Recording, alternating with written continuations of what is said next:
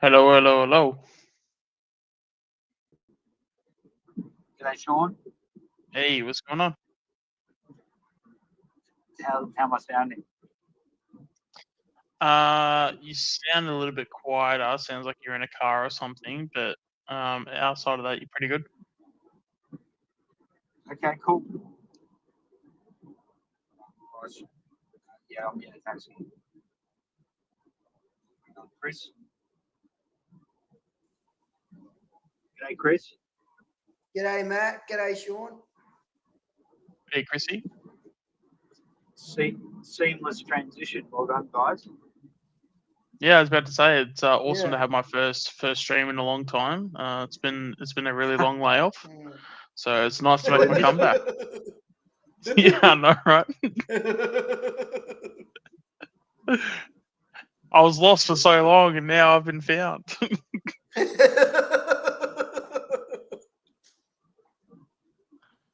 Matt De La Cruz. What in particular would you like to talk about? Yeah, I mean, I'm happy to talk about anything. Me too. Me too. It's also hard to know like what we have talked about or what we haven't talked about. It feels like we're on so many Mm. shows at this point. We like Yeah. I feel like it's always hard to keep track of if we've talked about every topic 3 times in a row because we're on like three separate like channels and stuff. Yeah. Um, yeah. So Okay. there's what Pendles, Butters, Neil, Ed. Mm. All right, yeah. All right, we'll start with Pendles. I'm assuming that's the report. Essendon's going after Pendles. Yeah, I heard that. Yeah, through and it's a development role, but also playing role. Like he's like player and Yeah. development coach. Yeah, I mean, I think it was one of the last things we spoke about over at Mm. the Geelong zone. Mm. Yeah, I reckon it's a. I feel like we can get like a win-win from here. Um, Mm. I don't think there's much more Pendles can do from a Collingwood aspect. Yeah. And if it means Pendles gets to play a few more games, if that's what he Mm. wants, like I wouldn't get in the way of that. Mm. And and then yeah, if we get maybe a third round pick out of it or something, Mm. or if we get some value back through a trade Mm. or to some extent, yeah, it might be a pick where we can maybe pick a bit of a Mm. project player in the draft, and yeah, it's a bit of a scenario where like it's a win-win. Um, Well, that's why I want to ask, Lloydage. like Void and Ray, when they if they come into the stream, what do they think about like Pendles going S? Like, would Ray like that? Would Void like that? Yeah, well Matt reckons Lloydie's trying to recruit him over to Essendon and potentially Yeah. even play in the VFL. Mm. I think I don't know. I'd imagine if the role is to play VFL, I don't think he'd be Mm. interested in that. No Surely. way he would. No way he would Um, interested. No, no way. um, it's not that I would say no way, but it was just like it Mm, just wouldn't. I'd be very skeptical if that was the plan. But if he was to mm, play, say half the season in the seniors and stuff, and then the other half he's either resting or trying to nurse an injury. Yeah, I can't see why not. I don't think Pendles would want to play VFL. If he the type of person he would like to be managed like he's been doing at Collingwood. He wouldn't want to play VFL for us. No way. That's why I'm saying no. He wouldn't want to do it. He's the type of person that say, oh, "You can manage me, but I'm not playing VFL at all."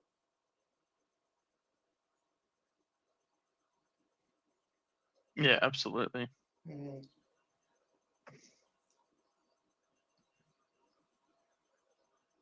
Yeah, it feels like Lloyd is doing that. He's trying to recruit people to go to Essendon.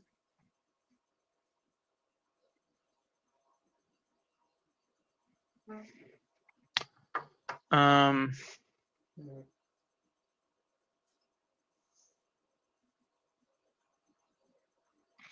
yeah. Actually, I'll put a link in the chat. Actually, um, Mm. just so that people can come on and they can have their say as well. I'm not going to be too sort of fast who comes on, so we'll just get everybody on. Yeah, Void Um, saying Link, he wants yeah. to come on. Yeah. And then we can ask Void what he thinks about this Pendlebury news. Yeah.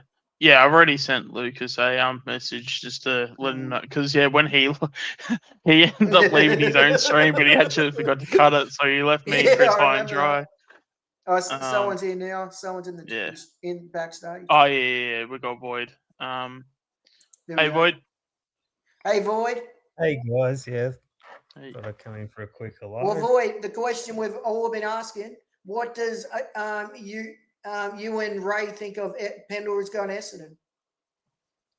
Oh, I don't want to see that happen. Personally, she might, but nah. Is that something one she would be excited about, or is That's it what I more want to know. like- What would she think of that? Yeah. Hi guys. Hey. Hi, Ray. Oh yeah, I just Hi, Ray. I didn't even realize. I didn't even comprehend the idea that you just would have been there. Yeah. Yeah. I think he'd be useful to our young guys in terms of like it would bring his coaching onto the field. I don't know how useful he would be on field. In terms of him actually moving the ball and things like that. But his positioning and coaching and helping the players would be valuable. I think it might be even better to get him in as a coach. I don't want to see him playing at another club if I could have my druthers. But if he was going to, then I'd want it to be them because at least there's another supporter in the house. Plus, he gets to play another Anzac Day.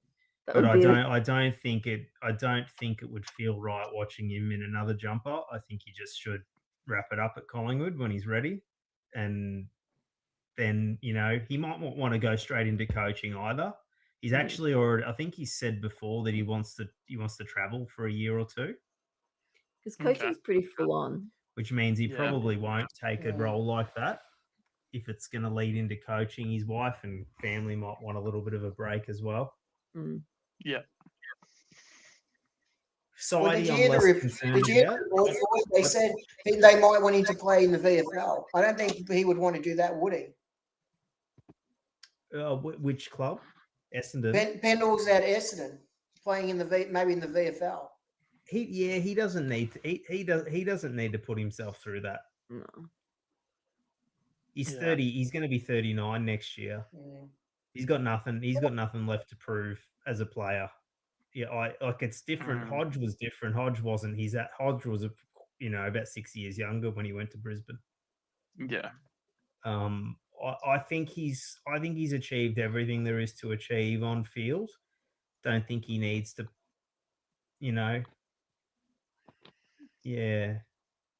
Sidey's different. Sidey, I could see. I would have less issue with him going to Essendon. Pendle's because the game record and he was a captain, that's different, to me. Yeah, I understand that because I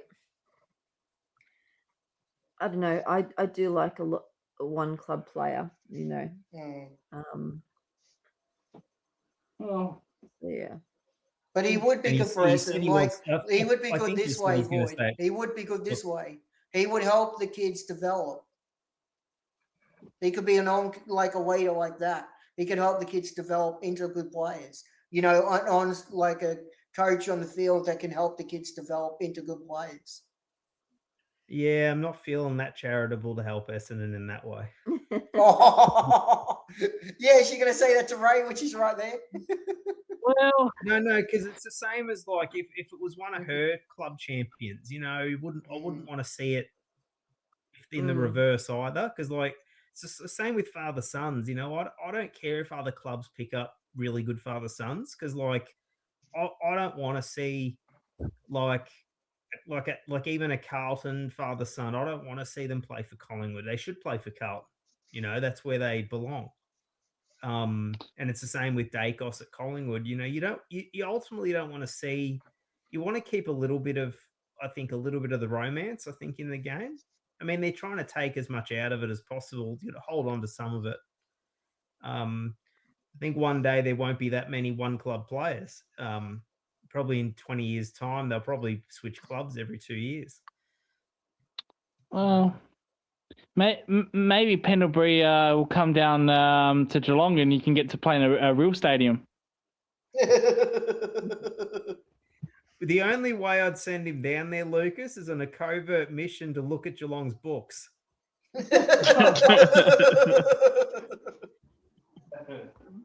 I'd be like, he wouldn't have put in a Pendles can do a headband. Mission Impossible. He can dangle from the ceiling to try and lower him down into like the head office of Geelong. We love playing old blokes at Geelong.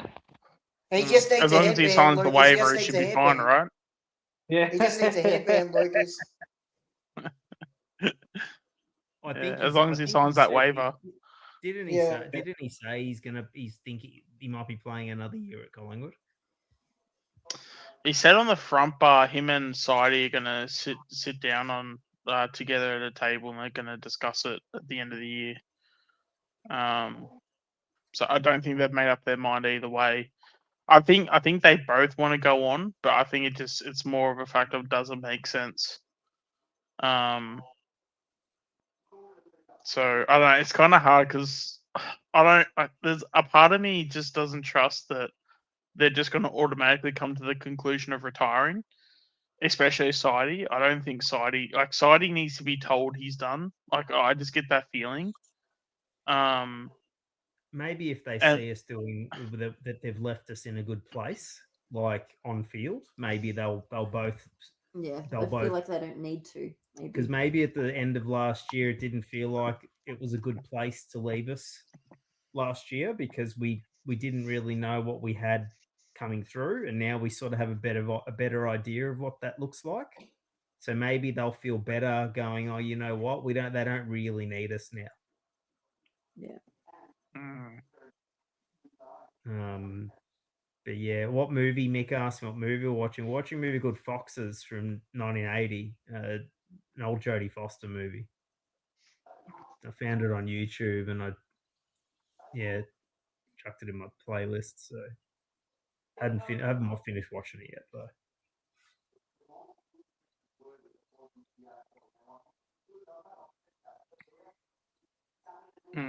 What actors are in it?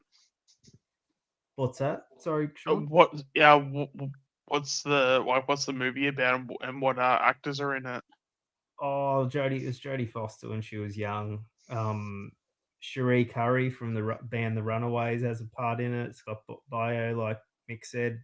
They're sort of teenage runaway type movie. I forget what happens in it. It's been a long time, so I'm rewatching it. But yeah, it's like I think they run off and they get caught up in all kinds of like, not sure what, sex, drugs, and rock and roll, I think.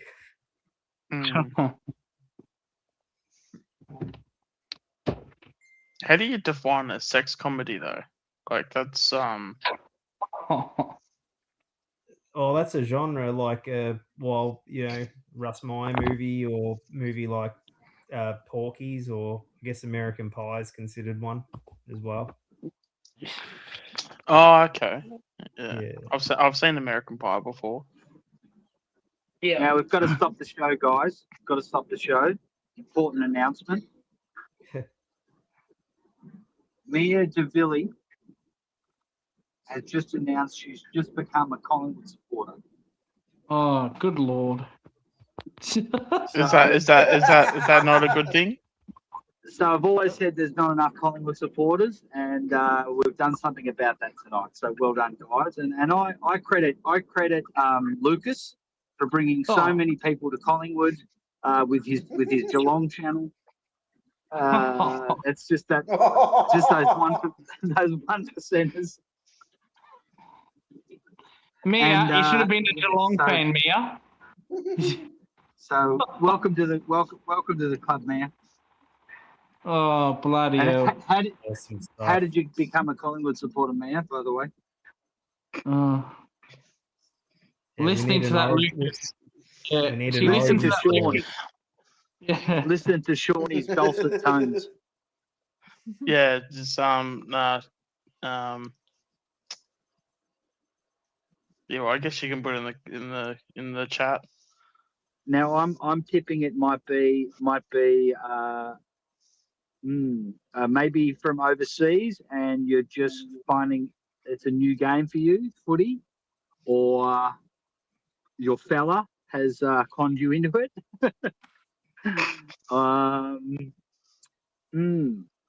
Or you're an Essendon supporter and you've just given up. So Chrissy knows how you feel. He can Yes, I actually he knows do. he knows what that's like. Yes, I do. Uh, Sorry, Ray, Most- but I actually mo- do. Sorry, Ray, I Most, do. most of Yeah, us I'm gonna never go got through, a yeah. choice.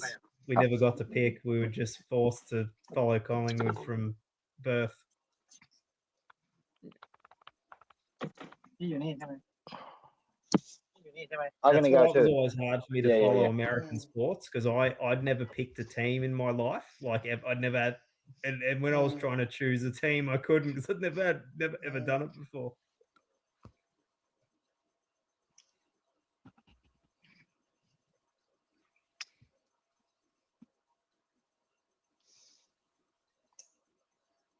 What was that there in the chat? I had Idiocracy. MD certainly have. Yeah, we're living in it at the moment. It's that every day, man. It's that every day. That's exactly like all the satire from like that film has sort of come true.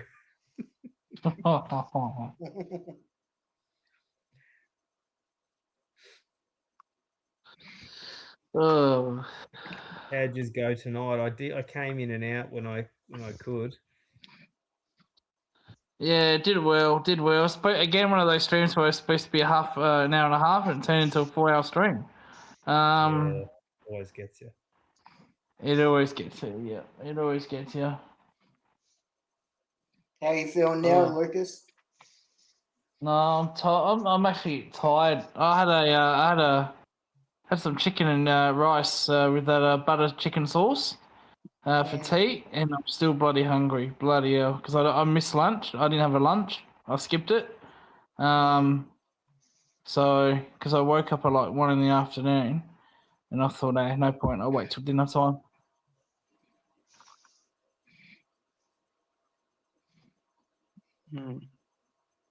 Yeah, the origin Yeah, and stories of these team things is really funny. So I think when you're a kid, you try to rebel and you threaten you're going to barrack for someone else. You know. Yep. And Dad said they were going to lock me out of the house. Oh, gee. yeah, I had a little spurt there where I was going to be a Port Adelaide supporter because we actually had a family friend that played for Port, and that was also when they also won the flag. But I think that it only lasted for a few months and came right back. It's funny, yeah. Geez, I've just never had any experience. Yeah, picking good stuff, Kieran. Absolutely, mate. Yeah, never had any experience picking a sports team or anything like that.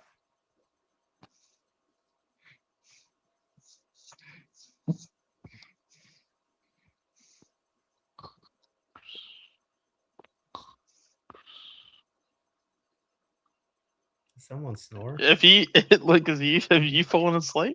Lucas, are you falling asleep? I think that's a yes.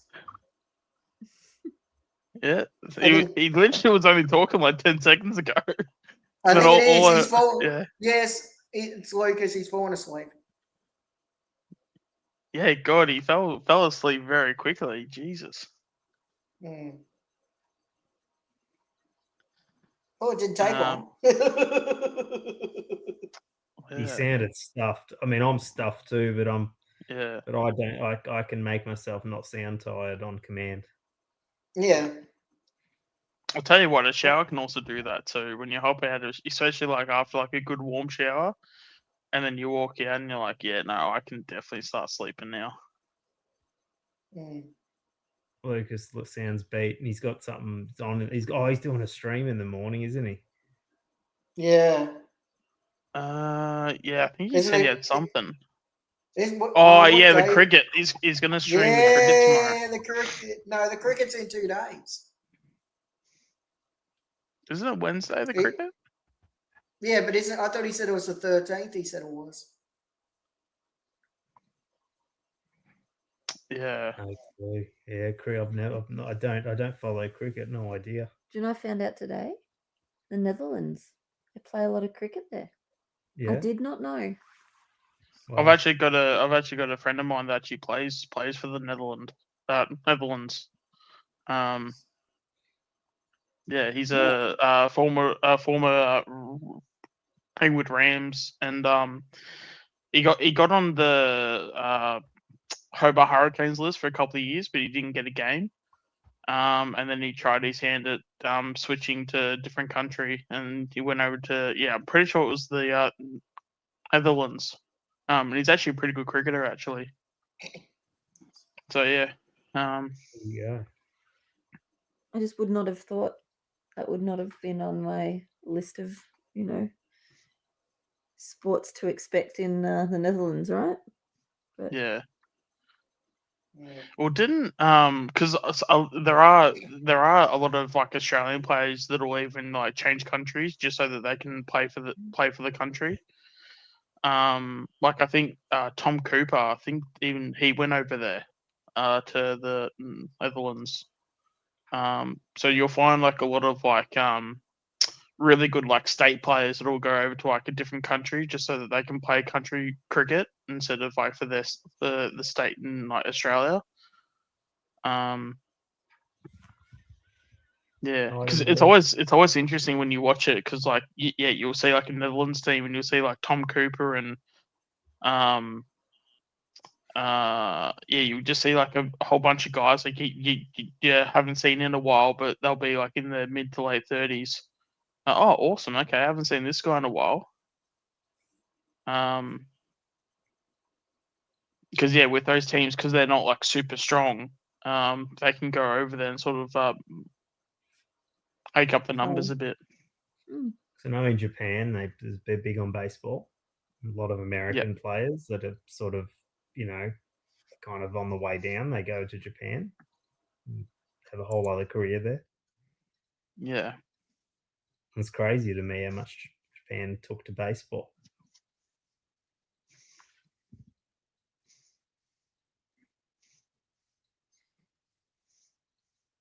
I'm just following mixed comments. Yeah, I love acid rock and space rock. Is probably some of my favorite kind of subgenres. The more trippier, the better.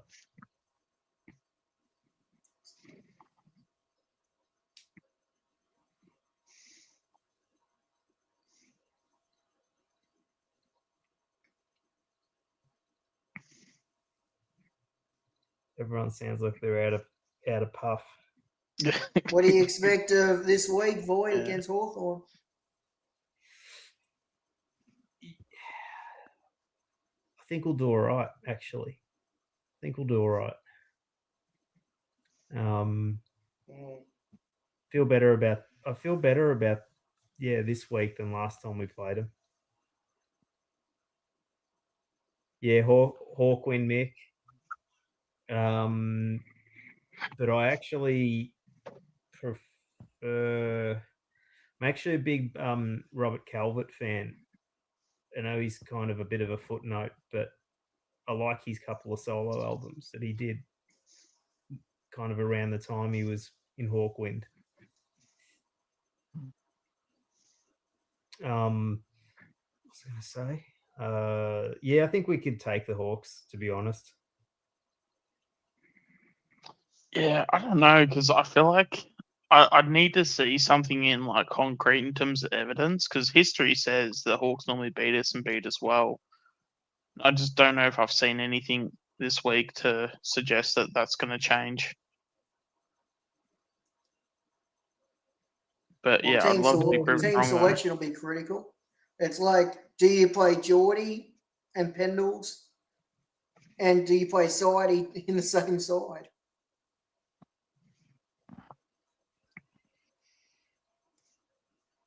Oh, I really want you guys to flog him. Oh, I don't. That's what I would like. We won't flog him or anything, but I really do feel like we'll measure up okay against them. Got a completely new mix than we had last time. And I just think you can match them on the outside, and you can pressure them, and they don't. You know, they've got a lot of flaws in their team. Mm. Well, did anyone watch Anthony's show tonight? Who they thought would come in this week? Yeah, I watched it. Yeah. Who did they think would come in, Voy? Oh, I can't even remember who they picked. Yeah. Because I just put in my 2 cents in the chat. I think Anthony thought that Cochrane might come in for Howes, and I said, "There's no chance in hell Cochrane's coming in for Howes off a concussion." Yeah, exactly. And he might have been touch and go whether he came in anyway, but like, who else?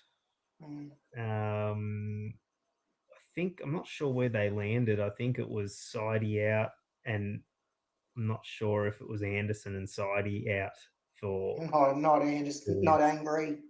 Can't remember though. I can still see Anderson missing just purely off the back of the way he played against West Coast. He looked so cooked. But the thing is, what I was going to say to that, what about Sullivan? I think Sullivan should come out over Angry. Yeah, but that's the thing though. Like Sully, they're not going to drop Sully through a lack of form because he's so trusted within the group. So as much yeah, as I don't we know. think Sully's not going to be there next year, that's what I'm thinking. He's still I still think he just plays a different role, and he's pretty. Sully's pretty quick and cover the ground. Yeah, that'd be interesting. Depends who comes in, who's available, but I don't want to see too many changes. Yeah. The team's gonna start to get settled more and more now, and I think you've got to leave West in. I still don't quite trust Buller enough to switch them. No way. I think Buller if he doesn't take a mark, he's a bit stuffed. Ball hits the ground and just he's West brings the ball to ground. Buller doesn't really bring the ball to ground, and West can sort of compete a bit better than Buller below his knees, and he's better with his contested. West has a bit more football IQ than Buller. Buller doesn't really have any football IQ at the moment. So I think West will probably, even if he's not kicking goals himself, I think he's gonna create a few, Well, even in the press conference, Fly even praised West for his efforts, and he was even saying even though he only had the 2 touches, it was I can't remember exactly the quote, but it was something it was one of the best 2-touch game that he's seen. Sort of, it was something to that effect. Yeah. Because he was saying the fact that he brought the ball to ground made it more predictable for the guys around him. The fact that he named him in the press conference, and it seemed like it was a positive shout out sort of thing. I feel like he keeps his spot because you're not going to give that guy a shout out and then drop him. I don't think we've had a history of doing that. And 32 scoring shots, that's up there at our peak this year. The only sort of week we're a bit down on that was against Geelong. See, Geelong know how to really stop us, and Geelong know how to stop Melbourne as well. Geelong are one of the only teams that just knew how to deny Melbourne the type of game they wanted to play, and I think Geelong has that sort of ability to kind of go to work on. They struggle against certain teams like Carlton, but they're really good against Collingwood and Melbourne. Wasn't there an article with saying that Perryman was out for the season? Because Yeah. I'm pretty sure even last week, Perryman was on the injury list and he was like he was listed for a few weeks. Now this week he's 2 to 3 weeks. But I'm sure they had like an article like last week saying he was out for the season. No clue. Haven't seen it. Yeah. But the currently injury list, I'm looking at it at the moment, it's 2 to 3 weeks for Perryman. Because he did tell someone that he was going to be available for the Brisbane game. I don't know how long that is till then, but no, that's after the Hawks game, so that would be roughly 2 weeks. Don't be surprised if they're also not being a bit strategic about all the guys they've left out of the team. It could be like resting them before instead of resting them the week before wildcard, it could be a way to put them on ice for a couple of weeks, so it doesn't look as obvious that they're being rested. Yeah, I was kind of thinking that because even with I feel like we've done it a few times in the year because there's even been games where it's like because normally when players get injured, it's obvious when they get injured because the cameras are like all over everywhere. Like even I know Lipinski, like he was out for a game or so, like in the middle of the year at some point, and no one could even like come close to identifying when he could have got injured. Yeah. So it was like kind of like a conspiracy theory or whatever you want to call it, to where it's like, oh, we don't even know like where he got injured, so maybe it could have been like a rest. And then like even like the fact that Lipinski was out this week, the week just gone. The fact that the fact that he obviously missed the game just gone. I wonder, if it is like a bit of a strategic thing where it's a bit of a rest, but they're going to claim he's injured just so that, I don't know, to save face and whatever. Well, you could just say they've got a corky or a bit of a, nothing major, but gets them out a week. You know what I mean? Mm. I still don't think they're all going to come back. I think some of them are going to. I think it's going to be touch and go for a couple of them, whether they get back in time.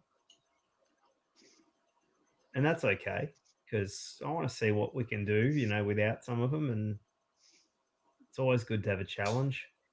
Howes, I didn't think House's game was that bad in the second half. I know people have been critical of him, but I don't really like dropping people after one game. I mean, you got to give them a chance to sort of find their feet and adjust. I know he didn't have a huge game on the stat sheet, but I did see him. He held out a West Coast forward from a contest that allowed DC to take an uncontested mark. So he was doing little things like that kind of show a bit of maturity.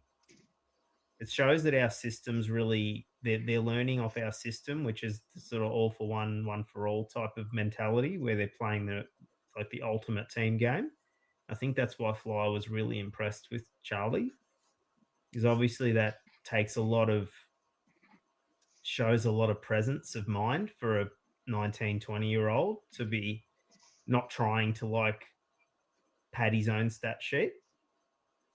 And I think it would really impress the coaches to see that, because you look around the league and you see plenty of players that are, chucking it on the boot when they shouldn't and blasting for goal and burning their teammates. That's what one of the Lucas's friends was on the streams the other night. He barracks for Richmond. He was talking about Fly when he was at Richmond and how that was a Richmond sort of ethos. About how it was all about the team and that was the absolute paramount was that they were playing for each other and not for themselves at all. So it's a good thing. they're instilling that in him. And then all he's got to start doing eventually is he start finding his own goals, and then it'll be the complete package.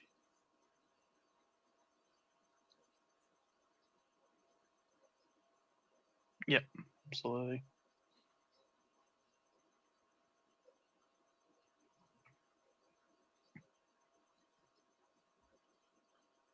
Yeah, they mentioned Buller about putting him in defence in Anthony's stream, and I think it's too late in the year to start doing that. Yeah.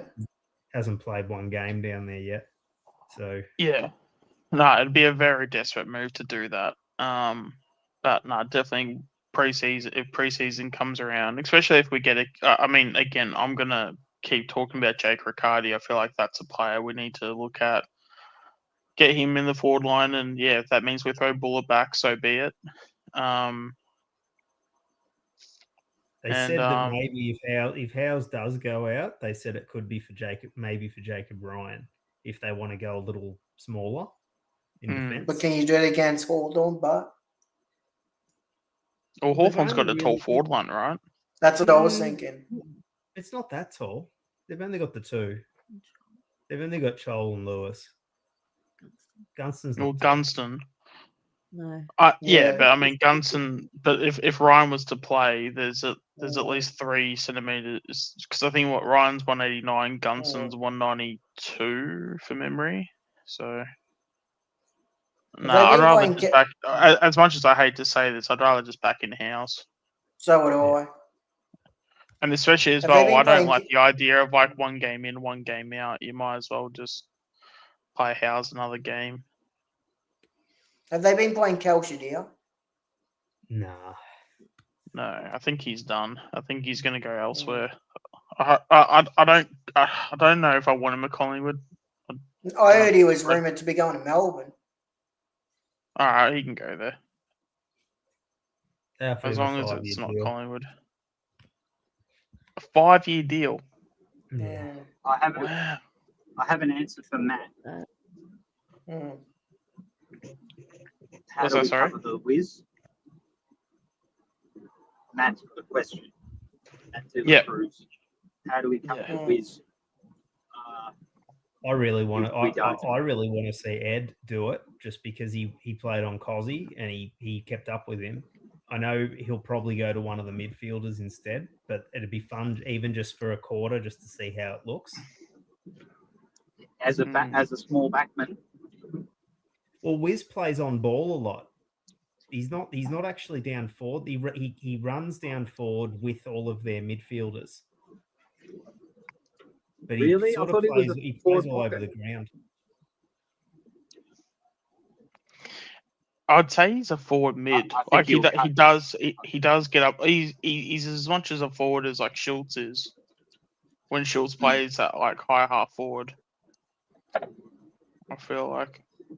I think Quaynor is their only option with Bruzzy and Pez out. I think Quaynor has to just do his best job. And if look, we just got to account for Wiz. Wiz is kicking 5 goals. If we keep him to 5 goals or under, then that's a bonus. He's going to just cut us to shreds. We've got to just minimise it. Maybe we play 2 people. Or the other thought was that Ed hands off to Quaynor when he goes forward. Yeah. If Ed Allen is just taking him through the midfield, then absolutely. That's what I mean. Play 2 people. Get a handoff when he goes down forward, and a midfielder when he's on the midfield. Because Brisbane tagged Impey the other night, which was a surprise because I've never seen Impey tagged before. He's been cutting him up. And they identified that he was really one of their most dangerous people driving their attack. Yeah, it has been. He's been playing really well. So there's another one that could look at. It actually just completely hamstrung Hawthorn by tagging him.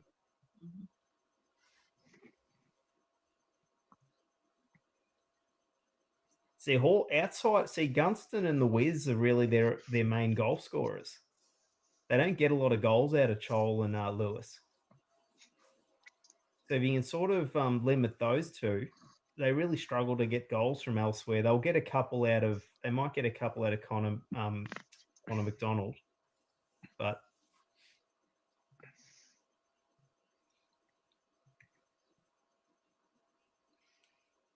Yeah.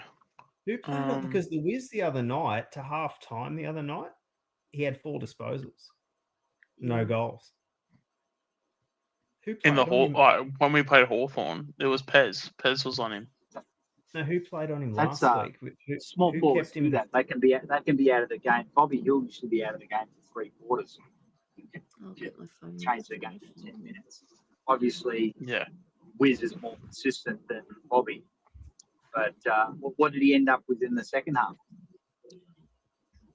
Geez, I think he only kicked 1 goal, I think. Right. He's normally kicking because he's nearly leading the Coleman.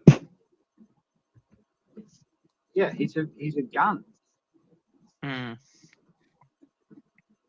I'll have a Yeah, look. because It he was goes a to show touted it doesn't junior matter. for like. I feel like he was a touted junior for like 3 or 4 years. Like people knew how good he was, for a long time. Look, if we can keep him to even like 3 goals or less, we're winning. Ooh, he was Simple as kept that. goalless That's how it last week. is. He Okay. got 9 disposals and 1 behind last week. That's whoever played on him. He did nothing. Why is it when we come up against a big team or a really they always get smashed the week before we play them, and you just know they're going to come out breathing fire. Big game, MCG. They're like, I would have preferred they'd smack Brisbane than the other way around. Noah Answorth played on him.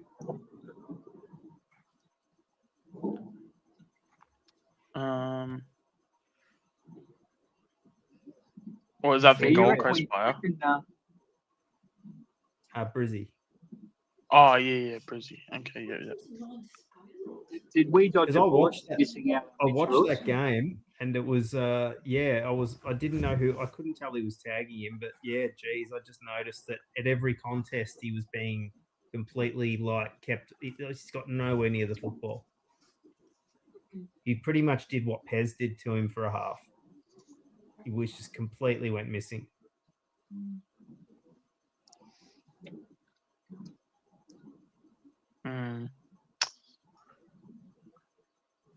Yeah. Well, then if it's not Quainer, like, do we have any other matchups for him? Because I mean, because I was even thinking, like, especially given that he'd be so desperate to just have any role. And I know people are going to have a side eye to this, but I'd even chuck even like a Jacob Ryan on him, because he's won our 2K time trial a few times. You just say to him, mate, this is your job. You want a contract? Here's your job. Get it done. Like you could even do something like that, which it's a it's a left field sort of option, and no pressure, Jacob. Yeah.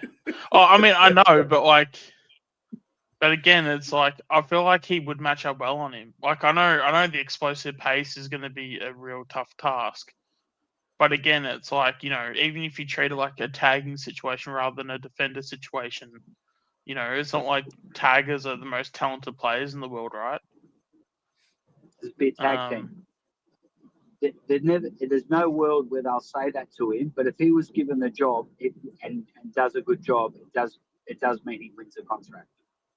Yeah, 100%. They're never going to say that, but that would actually be the unwritten message if he did a job. If Jacob Ryan played on the Wizard and kept him to under 4 goals, he's playing next year. Yeah, I wouldn't mind seeing that. I would agree. I wouldn't mind seeing something like that. That'd be an interesting. And yeah, then just put Ed on like Will Day. I would give Long another go on Newcombe, even though he didn't do well last time. So I think that our setup's a bit different now. I reckon he might not be quite as shit as he was earlier in the year. We cannot. Boyd, you'd have to agree. We cannot have Boyd. We can't have Pendle, Sidey, and Long all playing against Hawthorn were just going to get cut No. to shreds. So if Yeah. Sidey gets managed, then that might be all right. Give him I'm a go. convinced we can't win many games of football with the three of them playing in any game. Throw in Houston as well. He's slow as a wet week. Well, I know we beat Adelaide that night with them, but that's a narrower ground, a bit different. Yep. On the MCG, they're toast. Cool. Yeah, you need a bit of you just want to see vibrancy in the team, and that's what I don't care if the guys aren't professional and they're not as seasoned as like Sidey and Pendles, but what they're giving you is they're able to do those basic tasks, just like put pressure on, harass the opposition. That's all the stuff that's what the 2026 game's more about. It's a lot less about, that's why Pendles are struggling a bit more this year. So I think the game's gone to another level. Yeah. It has. He's done well to stay so significant in the game as it is, but the game's really going past that type of player. I think like we haven't been given enough credit. I know it was West Coast, but West Coast are a really promising team and a good eye on their day. For us to have 10 players with under 30 games to score 117 points and play like we did. Yeah, defensively we weren't always great. We didn't smash them, but to score 117 points on a big MCG sized ground, I just much prefer to have that type of mix in any of the rest of the games for the year. If we're not doing that, then what's the point? Why would we want to slow down and go back to, Buckley's type footy? The game's gone past that. Look what Melbourne are doing. Look what Carlton are doing. Melbourne and Carlton they're the prototype. That's where the modern game's going. Mm-hmm. Youth and enthusiasm get in the side. You play with you play with a no guilt attitude. Don't worry if you make mistakes. Look what you can do. They're the two. Carlton's the best side in the last half of the year. Ever since Fraser came in, not the best side, but they're number 2 behind Freo for how they're playing the game. And Melbourne is not far behind. They just beat Freo. So that mix that we had in against West Coast, that we can match it with those type of sides. We've got that younger mix who's ready to just go for it and not going to go into their shells and bad old habits that we have with some of our our older, slower guys. That's why we were attacking pretty much for 4 quarters, because when you've got the players that can actually do it, that's why I think that's what enabled him to shift the game plan. Now he doesn't need to protect players who can only run out a couple of quarters. Yes. Those kids will just keep running and running and running, and they did. I didn't sense there was any point in that game where we were trying to slow anything. We just got into a shootout, which we haven't seen for a while. It's good. Yep. Our forward line's looking. It's so horrible for me to think this, but geez, Elliott going out of that forward line, I think, did change the forward 50 fortunes for us a little bit. Especially because he was so versatile as well. Like the fact that he would be that key forward, but also when the ball went to ground, he was just as good as a small forward. I feel like we lack a bit of I don't know if diversity is the right role, but he sort of always became the thing that we lacked. If we needed a key forward, he'd be that. If we needed a small forward, he would then be that, where he could just switch that on at any point in the game, like when we needed it. Because there's not really any players in the comp that can, or at least in our team, there's not really any players that can potentially do that. No, he's a unique forward, but that sometimes that can be an issue for the when you've got the other keys around him, is that they kind of get in each other's way. That he's trying to do a little bit of their job, whereas he probably Yep. they just need to tell him just to crumb, especially at his age, because different if he flew for marks and different if he took like 3 out of 5, but he sort of takes 1 out of 10. Yep. And you notice Membry, since the new forward setups, Membry's not really like a marking forward like he was. Now I've noticed Membry's he's playing a bit more like, almost a little bit more like Jamie's role. He's crumbing a lot of goals. So it's actually changed how we're playing him, and he looks like he's getting his hands on the football a bit more, whereas when Jamie was in the team, Membry was only having 3 or 4 disposals, and just with his goal kicking. Now he's getting like 15, 20 touches. Yeah. And a few goals. So he's playing a bit more dynamic now. Got to have the right balance in a forward line. And then you add Hayes in, and Hayes is creating a bit of chaos, because then you've got a proper crummer. Schultz isn't really like a true sort of crumbing small forward. Hayes is. Yep. And that's why when we go forward now, things are looking a bit more open. Like there's a bit more room for them to maneuver, I think, as well. Because we're worrying those defenses that are coming up against us. Whereas first half of the year, we were like, every time we went forward, we looked abysmal. Like just no space anywhere. Everyone was like just leading to the same spot. The only time we looked shit was that Geelong game 2 weeks ago. We looked like we'd gone back to our old ways a little bit, because I think Geelong sort of forced us to.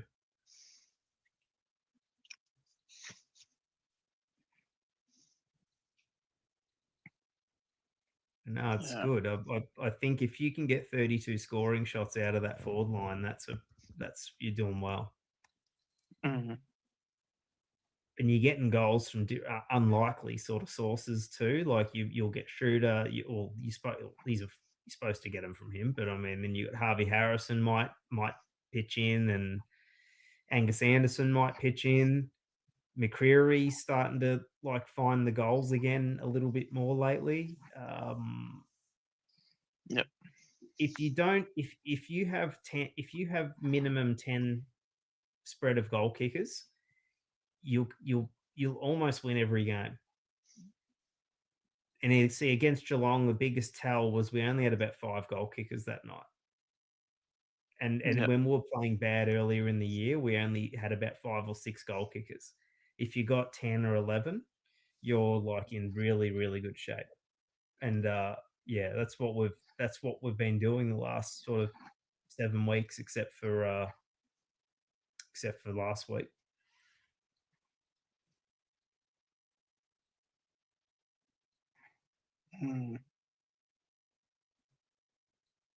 It's weird that I feel like I sort of do feel more like enthusiastic now and optimistic than I did. Like even though we can't make like top 4 or top 6, I sort of feel like our football will stack up now against a good side. Yeah, we kind of feel settled, I feel like. Yeah. Like, there's a very solid base in our game. Like, we've got a good foundation that we can build up from. So like our worst is so like we can have like a high solid like second gear that we can maintain throughout the whole game. It's just a matter of when the pressure's on, that's when we need to turn it to like third gear, fourth gear, fifth gear. And because we're so comfortable and confident in that high second gear, I think that's probably what gives me like the confidence as well, is that when you have that confidence in that, I guess the stability of like the ability in play, it gives you confidence going into games, knowing that, because you don't necessarily know what you can do, but there's that confidence, I guess, where it's like, okay, well, we know at baseline we can expect these things, and I feel like it's at somewhat of a high standard, if that makes any sense. Exactly, and people don't give us enough credit.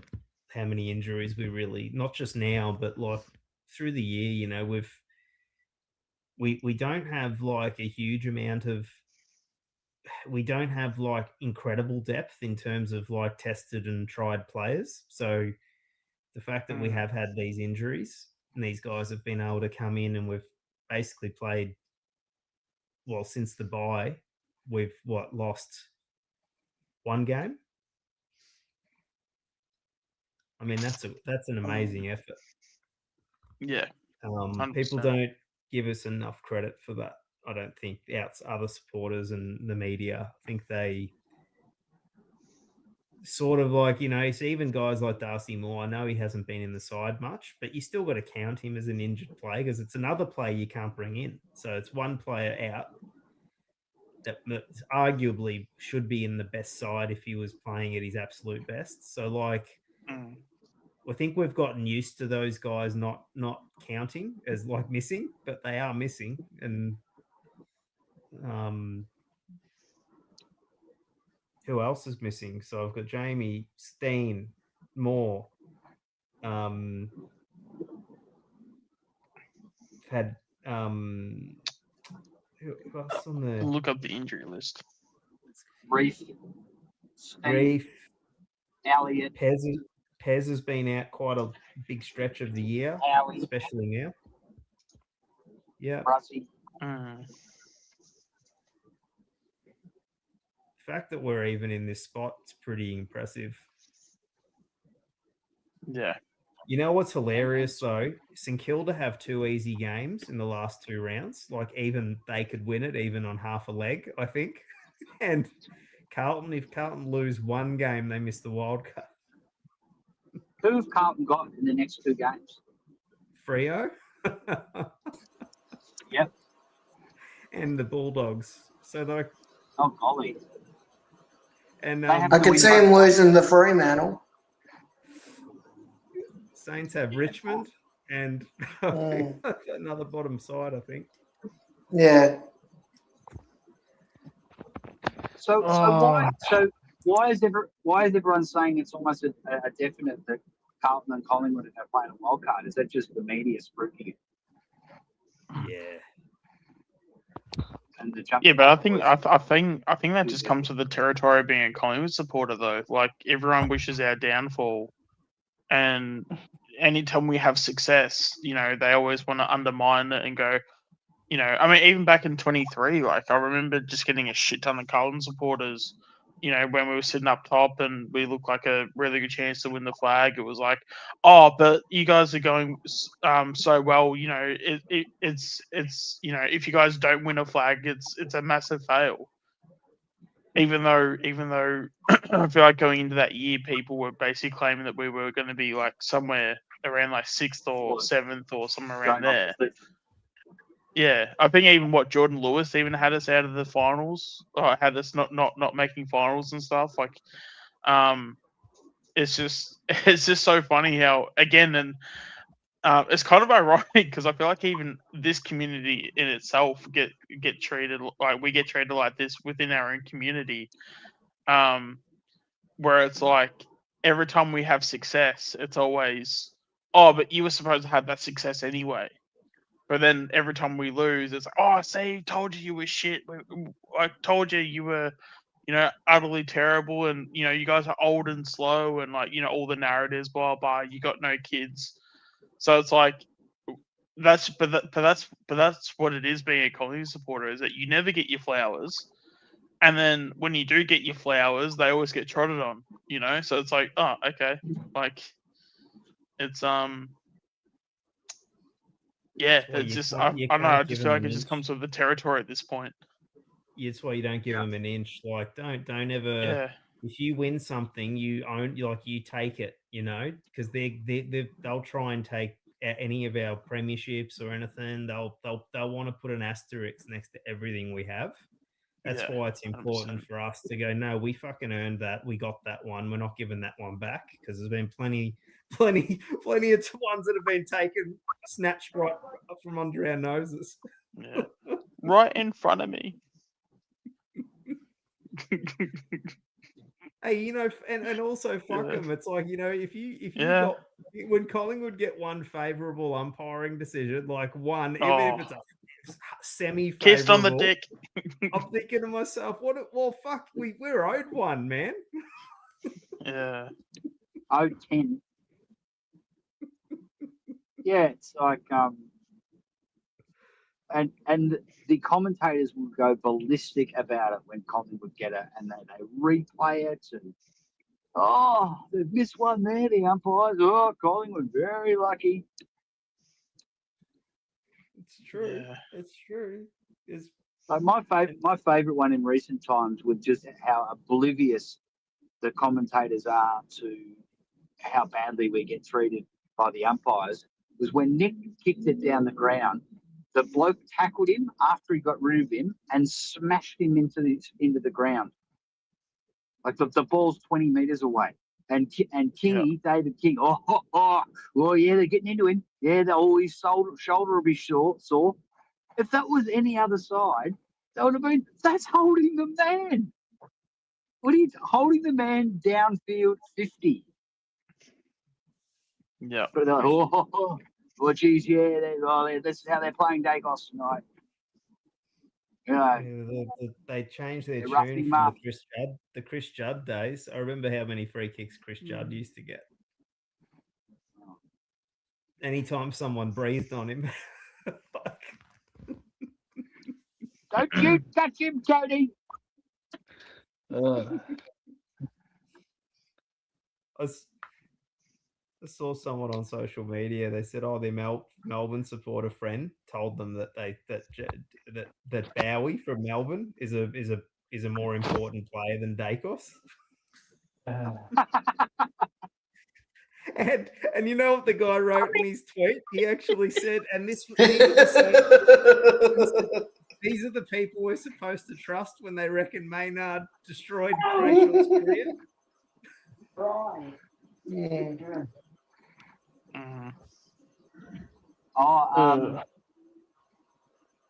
They're playing Freo at Marvel. Why are they playing at Marvel all of a Anything can happen sudden? at that ground. That ground is like the fourth dimension. It's like the Yeah. Twilight Zone. Shouldn't be an AFL football ground. Anything No. can happen there. Yeah. It's Like, awful. Including Carlton upsetting premiers and the premiership favourites. Yeah, they'll win that. Yeah. But why are they playing at Marvel all of a sudden? Shouldn't they be playing at MCG? Isn't that their home ground? No idea. Well, every team has to play 2 home games there, so maybe that's one of their home games they have to play there. But so they'll get, and often they'll play an interstate, but Collingwood will play, like we play GWS there. Some years we play Brisbane there, West Coast sometimes. So that's why.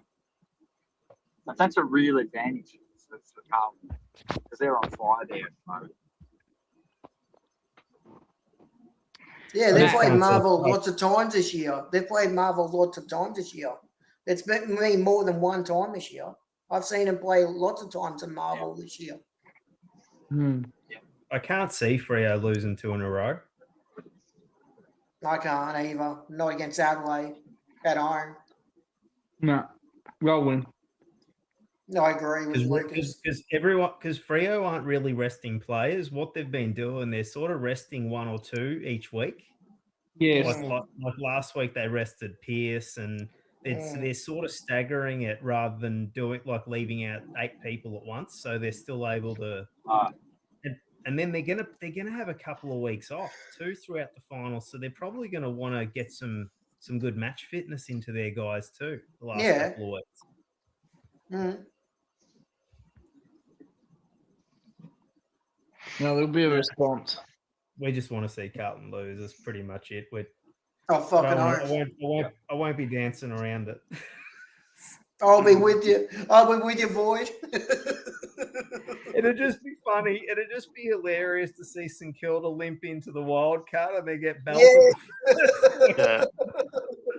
Yeah, that'd be good. Imagine getting Saints in a wild card at the MCG. Wouldn't that be a dream? Yeah, I fucking love it. Smack 'em. Yeah, especially That's in what the recent vibe- times, I've actually really hated St Kilda, especially with their president coming out talking about NGA players. Like that's like, and you know how like clubs have to pay more and things like that, and it's like, oh well, it's good clubs are talking about us. It means that we're ruffling feathers, and it means that if we're being talked about, that's good. It's like, I mean, to a point, yeah, but I feel like that's also St Kilda's motto. It's like they feel like that they want to be successful. Mm. So it's like, oh well, technically, if we're doing this, we can be successful. It's like, yeah, we're talking about you, but we're talking about you as if you're the fucking biggest joke in the competition, and we're right when we talk about it. It's not. I mean, even with like, you know, even being like a Collingwood supporter and stuff, you know, you can have clubs from other supporters and stuff and be like, oh, you know, Collingwood's such a joke, ha ha ha, like for whatever reason. It's like, yeah, but we've got 16 flags. We've done this, we've done that. Like, it's like, at the end of the day, what has St Kilda done ever that's been fucking successful outside of one season in 1966? You know, and it's like, but they want to talk about being fucking relevant and all this stuff, and it's just, I don't know, it's just mind-boggling to me how like they want to sit at the big table or the, you know, like the big boy table, and it's like, oh, you know, at least we're being talked about. You know, being talked about, it's like a good thing. It's like, okay, cool, you're finally a part of the conversation. Well done, but like, you know, you went out of your way to make a stand, and you went and got DeConning and all these players, but then it's like all that's going to get you is to get you in a wild card round, and then you're going to talk so much shit as if you're like, you know, fucking King Dick, and what do you have to show for it? You know, it's just all this talk and just no fucking action. Gee, we get angry about getting used and like on that sort of, you know, for those picks. Geez, I'd be 1,000 times more furious if you know, we had St Kilda's list strategy. Oh my god. No, but that's like the standard though, and like you talk to any St Kilda supporter, and it's like everything they do, they eat it up. Like we think our positive supporters are bad. Like imagine being a positive St Kilda supporter. Like genuinely, like it's a whole nother level. Oh, I remember there was a couple of years ago when De Goey was out of contract, and he was making video after video about how, oh, you know, St Kilda are going to go after De Goey. How awesome would it be if we got De Goey? And then obviously he didn't sign, and he stayed at Collingwood. And he's like, oh, you know, we didn't need De Goey, and oh, you know, he had all these off-field issues, and you know, there's always a chance he's gonna, you know, act up again. And it's like, no, just take some accountability. Accept the fact you didn't get him. He would have been like one of your better players, if not your best player. Just I don't know, have some fucking accountability and just go, hey, like the club at least like tried to shoot in this direction. They missed the target, but like there's just no accountability, and everything's got to be a big smile on their face, and everything's got to like it's all positivity and happiness, and it's like, what do you have to be positive and happy about when you've won one flag in your whole entire existence of 150 years? And it was you know, by 1 point. There was the and it was by 1 point against a team. Unfortunately, it's us, but against a team that is known for fucking choking grand finals. And Is that their captain held up the premiership coach wearing a the premiership cup wearing a Collingwood jumper. So the most famous St Kilda photo of them all is Darryl Baldock holding up the cup in a Collingwood jumper. Fucking hell.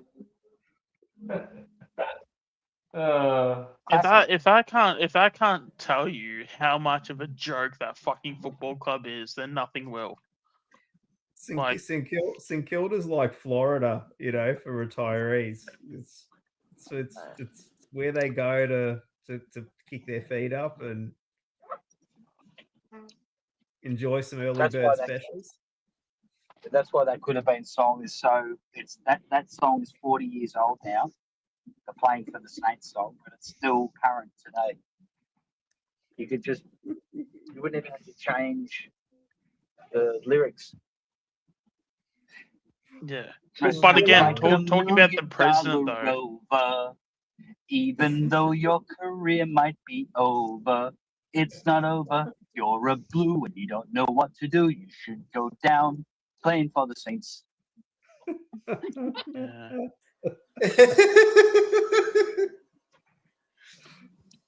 Playing for the Saints. Playing for the Saints. Oh, Matt, wouldn't you love to live near the seaside?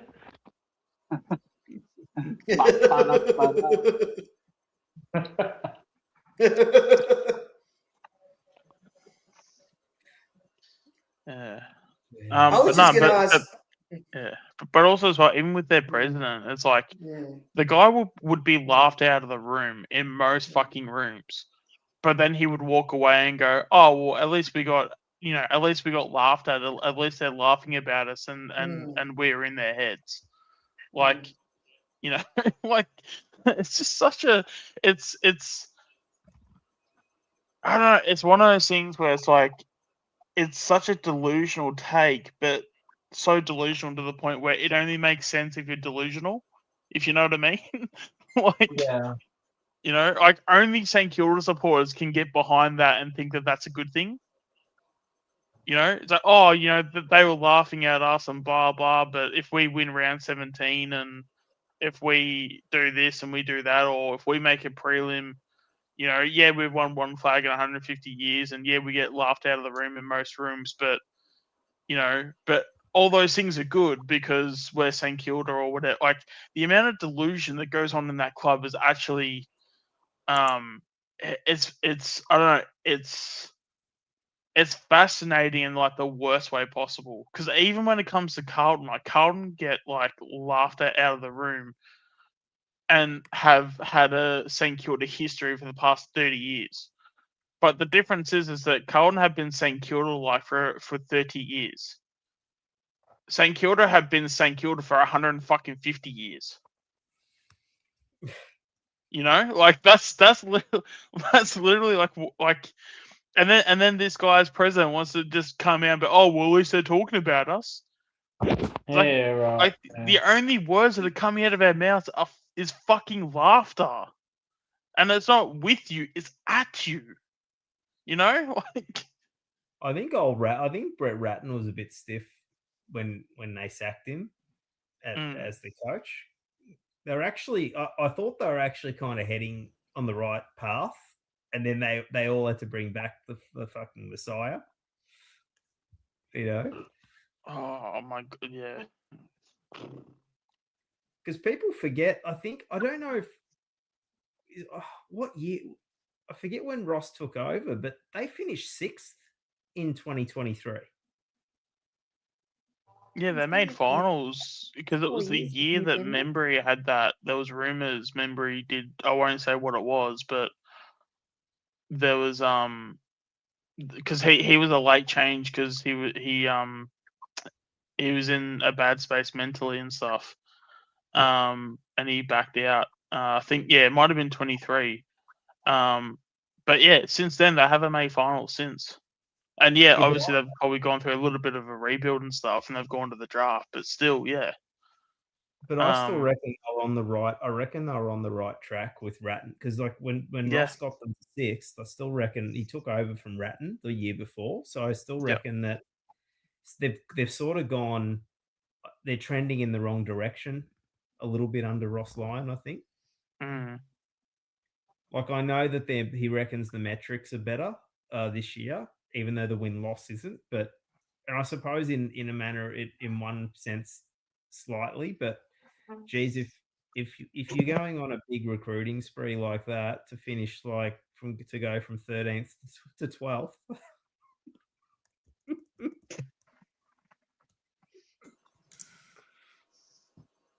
I just think of St Kilda as complaining all the time. That's all Yeah, they do is they just complain. You know, they're it's the not biggest any of the whingers. other. Yeah, it's not any of the other clubs' faults that you past players didn't have many sons. Not my problem. Like, all they do is complain about what other clubs get. I heard they might be getting rid of that or not getting. I don't know if they're going to get rid of him this year, but I heard he could be on the outs. That high draft pick, the Taru. Sorry, I heard that. Oh my god, I will take him in a heartbeat. Oh, mate, fucking toe. Because that kid, and again, St Kilda would be that dumb, and like he probably is, unless if he's got some severe like off-field issues. Because there's nothing wrong with his talent. Like there is nothing wrong with his talent. So unless if he's got some serious off-field issues, you take that kid in an absolute heartbeat. Oh, fucking and St Kilda would be that type of club too, like just completely, kick him out and then he goes somewhere else and he's an absolute superstar. Has he been playing VFL? He's been in trouble. Remember he belted someone off the play in the VFL. Yeah. I think he king hit someone or did something. He got like 6 or 7 week suspension, and then he got another big long suspension. I think he's like a bit thuggish. Yeah. Oh, They called him a Viking. Would you take him, Void? Would you take him? Oh, I haven't seen heaps of him play at senior level. He's just. I think he's just all potential. I don't think he's very like. He's raw, isn't he? Quite raw. Oh, I think they're trying to rein him in. I don't think they can get him to be. I don't think they can get him to be that disciplined on field. Oh, he was a high pick, so yeah. Would you take him, Lucas? Nah. Would it be also a cultural thing, like in terms of? Because I feel like even when Horn Francis was at North Melbourne, Horn Francis was acting up because he was inside a shit club. That's true. I'm wondering if Taru is like in the same situation. But Horn Francis didn't do anything. Yeah, he did. Well, no, he had that whole blow up with Todd Goldstein. Yeah, I remember that. He get suspended though. He didn't like get 4 or 5 weeks suspended. No, but he still acted up though. Yeah, like, he was acting up. That's what he was still highly disrespectful to Goldstein and the leaders of that football club. Yeah. And as much as you can, because it's all a club at the end of the day. Like as much as Horn Francis is a talented player, you've also got to have the people around you to, also be the right role model for him, so he naturally grows properly. But then again, you look at St Kilda, like where is the structure? Where are the successful what's the thing that Fly says? Like the successful habits. Like where are the successful habits at St Kilda? Where are you giving yourself a chance as a club to be the most successful club that you can be? He's had 2 really long suspensions, both in this one season. I think if he got one more, there's like some. You might know what this is, Greatness. If he was threatened, if he did one other thing, that it would turn into like basically almost like a ban from the VFL. Really? No, I'm not aware of anything like that. Maybe it's the type of suspension. I have to look it up, but I heard the reason it was so frowned upon is because he was one more incident off. Like, so I think you can get like a 20. Is it? What do they call like the 27-week ban? Is that what they call it? Yeah. Because I think he was on the ground with a guy. So middle of like May or something like that. In May, I should say, not May.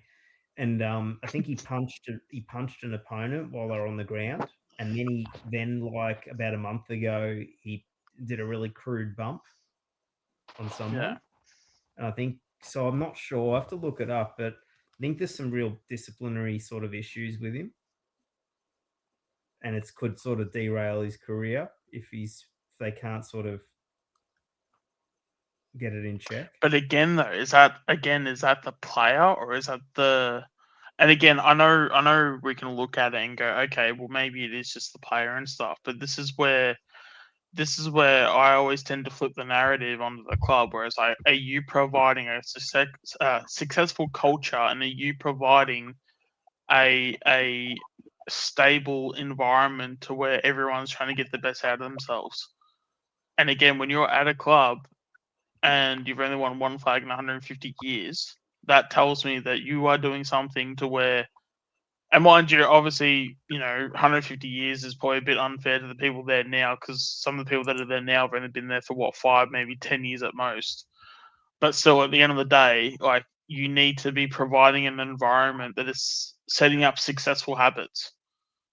And the fact that, you have these players are acting up, or this one player acting up, it needs to come down to, okay, is it the player or is it the club? Because a lot of people will just see the isolated incident and go, okay, it's just the player. The player's like done this isolated thing.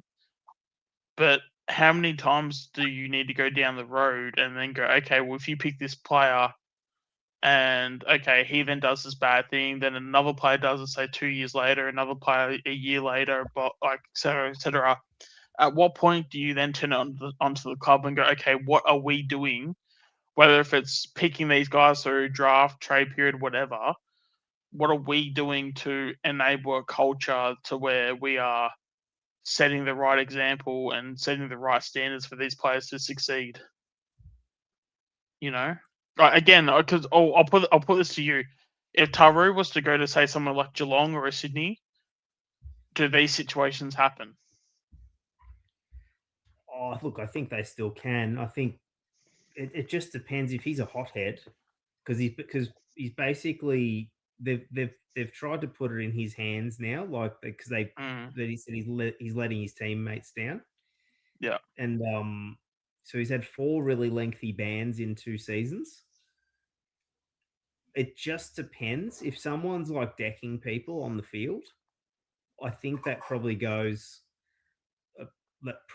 more to the individual. Yeah, I agree. I mean, Collingwood's had players like that too that we couldn't really, sort of, turn them around. I know even under Malthouse we had a few that we ended up just letting go because they were too much trouble. Just depends. Like, he's only young, but his time's running out to sort it out. He's 20. Oh yeah, if another club picked him up and he matured and he got that out of his game, that'd be like St Kilda would really regret it.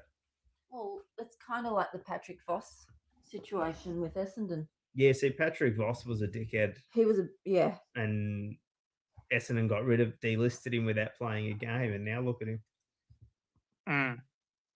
But again, that comes down to the culture and stuff like that. And they wouldn't tolerate his behaviour, the club, because he was doing all sorts of things, drinking a lot, undisciplined. I think a good side is got a better chance of doing something for them. Good leaders. Because sometimes they need the kick up the butt. It's like they've been drafted and they think, I just need to just do what I want to do now. I think they're untouchable. They have an aura. Yeah. Especially the higher up the draft pick. And Taru went pretty high, didn't he? 10. Yeah. So yeah, very high. Sometimes that can actually be worse because they think they're better than they are and they don't have to work as hard. And then they start getting a lot of money. And then you know what I mean? It's just all these things compound. And then, sometimes they need to be delisted or traded for sort of a kick up the butt. Yeah, because they don't believe it's going to happen until it happens. Yeah. But unfortunately, it's the club that drafts you that when if they play somewhere else like Patrick Voss, for example, it's the club that drafts you gets hurt because they've invested in that pick where they could have went to someone else. You know what I mean? Yeah. Like what was Yeah. what was Patrick Voss as a pick? What pick was he? Well, that's a good question. I'll look it up. Yeah. My hunch is that he was a rookie pick.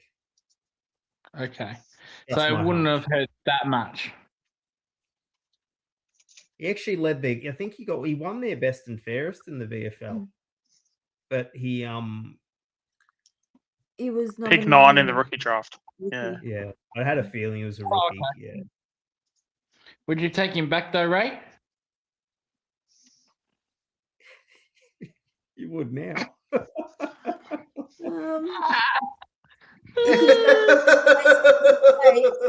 Because you forget, I watched him in the VFL.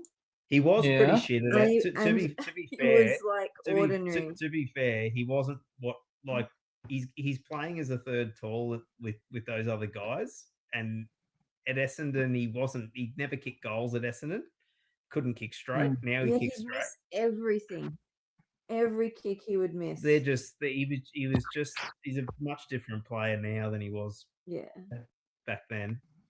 But I don't know. Once bitten, twice shy. Yeah. He's still Yeah. a bit of a knob. He's still the same person. He's just reined it in enough to Yeah, he's playing too good a footy not to. Yeah. because you can see it.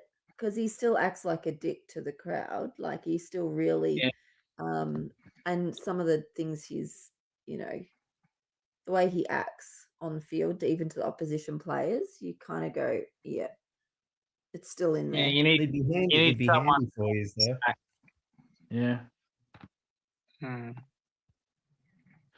He's one of those players that just need to smack. You know what I mean? Like a Tom Patrick. You got rid of him, but then you kept Stringer for another year or two. Yeah. Yeah, then I suppose they couldn't get rid of everyone at once. Could you imagine having a guy like that plus the other troublemakers, Hind and some of those that were sort of into stuff that they probably, was questionable. Because Nick Hind was bringing like gangsters to the club. Oh, a bit like Jacob King from Richmond. Yeah, because don't you remember there was an interview after one of the Essendon games, and Nick Hind and Jake Stringer were friends with. BT. Yeah. Remember there was that guy and it was a bit sus looking. Remember? Yeah. He said I'm his barber. Was that him? Yeah. Yeah. I'm his barber. That's why That's why Brad Scott got rid of them all, because he went in to clean Essendon up. And where is he now? Who's that? Hind. He got delisted, so no one. He actually had a game, local footy, where he had he had 300 fantasy points or something like that. Somewhere in local footy. Because the week that Hoskin Elliott had his 12 goals or whatever, Hind played well the same week, because there was a handful of 10 former AFL players where they were getting 50 touches and 4 goals, and is he a good player? Exactly what he had. Nick Hind. Well, see, they got him from St Kilda. Yeah, he was quick off the back line. That's what they got him for, speed. Because they got him when Sard left. Hind was I think he was a delisted player from St Kilda.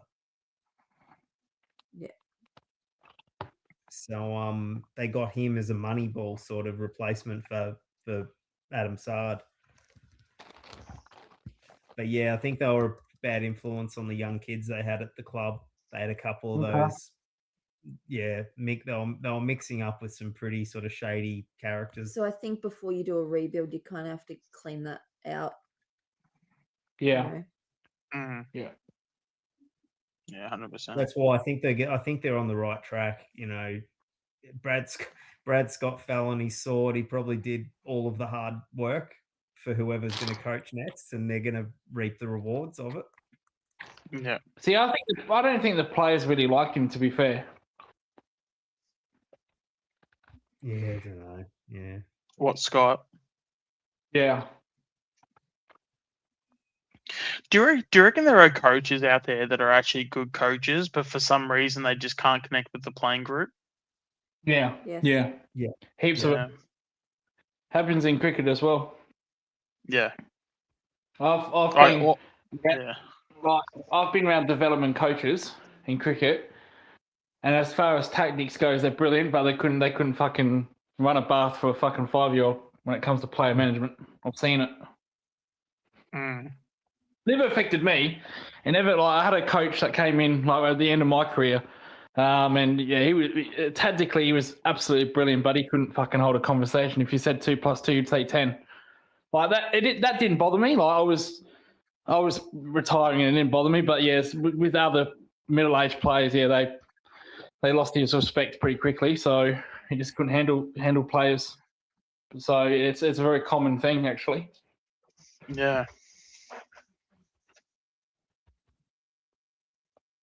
Yeah, because there was even at one point where I was like playing footy and stuff at one of the clubs, and we had like I remember we had preseason and we had a week where a player each week would like take the training session, and basically it just got to the point where the week I was to do it, like I had like a shit, like because it was kind of ironic because I literally just got qualified as an AFL coach. So I'm like sitting there and I literally had everything written down. These are the drills we're gonna do, and like I was so like prepared. And then like, but then like when I had everything I prepared and everything, yeah, the players like all they wanted to do was just to run laps and then just do just the basic drills. Yeah. And then whenever I try to like set up any drills, like they just their whole energy was down and everything, and I'm like, well, I know the shit I'm doing is actually like, and again, like I was literally just fresh off just, getting a certificate in coaching and everything. And it was just one of those things where it's like, yeah, sometimes you can't just, and I think it's all too, because I had a bit of weight on and everything like that. I think I was a bit like sort of judged for that as well. Where you had some of the better players in our side that were obviously super fit and all that stuff. Yeah, we had a few guys that I reckon wouldn't surprise me because I was like, I've always been like overweight and stuff. I wouldn't be surprised if I was like judged for that a little bit. Yeah. But again, yeah, but from a tactical point of view and from a research point of view, I was ready to go. But yeah, when we did that one training session that I was taking charge of, yeah, they didn't want a bar of it, so just told them just to do just some basic drills for the day, and well, all right, cool. If you don't want the wisdom, you don't need to have it then. Yeah, with coaches, Sean, in all sports, you rarely get a coach that's good in two things. You either have a coach that's really good tactically but can't fucking talk to a player, or you'll have a coach that's really good communication, player manager, but he can't tactic to save his life. It's very rare you get two of the same thing. Like, and the good ones will do it. Like the really good, like the Chris Scotts, the Fagans. They'll do both of them very, very well. But it's usually the ones that can only do one thing, get themselves sacked. Yeah. Find that, like Brad Scott. I don't think Brad Scott was good with players. I think he was all right tactically, but he wasn't good with players, and they lost the dressing room, lost respect for him. Like in my opinion. Yeah. But with Voss, might have had respect to the locker room, but couldn't coach to save his life. It's very rare you'll see two of them have those attributes, and it's only the good ones that really do. Yeah, because Voss just had no tactics. Nah. He was He was he was a similar coach. You know who he reminded me of? Simon Goodwin was a similar coach to Michael Voss. Yeah. They both like Simon Goodwin was tactically really terrible. Yeah. Like with Carlton, like, I never heard any Carlton players like ditch Michael Voss. I could be wrong there, but I've never heard any like even the former Carlton players that were under Voss. I've never heard them really trash him. Yeah, I think. Well, see, he the reason they've kind of sprung, and it's the same with Melbourne. The reason they were able to kind of spring forward the way they did, because they, well, especially in Carlton's case, he taught them that stoppage and that contested stuff. So then, if you just needed someone else to come in and just, they had all the foundational stuff from him. Even though he had no tactics at his disposal, they had the foundational stuff all to a T. But then, now they've got them all connected. They weren't connected, and now they're actually taking the game on. Yes, that's why he's good with his players. And Fraser's really sort of humble about it all. Like he never talks about himself. He's always talking about the work he did before and the work the other coaches are doing, and it's good. It's good to hear someone with a bit of humility like that as well. Yeah, I see two of those attributes in Josh Fraser: player side and tactic side. I see both so far.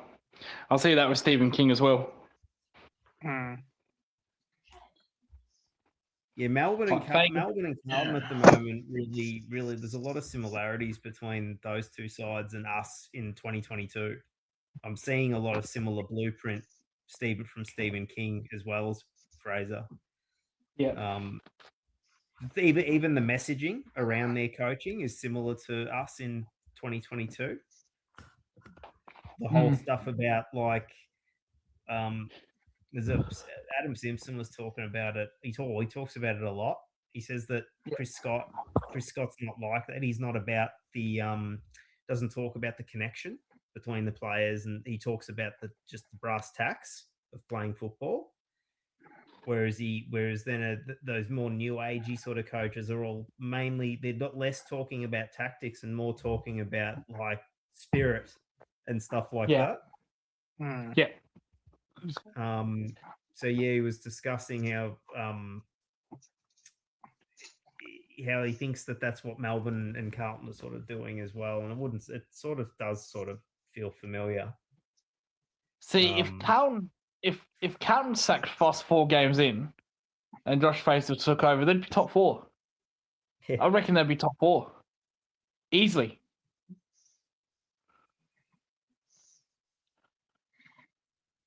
I'm really conflicted because I love Fraser, now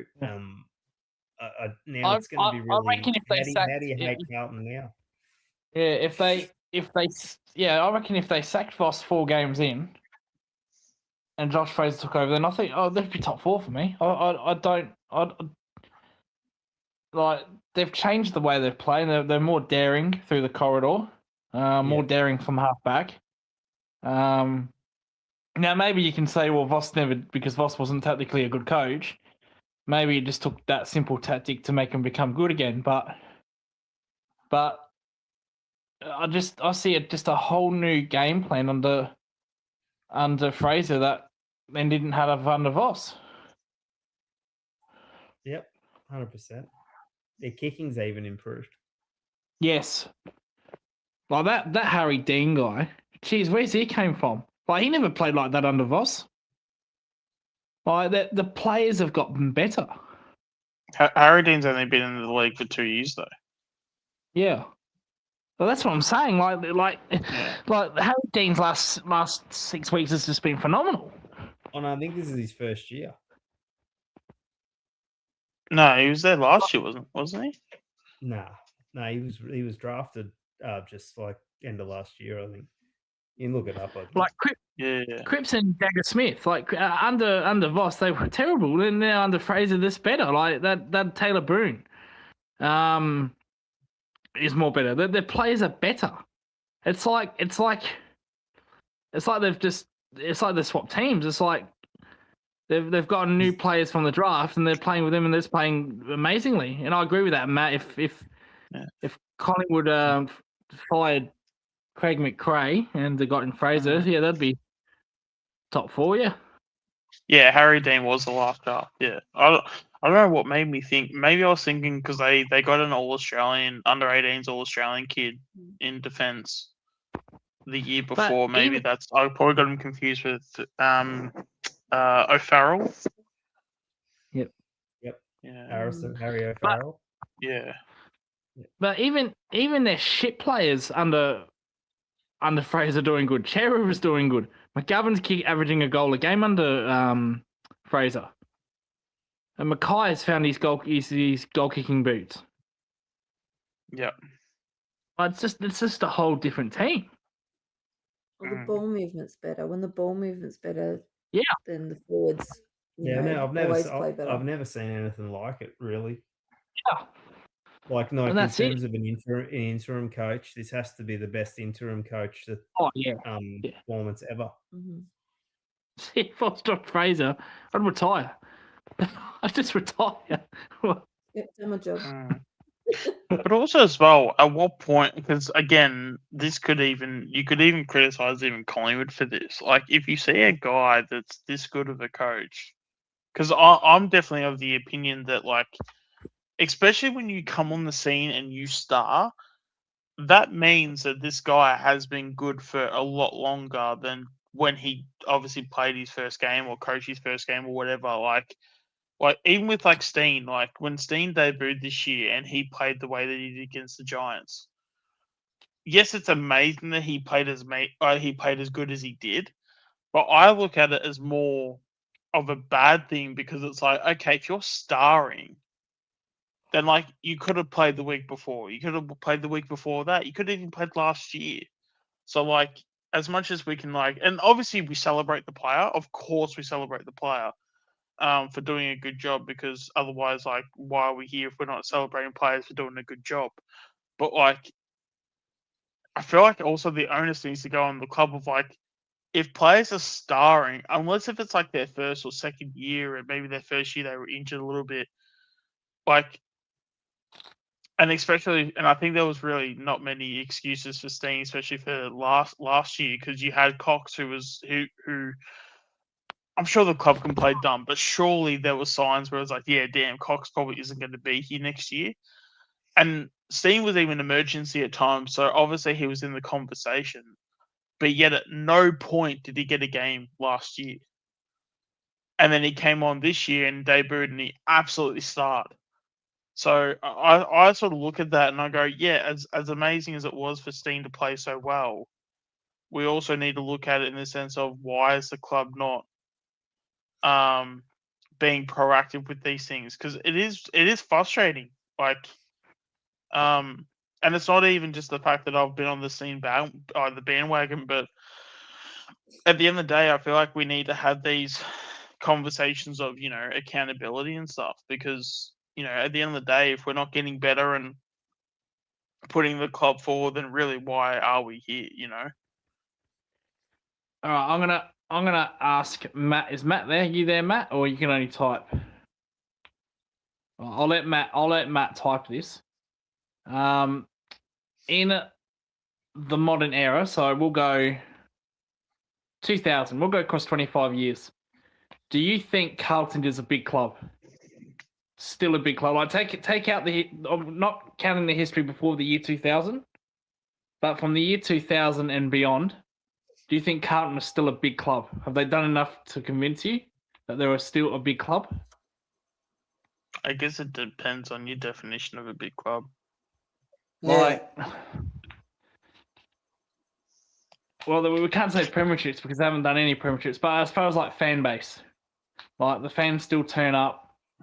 Yeah, in terms of a crowd, I feel like they get a crowd every week. Yeah, I agree with that. Yeah, I'd call them a big club, but I wouldn't call them a powerhouse club. I feel like that would be a tier that they wouldn't. Because again, powerhouse would mean club, but then also to be a powerhouse club, you would need the memberships, and you'd also need the success, or you would need to be, Alright. making prelims every year. All right, I'll say this to Matt. I'll let Matt type this in. What's your biggest 4 clubs since the year 2000? The biggest 4 clubs. And Ray, do you still consider Essendon a big club? Yeah, big clubs are due to fan base Okay. memberships.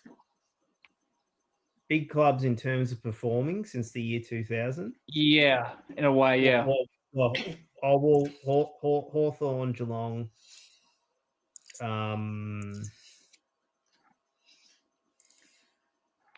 Brisbane Brisbane. and Richmond. Yeah. Well, Richmond's supporters all came back after 35 years. Yeah, of not true, going to yeah. football. Yeah, true. Yeah.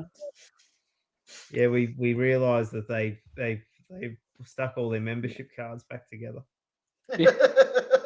After back they the, ripped them up and put The them in the Velcro fire. memberships, yeah. I See, think the big clubs, I think of membership, but Mm. yeah, the performing clubs, highest Yeah. performing clubs are different. see, I don't the biggest- consider Carlton or Essendon a big club anymore. I don't consider Collingwood a big club anymore. Oh, really? With that, Oh, With really? that- You don't classify us as a big club? we've only won 2. Go on, We won- Chrissy, calm down. Calm down. You know what I mean? I'm fucking with Lucas. I'm just saying. He Sorry. came we across rephrase- as so Lucas. aggressive. Fucking hell! You know, I'll you rephrase know that. me. You know Fucking me, hell. Shorty. Lucas We- is I know. good. we- He's just fucking with us. I'll Yeah, rephrase. so- I don't think Collingwood, Carlton, and Essendon are in that big top 4 anymore. I think they've been No, replaced by I Brisbane. agree with you on that. I agree with you on I think that. they're. It's I think like- they're replaced I by. think we could get back to that, and I think Yeah. Carlton could get back to that. No, Yeah. we're See, still that. We've won 2 flags since the year 2000.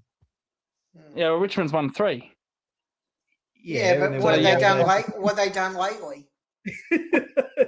Won 2 across 20 years. Yeah, what no, have they they done just- lately, Lucas? What have they done lately? Yeah, what have they Yeah. done in the last 2 weeks, Lucas? Come on. No, the Well, difference. Yeah, they it's always Lucas. upset Adelaide and Adelaide. Fucking orange, Yeah, no. Lucas. No, the difference is we're always in the finals Yeah, I agree. Yeah, with that. most Yeah, of the time. Yeah. And like Carlton and Essendon haven't been for a long time. No, Mm. I think they're small Um, clubs.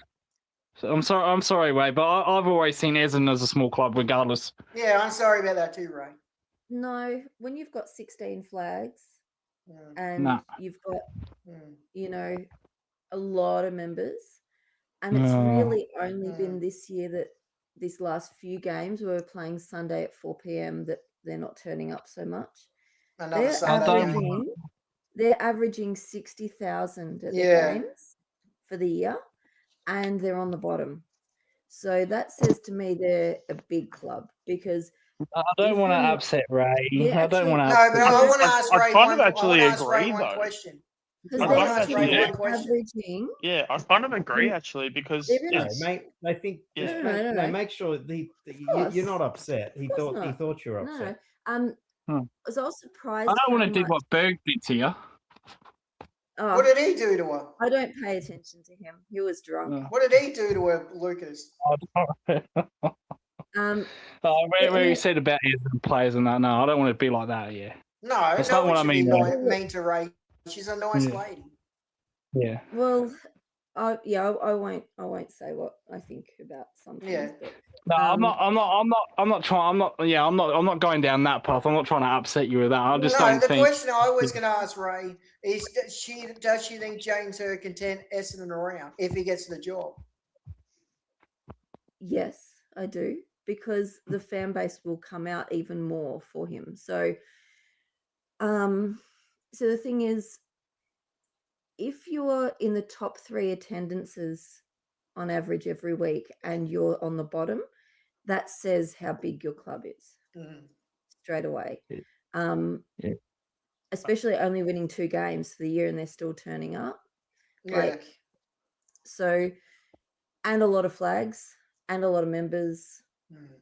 So yeah, look, sure, they're not a powerhouse like they were through the 90s and 80s, a lot more.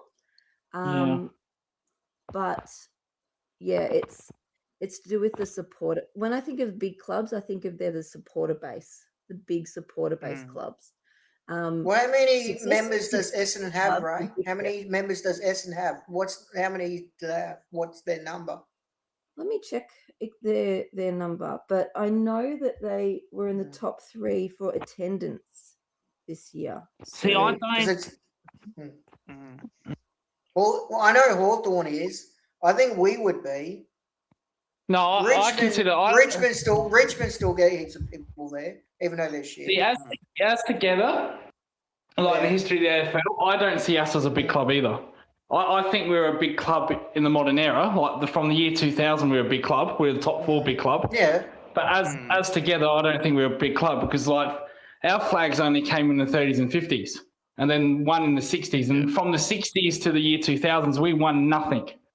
Nothing. Well, Lucas, But also as well, how many does Geelong have? How many members does Geelong have? Well, they claim they have 80, but not when they play out, when they can't even get 30 at their fucking home ground. Essendon has 86,000. And that's also 86,000 when they are literally at the bottom of the barrel. That's true. So I would actually agree with Ray because yes, they So would are. I. I feel like they are a big club because if you're getting 86,000 members and you're literally at the lowest of lows, like imagine where that membership base is going to be when they're at the highest of highs. Yeah, Because what I will just add of the 4 big clubs, like the 4, like the big 4, I'll say, Richmond are probably the most fickle because when they're not doing well, their supporters. Yeah, I agree with that. Their supporters disappear really quickly. Yeah. Whereas Collingwood, Essendon, and Carlton supporters tend to show up throughout rough sort of periods. Hawthorn kind of fade away in the background a bit too. Melbourne supporters are fucking. They still can't get them to go, and they're playing well. Oh, fucking oath they can't. Yeah. Oh man. Well, how many void does Richmond have? Do they still have a high? Do they still have heaps? I bet you it's What, dropped off. premierships? No, members. members. They got it up really high when they were successful. Yeah. Yeah, it's question is how many they have now, where they are. Yeah, because also as well, if you're successful and your numbers are high, that's easy. But it's like to have a big number and you're not doing well. And again, like Essendon haven't won a flag since 2000. The fact that their membership is that high, like that shows you that at least with those supporters, like they stick through like thick and thin. So yeah, you wouldn't call them a powerhouse because I feel like powerhouse probably comes with more performance base.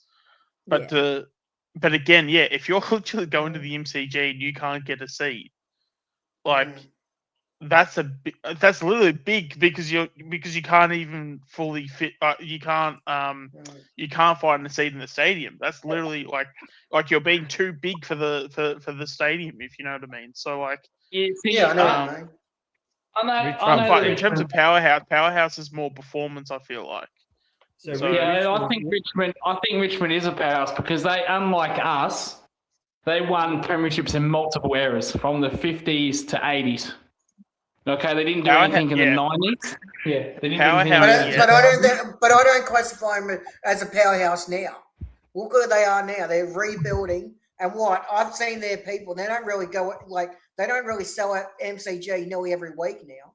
So from the last 25 years, so from 2000 onwards, Richmond have won 3 flags. But I see it as this: outside of their 3 flags, what have they done else? Have they made prelim finals anywhere else? No, they haven't. In the early 2000s, I don't even think they made finals. I think they were horrible. No, they didn't. They had 2 good years. They had 2 good years in the year that Essendon was like in the year 2000 when Essendon was unbeatable. Richmond made a prelim that year. Yeah, okay. So Do you know, guess who prelim made here and there. guess who made the two prelims in 2000? Actually, Hawthorn, Richmond, Melbourne, and Essendon. Yeah. Yeah, That's why I think Hawthorn is still a big club. Like I think, for sure. yeah, I think altogether, I think they're in the top. As much as I fucking hate to say it, I think they're in the top 4 altogether because they've won premierships in multiple eras. I would put them first. I would put them. Yeah. as But like first as one again of the though, most where like powerful clubs. Hawthorn actually nearly folded in they nearly merged in the 90s. Yeah, with Melbourne. Yeah, they're with Melbourne. Yeah. yeah, but in terms of Hawthorn though, where do they stack up with their members? Because again, That's they what could I be wanna one know. where they could be a powerhouse club, but they're not Yeah. a big club. They Yeah, got Yeah, their members Because up really because with that conversation, you're asking two different questions. Yeah. You know, because again, it's like with Essendon, Mm. they are a big club because they have so many fans and their fans stick Mm. together. And like Yeah, again, 86 with and I say Mm. this with the biggest compliment possible. If you've been that terrible for that long and you're getting 86,000 people, if you're gonna then have success, that's only gonna jump up. You know. well, that's what And I'm going to then- say. I'm I've going to got a say theory this: about that, though. they get James Hurd, their membership will spike Well, that much. Lucas, Geelong. I've got the top 5. The top 5 Yeah. in terms of members. Yeah, go on. What? Well, Collingwood was number 1 with 112,000. Yeah, I expect that. West Coast is 107,000. I wouldn't expect Yeah. that. Carlton's 100,000. Richmond's 92, and Geelong's on 92 as well. No, Where's okay. Essendon? Where's Essendon, Void? Oh. 7th, just behind that. They're 7th, yeah. But Hawthorn only has 87, and they've been in the finals. Mm. Yeah, I can't believe that. So they're right at the peak of their, popularity, really, with, you've got the Wizard running around and, Yeah. They got their But membership up under Jeff Kennett. When Jeff Kennett was the president, they had that big membership drive, and I think at that point, I forget what they got it to, but it was like a record number for them. Yeah. Yeah, but I've got a theory why Essendon numbers are so up. I don't want to upset you though, Ray. I don't want to feel like I'm attacking you though. why? Well, why? It hasn't really changed over the last, that's. But the you members do- have always about that. but what helps your? Oh, so we're just talking membership, so not actually. Yeah, so that's memberships. Okay. Yeah, memberships. So what? Void, have you got the average crowd home games? It was 60,000 Okay. because I saw it a few weeks ago. So they have 85,000 members and average of 60,000 at a game. See, I got What a do they theory average? that What do they average on Sunday, Home boy? ground, home ground. What do they average on Sunday? Oh, Oh, that was probably. pretty bad on Sunday. Yeah, probably like. Yeah, Oh, see, but that was I got- Geelong. Was it too long? Yeah, I've got a theory about that because Essendon do get a lot of marquee games. They get the Anzac Day game, they get Dreamtime game. So if you took away those 2 games, what would they average? Well, it's only 2 games. It's not going to bring your average up that much. Yeah, And what other marquee games? didn't they have that country game against you, Lucas? That country game too. Yeah, but that's not a marquee game though. That we play it there. I don't call that a marquee game. That's a themed game, but not a marquee game. Like Dreamtime is a marquee game. Anzac is a marquee game. What else do you have, Ray? Do you have anything else? Well, they've got Carlton and Hawthorn when they play that. It's always a big game. So Essendon do have a lot of supporters in the country and in interstate Yeah. Yeah. as well. Yeah, Ray's one of them. See? Yeah, it's like when they go up to, I forget where it is. Is it Sydney? They have a lot up in Sydney and things like Yeah. that. They get big crowds up in a lot of the interstate. So, yeah. Did your club participate in opening round? Like in any of the years? Yes. Okay. Yeah, the one last year where they screwed up because there was the cyclone and Oh they yeah, haven't and they had it. played it 30 weeks Yeah. later. Yeah. Yeah, that one, yeah. The Nepo babies, yeah. Mhm. So West Coast Yeah, West Coast are a hugely successful club, like Yeah, richest club in Australia. Yeah. yeah. Yeah. See, the reason I can't put them in the big four is because outside of their grand finals, like outside of their like successful teams, have been bottom a lot of years. That's what A I'm lot of saying. years. I'm surprised at that. Yeah, like Mm. they're not a team that would like when Geelong don't win premierships, when Collingwood don't win premierships. At least they're making top eights. West Coast, if they're not in the premiership window, they're bottom. So they don't. Yeah, you're So I right. can't. Well, they Yeah. haven't been up there since COVID. They haven't been up there since COVID. They Yeah. won that premiership I in 2018. Yeah, I put Brisbane. I know Brisbane have had some bad years as well, but at least Yeah, I like agree with that. you know they make finals more often than not, but they've had bad years as well. Yeah. Hawthorn are a bit like us in Collingwood, even though they're not winning flags, they're still making finals. Yeah. And Richmond, well, I think they've had terrible years outside of their premierships.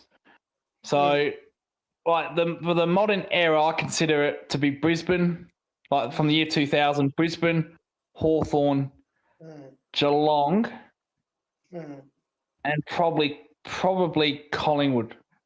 But Richmond did win 3. But Richmond don't make finals outside their dynasty. There's been a lot of bottom years. I'm with Lucas. I'm surprised Richmond and West Coast still have high memberships because they're both near the bottom of the ladder. I'm surprised with that. So I'm divided. So maybe you guys can turn me here, but I'm divided with the 4th club. I'm talking about the year from the year 2000. So I put in Richmond because they've won 3 flags, or do I put in Collingwood because they're consistent, though they've won 2? I would put us because Richmond are always down the bottom now. What do you think, boy?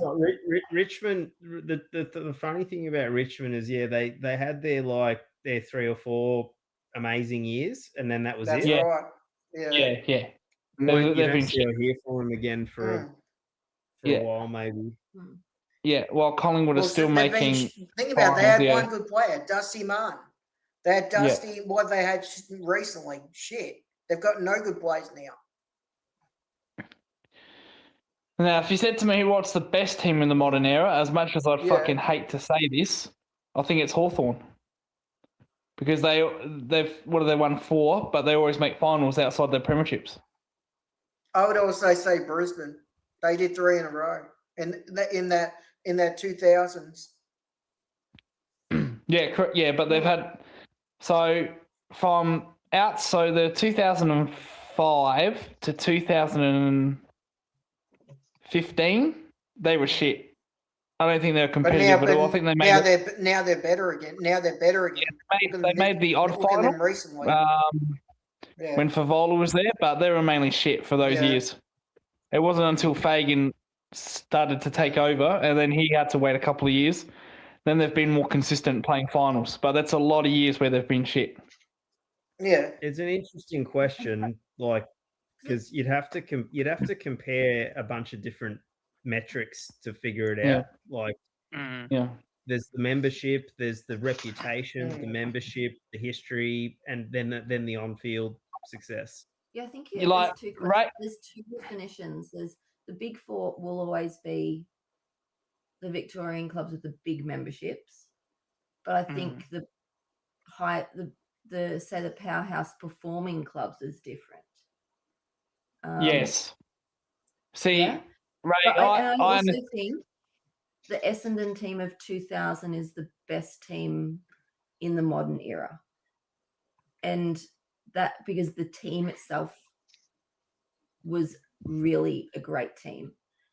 They should have had more success than they did, and that was more about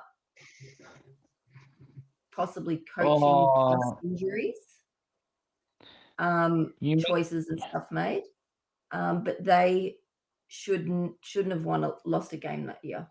And if you look across in the 2000 team, that's probably they've rated that as pretty high team overall for the last 40 years. Oh, yeah. Oh, Ray. Oh. What? Do you have to say that, Lucas? Ray makes it hard for me to go against her because she's a nice person, but I think I'm not talking about overall like no, I mean like your best, the best team, like the best team in the modern era. No, I think 03 Brisbane smash you. I think they belt you by 50, 60 points. I think that's the best team I've seen. I think if they played our Geelong, where we won it in 09 against St Kilda, I think they'd smash us as well. They were very good, the Brisbane team. Yeah.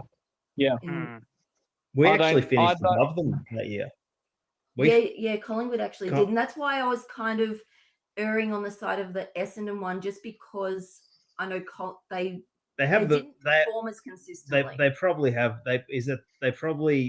They're probably the strongest team in terms of home and away and grand final and everything. They lost the one game for the year. Yeah. That probably hasn't been done again. But that shouldn't Well, bug you though. they almost won 4 in a row. Think about it. They almost beat Port Adelaide in that 2004 grand final. No, a lot of people forget. No, they were cooked. They were cooked in that. Yeah, Lynch did his quad and Brown did a fucking knee. But also, a lot of people do forget that grand final. Like they do forget that Brisbane actually played in that. I just like Matt's comment. What was that? Bring it up, Matt. Bring it up. Long periods of shit. I love it. Hawks down for 2000 to 2007 and 2015 to 2020. That's long periods of shit. Yes, I agree with Matt. True. Yeah. Do you agree with that, Chris? Yeah, I agree with that. Yeah, I agree with that. I agree with that. I'm just laughing because I agree with that. Just that. What, you don't, Shawnee? You don't agree with that? Over 2 periods of 7 years and 5 years, that's considered terrible. You know, you do realise other clubs have had premiership droughts for 30 plus years.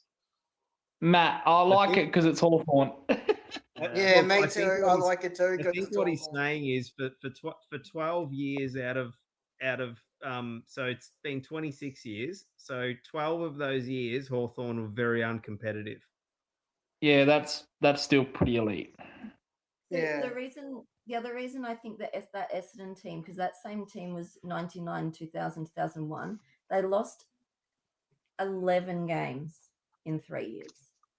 Yeah, but you won one flag though, Ray. Yeah, I get that. But the actual team was very, very good. And I think there are a lot of good teams that don't win enough flags like they should. Like, I think there's some. No, I agree with that. Just very, crap, they should have won. Like, you know. I do like only in my opinion. I think it's the best team, the best season from a team I've ever seen. The balance across. No, I agree with that. No, I can agree with that. Are we talking about the time period from 2000 till now? Is that because I was assuming like the whole existence? No, that's the modern era. Modern era. No, that's the modern. Okay, for me, it's the modern era. Probably. Okay, now that makes a bit more sense. The AFL. You know what I mean? If you wanted to count the AFL. Probably the only other team, the only other team, and I'm not just saying it because it's Collingwood, but the only other team that I think was close-ish to what Essendon did in 2000. If it wasn't for Geelong, it would have been us. Yeah. That 2011 side is probably one of the best. It's definitely 100% the best Collingwood team since. Well, I'll say since the late 50s because I don't know much about Collingwood. You know, earlier on, but because they won 4 flags in like the 20s. Yeah, and that's why I agree with Ray's comment. Like, not always the best teams wins it. Like fucking, like late 80s to early 90s. Like we were a fucking great team. Great team. We lost fucking 4 grand finals in the space of 6 years. 89, 92, I think 94 and 93 against West Coast. one against Carlton, one against Hawthorn. It's an interesting question though, because the Brisbane side of the dynasty period, they were What dynasty? That's one of the strongest teams I've ever seen. What dynasty? The old one or the new one? The first one. Okay. But I still think if the Essendon 2000 team played against Brisbane 2003, I still think Essendon might have them. Oh no, I can't subscribe to that. I can't subscribe to that. See, I think our 09 and 011 team would beat Essendon's 2000 team, but we wouldn't beat Brisbane. See, Brisbane 2003. I mean, that's a funny one because they weren't a great home and away side. No, They actually used to they still lost to quite a big chunk of games throughout the year. I think we finished on top in 2003. Greatness might be able to help me out there. I thought we finished Brisbane, on top. like they had, what did they have? 4 Brownlow medalists in their side that year, or 3, Yeah, 3 or 4. I just think Essendon was so well, like no one got close to even winning a game against them that year. Like Brisbane had a lot of games where they either dropped them or they only just won them. Like Brisbane weren't destroying teams week in, week out in that dynasty period. Yeah, they did in the finals though. There were a lot of blowouts in the finals though. In terms of the ladder position, which year did we win? Well, we beat them in the 2003. But we beat them in the qualifying final that year. So that's We sort came of means second. We so came to me, second and Port were first in 2003. Yeah, but then Brisbane smoked you in the final. It wasn't even competitive. Yeah, in the grand final, yeah. But the thing is, I think if a team loses a final, that's a strike against greatness. But yeah, not when they blow you out in grand finals though. Like they did that. I'm talking in terms of like in 2000. I remember like every week Essendon. I mean, I have to look it up, so I've forgotten like specifically. Just felt at the time that no one got within 8-9 goals of them every week, except for the Bulldogs who beat them. Hotkey would probably know this off by heart. It just I'm only going by gut because like that's just how it felt at the time. Okay. Ray, how many games did you win the following year in 2001? I think we won. Or where did you finish in the ladder? First. So that team that was in 2000, was that basically the same team, identical?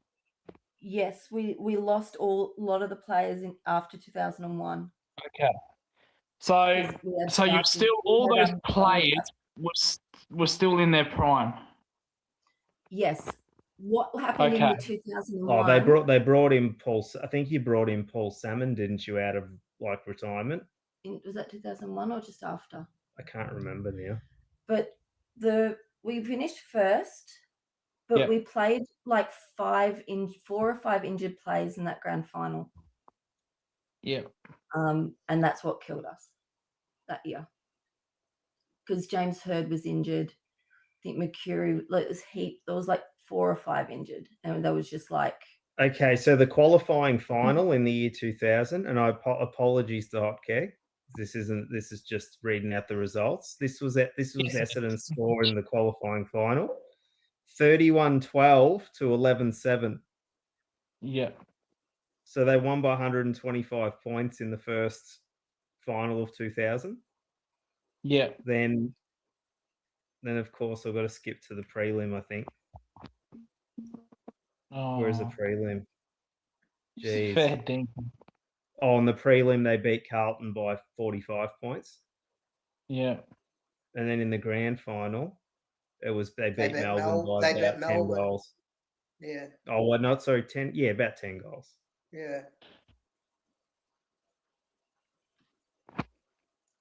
Actually, you But- know what? Hotkey's a good person for you to ask this to talk about this with, I reckon, Lucas, because he'll probably come at it from a way more sort of like analytical perspective than me.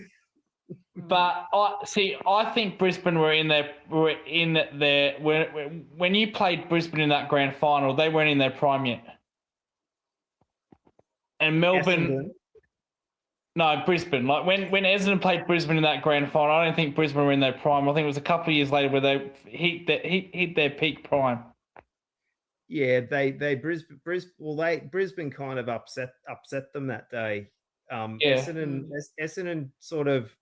was sort of like us in 2011. Yeah, it was very similar. They brought in all these injured players, and then Brisbane ran over the top of them.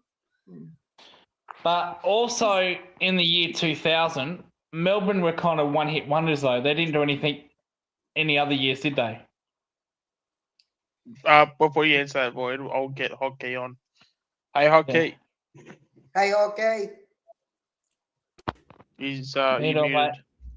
Hey. Hello. Hey, Can you hear me? Yeah. We got you. Yeah. I'm the only yeah. one who's on the screen. Yeah, well, I was on screen for 6 hours on my last stream, mate, and then another 13 You're the hours Joe before Rogan that. right now. Yeah, I'm 24/7. Yeah, I'm not stop. And then I got one tomorrow at 9 a.m. 9 Bloody a.m. hell. till like 5 p.m. So I'm That's doing another another 11 podcast. hours. straight. Yeah, the cricket live stream tomorrow. Yeah, the cricket live stream. Yeah, Footy, fucking cricket, hell, mate. and politics. Oh, mate, everything. Fucking hell. Lucas does everything. It should be called Lucas does everything. Should be. No, we're having a good debate. We're Even having a when good he's no debate here. top on. Yeah, that's it. We're having a good debate here, Hockey, could talk all about day about teams. this. Yeah, as can I. So I said, so Ray thinks that Essendon were the best team ever and like the best grand final team in the. We're talking about modern era, so from 2000 to now.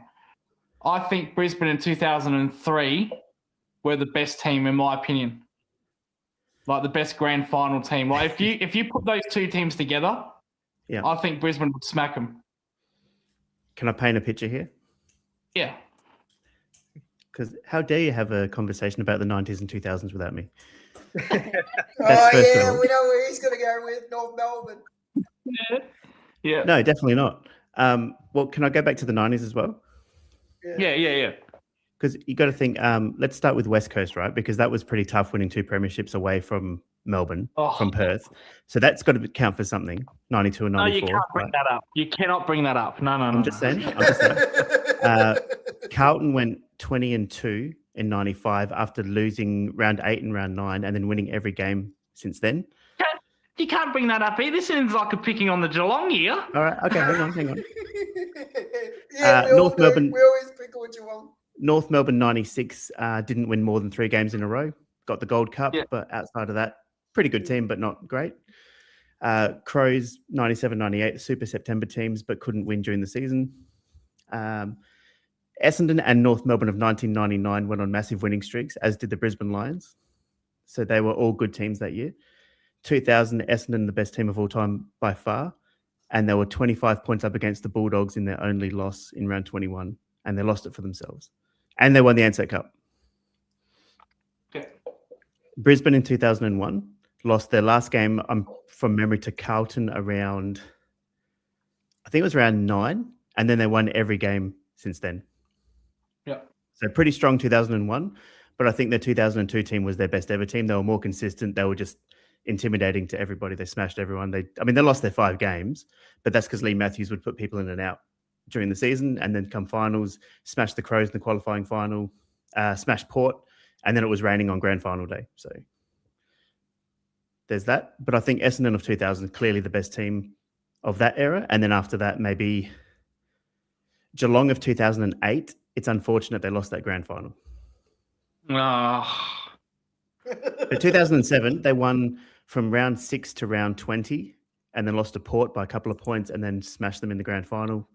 And Yeah, then and 2008, Yeah. and then 2008 carried that on. Pretty much lost one game all year until the grand final. So you'd probably say from round 6 of 07 to the preliminary final of 08, Geelong pretty Yeah. unstoppable. We had 15 years to get our hands on Hawthorn from '89 payback, and fuck, didn't we blow that one? Jesus. So Thanks to Cam basically, Mooney. what I've got Yeah, here. no, is that- you're not wrong there. You're not wrong there. not- And it- this isn't off the top of my head or anything, so I can't take credit for it. But so Essendon's got the largest average margin in AFL history in the year 2000, 51-point average margin, winning Yeah. margin. That's the way they did it as well. Yeah. And Geelong is second to that in 2007 by 48 to 50 points average margin. Yeah, we smashed everyone. Yeah. Although Geelong got done by 80 points in 2008 in their only loss until the grand final. Yeah. I don't know what happened that game. Like Collingwood just destroyed them somehow. I don't know how that happened. Did yeah. Oh. We didn't know. We don't know how that happened either. We were watching it Maybe that it'd be a night. mystery. And we didn't understand it. Or maybe we put the foot off the gas. Maybe we let it happen. Maybe it was Yeah. divine culture there. I was grateful for it, but yeah, I've got no fucking clue. I think people underestimate the interstate sides winning premierships, though. It's huge. Yeah. Yeah, I do too. Yeah. Yeah. And West Coast also in 2006, they lost their first final, if you remember, and then came back and won the premiership. Did they lose that to Hawthorn? In Or 06, they lost to Sydney. Michael O'Loughlin when he got in the face of that fan behind the goals. Oh, yes. Yeah. one. Yep. Yep. Yep. Oh, because they played Adelaide in a prelim in Adelaide. Adelaide were up by I was there.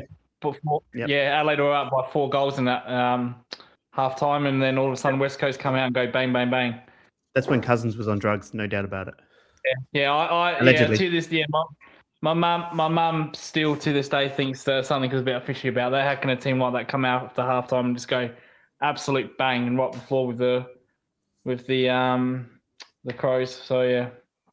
Hotkey's that's a good guy proof. to ask the other. He might have missed the previous debate, or it wasn't really a debate; it was more a discussion. Lucas was trying to work out who the big clubs are. We can agree. We can agree that Essendon was the best. I said Essendon was the best team in the 2000. But I'm saying if you put the Essendon 2000 team grand final team against Brisbane's 2003 team grand final team, I think Brisbane win that. That's the argument I'm saying. Well, I can concede that Essendon were the best. Like from start to finish, Essendon were the best team by a mile. Like in any era by a mile. But I still think Brisbane 2003 team would beat that team. Nah. But can No, I say you this? don't No, definitely not. But also, I try and go on streaks rather than seasons because that kind of shows a bit more. And if you look at 02, 03, and 04, you could probably argue that Port Power were the best team. And if Port didn't lose that first final to Sydney, they probably would have got... 2002, if they didn't lose that first final to Collingwood, they probably would have got Brisbane in Adelaide.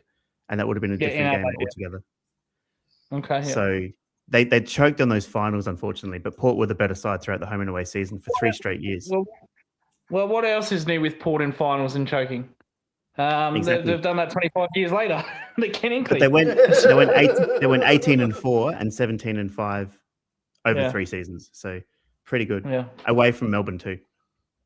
Yes. Yeah. Yeah. And the Brisbane Lions got screwed in 2004 because they should have got 4-peat, but they had to play, I think it was the 6-day break, wasn't it? And they had to play in Melbourne when they should have got the game at the Gabba as well.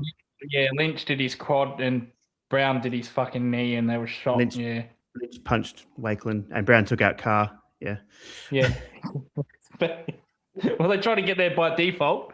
Yeah, it was a good grand final, that one. I made the point saying a lot of people forget that grand final. A lot of people forget Brisbane was in that grand final because Brisbane didn't win it. They think, oh, who cares who was in it? Port Adelaide just win it. But a lot of people forget like Brisbane were a good team that year, a very good team that year. For sure, second best. Yeah. But do you know who? Do you know who won the game for Brisbane for Port in that grand final? Wanganeen. Wanganeen. Yeah, what do you mean? Yeah, but you could say Pickett, Wanganeen, whatever. But the turning point. Oh, Yeah. was when Ackermanis got the free kick, and then he turned it over to Hardwick in that second quarter. That was the turning point. Yeah, because they started Wellport, didn't they? And then Brisbane came back. Brisbane started. They were in front at halftime. I think Brisbane were only just down or something. It was pretty close, and then Port ran away in the second half. Yeah, Pickett and Manganine. Yeah. Brisbane were just about cooked. That was their last hurrah.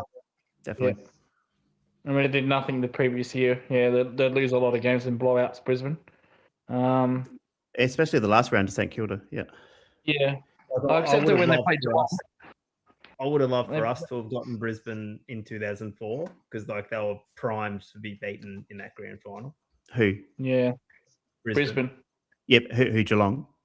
Oh no, Collingwood. Oh, Collingwood in 04. Wish we got them a year later than we did. It wouldn't be us. We were fucking nowhere near it. In 04 you lost to Brisbane. Yeah. That's what I was saying. It wasn't even a contest. They fucking That was the Ben Graham days. They were the best days under Benny Graham. Didn't he kick it 90 metres against Port one day? He did from fullback from the goal square. And it landed almost in the fucking longest kick ever, isn't it? 50. Yeah, it is, yes. Yeah, no, it was officially 90 metres. They were the Ronnie Burns days too, right? Yeah, yes, good old Rockin' Ronnie Ronnie Burns. Reagan. Yeah. Tim McGrath. Yes, Kate Kingsley, Tim McGrath. Yep. Oh boy, I've got a lot of affection for that for that period because you know probably just towards the end of when I was collecting footy cards in the 80s and 90s. So like anyone who was still playing, into the early 2000s, probably had them in an album somewhere. Other cards. There was really good sticker books as well. Like I had 90, 96 and 97. I had every team, and I kept on collecting the cards from the newsagent until I got all the stickers. Oh, remember yes. those little bubble? Remember the little mini, like the little figurines about 1997 they came out, 97, 98? It was like a Sav Rocker one. It was like I think so. It was like a bobblehead, but it didn't move. The head didn't move, but it was like a caricature type of figurine. That might have been in Melbourne. I don't think we had it. Did the Herald Sun ever release footy cards like on their own back in the day? Don't think so. Because the Adelaide Advertiser used to do that. They released an album and cards, like actual footy cards. They loved just the Crows. Everything was the Crows every year with the Advertiser. No, they did multiple teams because I've still got that album. I might actually take a photo of it and put it on my thing. Yeah, definitely. Yeah, I think it was from the year like 2000. If I can actually find it, I'd love to see it. That far. Well, yeah, I can tell you the players. Mick's had enough of the 90s. Yeah. He's older than me. He should love the 90s.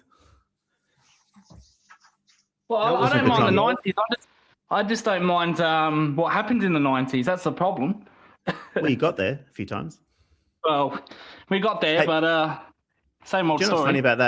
Do you know what's funny about that? In 93, you actually won, I think, you only lost one game maybe in the last 7. And because it was a top 6, you didn't make the finals. You just missed out.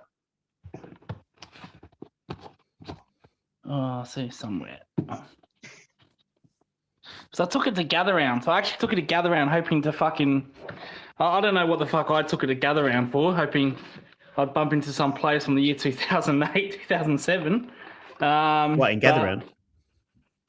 Yeah, I don't know. If you go to a Melbourne game, you can bump into Stephen King. Oh, yes, that's true.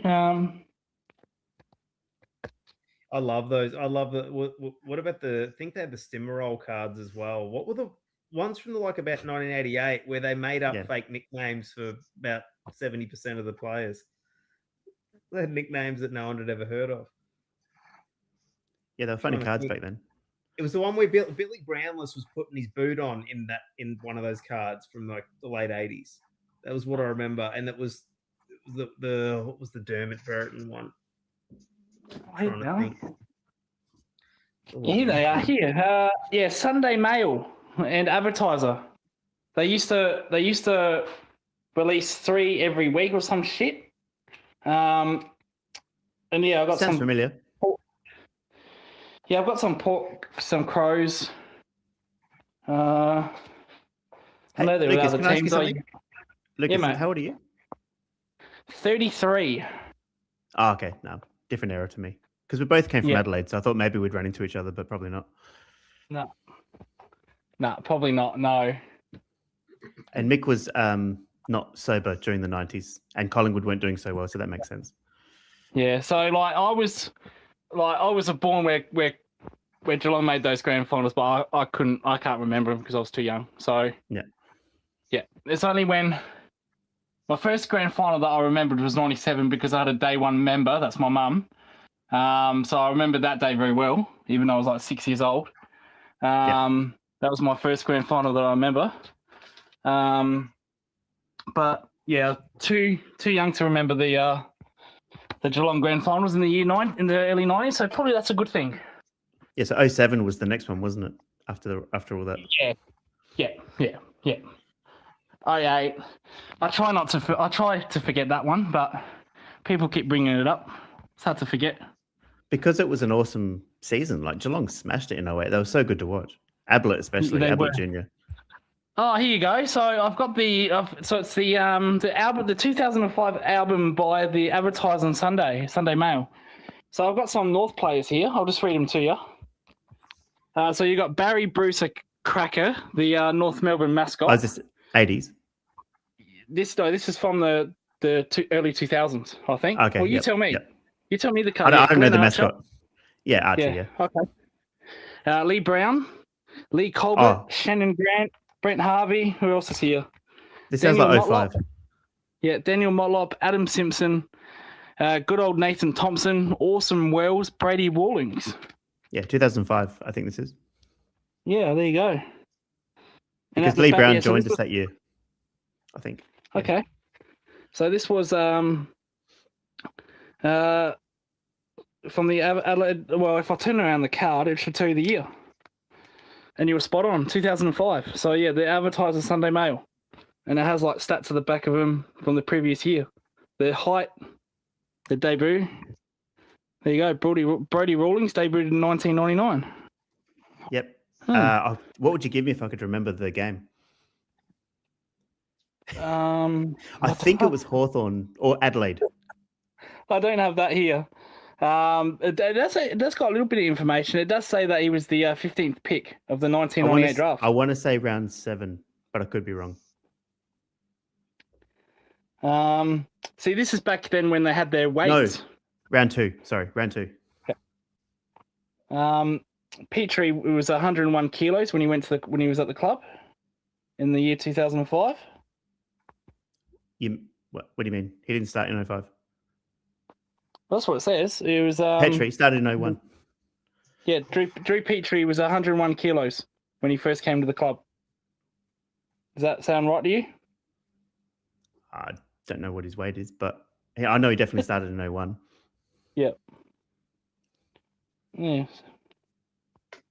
Well, next time when I can, I'll take a photo. I'll take a photo of it, and I'll just put it as my thumbnail, and I'll let you have a look at it. So the Wob was asking about Gather Round. Are you talking about next year? I'm guessing. You want me to come to Adelaide? No, I took this album. I took this album to this year's Gather Round, hoping I'd find some players. No, I was just looking at Wobble's comment. I found no one. I found absolutely no one. Mate, I didn't even find current players, let alone players from that year, mate. So you got a photo. You got a photo with some guy you didn't know from West Coast. Oh yeah, that was the previous year. So that was from St Kilda. So I thought, no, hang on. So this is how well St Kilda were going 2 years ago. I was just minding my own business at Rundle Mall. This lady tapped me on the shoulder and said, "Would you like to take a photo with 2 players?" And I'm like, "Yeah, okay." And then she said the St Kilda players. I'm like, "Oh, yeah, no wonder no one's up there." One of them was Jack McRae. So he was a pretty known player, Jack McRae. And the other one, I thought, I don't know why I thought this. I thought it was Sam Gilbert.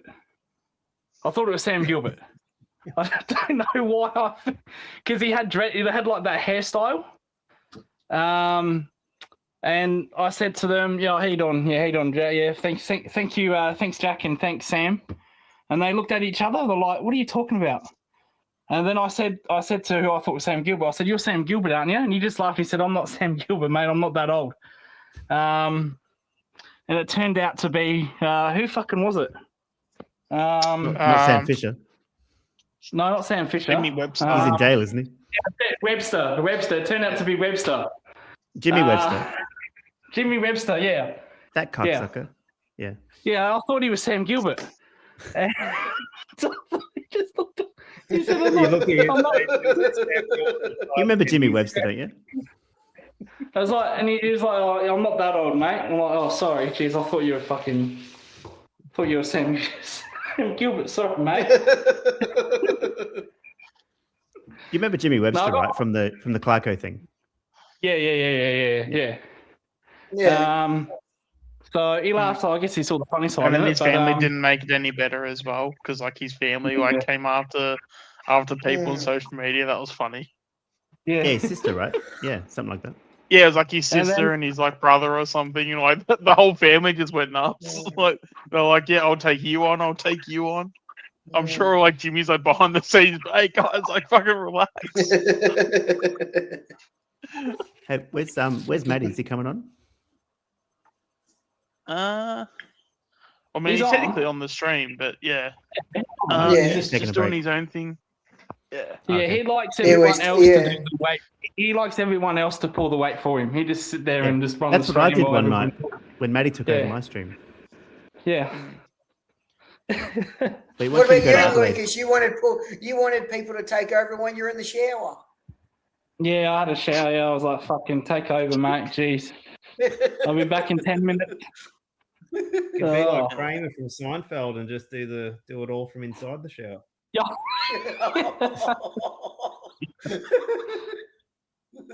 He needed a cold shower because we were talking about his dating life, and he needed a cold shower. Yeah, that's it. Kramer So puts you a live now garbage in Melbourne, don't you? Don't you, Hotkey? What's that? You live in Melbourne now, don't you? Yeah, for a long time now. Yeah. What made you move? Why have you moved from Adelaide? Are you mad? What's good about Adelaide? Adelaide's kidding. It, I spend more times in the fucking casino than David Hasselhoff in the sand, mate. The casino's great. I love the casino, man. I left Adelaide Oh. around 2013, and I went to Sydney for a bit, and then Melbourne after that. Yeah. Oh, so you went to Sydney as well, huh? Yeah, I was a GWS member for like 2 years. Yeah. Oh, wow. Okay. Yeah, I You saw like it there? their second and third seasons. I was a member. Oh, Yeah, wow. Sydney's awesome. Yeah. Yeah. Now you live in Melbourne. Bloody hell. hmm Jeez. I Yeah, wouldn't but live in Adelaide- Adelaide. I if grew up in there was a Adelaide. house in Melbourne, mate. What's that? Okay, he's been in Melbourne, but Lucas hasn't. Lucas I has said, never I said been if to Geelong, Geelong. I said if Geelong offered me a house to live there, mate, I'd fucking say no. I'd still live in Adelaide. I love Adelaide. Nah. Fucking I hell. thought you loved. I Lucas. thought you want to go to Geelong one day. Oh, one day, but it doesn't mean I'm going to live there. Lucas, you'll get to the realization that everyone else gets to at some point, and that is that you'll go, yeah, Melbourne's the way to go, and you'll end up moving. Yeah, Yes, but to be fair, realise he's to never be lived fair in Adelaide. to me though, I haven't. I haven't been in Melbourne in like 15 years. To be fair, so probably I'm a bit biased there, but. I've been to Yeah, Lorne, which is pretty close to Geelong, I guess. That's as far as I've been down that way. Yeah. Hey, Lucas, Do you live know around the that's- city, or you're a suburban guy? I'm in the sticks. Oh shit. Okay. Yep. And yeah, in terms of coming to Adelaide next year for Gather Round, I mean, I probably need the security of Donald Trump, considering all the enemies I've made. So I'll probably get shot at from somewhere. He needs Oh. Mick as the bodyguard to protect him. Yeah, like if Oh. someone hits me, I'll have to ask him like who are you? Like which one of my enemies are you? What do you mean? Know Like, which one? What do you mean which one? On behalf of who are you hitting me on? Oh shit. Have you made every fucking YouTube video about everyone in Adelaide? Have you? Bloody hell, mate. Well, Peter Burgoyne, I made one on, particularly a pretty bad one. Oh gee. Okay. Oh, fair Oh, enough. you haven't seen Okay. that one? Okay, you I know haven't that story, seen that right? one. I do, but I haven't seen it. Like I haven't seen what you said. Well, like the video mine that you got made. terminated from last year, but Oh, okay. yeah. Okay. I think most people that are on my channel last year would have seen it, or the year before. Okay. No, Yeah, I it's must have pretty missed bad. that one. Okay. Yeah. Okay. All right.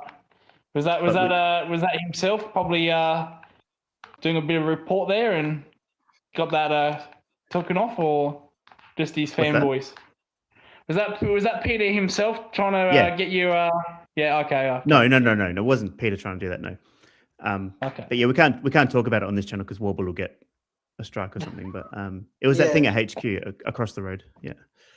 Oh, okay. Nice. All right. Yeah, maybe it's best we don't. It's bad. Look it up. It's bad. Yeah. Happened in Yeah. 2001? 2000, I think it was. Yeah. Now I say, have you gotten? What about the other side of town? The LA Crows haven't done any reputation there. Any good or? As in, Port Adelaide levels. I don't know what the question is. Sorry. Please rephrase it. I said, have you upset anyone from the Adelaide Crows like you did Port Adelaide with Peter Burgoyne? Probably, or Tex Walker. Yeah. But that's Tex Walker.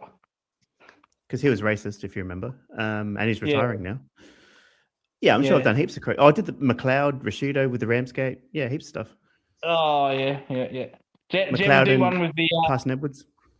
Oh, so you did the Leighton Hewitt Edwards one. Yeah, I covered that. You've missed out on heaps of Very good videos. intriguing. Very intriguing. Oh no, it's in Mark Rashido's book. That Yeah, and because McLeod. I've read it. Yeah. So no, that's very. I wish I would have saw that video. I Yeah. covered Tony McGuinness. With Cornsey. Yeah. We all know that one. Yeah. I've done a lot of I haven't done everything, but I've done a lot of good stuff. Yeah. No, Graham will probably have a beer with you over that video. Yeah. Well, I actually spoke to him a few years back because I asked him about Scott Hodges because I couldn't understand why he couldn't make it with the Crows. Yeah. You probably he's don't know all who right, that is, do you? Yeah. I know Scotty Hodges. Yeah. Oh, you do? Okay, yep. Yeah, Port Adelaide Magpie guy, but then played with the Crows, and yeah, which is really rare back then. You don't really see much. Yeah. He's a big name at Seaton Ramblers as well. Okay. Oh, okay. That's probably I don't know that one. That was his local for a lot of years when he played amateur league, so he probably still hangs out down that way. Oh, okay, fair enough. No, I didn't know that one. No, okay. Yeah, and he's actually got a pretty bad story. Like he actually wanted to. I don't know how much I can say because I don't want to terminate your channel, but he had a pretty dark history, put it that way. Well, they used to be mates, but then Edwards showed. I'll just do the PG. I was talking about Hodges, Yeah. but the Hewitt, Leighton Hewitt, Tyson Edwards, and McLeod. Yeah, that was pretty messy. That was a lawsuit. Yeah. Yeah, that was over a certain thing that shouldn't be shown, and he showed Leighton Hewitt, and all hell broke loose. Yeah. And the wives had a bit of a fight at Swish that night. Remember that? Yeah, I do. Yeah. That's a good club. When you look at it, when you look back and you think it's so childish, but at the same time, it's culture. You know what I mean? We never heard Tyson Edwards' version of it. Funny enough. No, we haven't. That's the interesting bit. Yeah. And they played. I think. What year did it happen? 2005. I want to say. 5? Was it 5? Yeah. So they hated each other and played together for 5 more years. Yeah, but McLeod said that wasn't an issue. Like it wasn't like he wouldn't pass it to him. Like he said that. Yeah, but what do you do when you're in the change rooms or traveling together? Oh yeah. Well, obviously like then that? they didn't talk. Yeah. So it's pretty awkward. Yeah. Who's that, Mick? What actually happened? What do you want me to tell you the whole story? I mean, I'll try and we kind of summarized it, but basically Leighton Hewitt showed some footage of Indigenous land, and that offended McLeod, and he didn't get permission apparently. And then McLeod ended up taking him to court because they couldn't settle it. And then Tyson Edwards and the girlfriends got involved, and then they had a big falling out, and the wives started punching up at Swish. Yeah. That's the short version of it.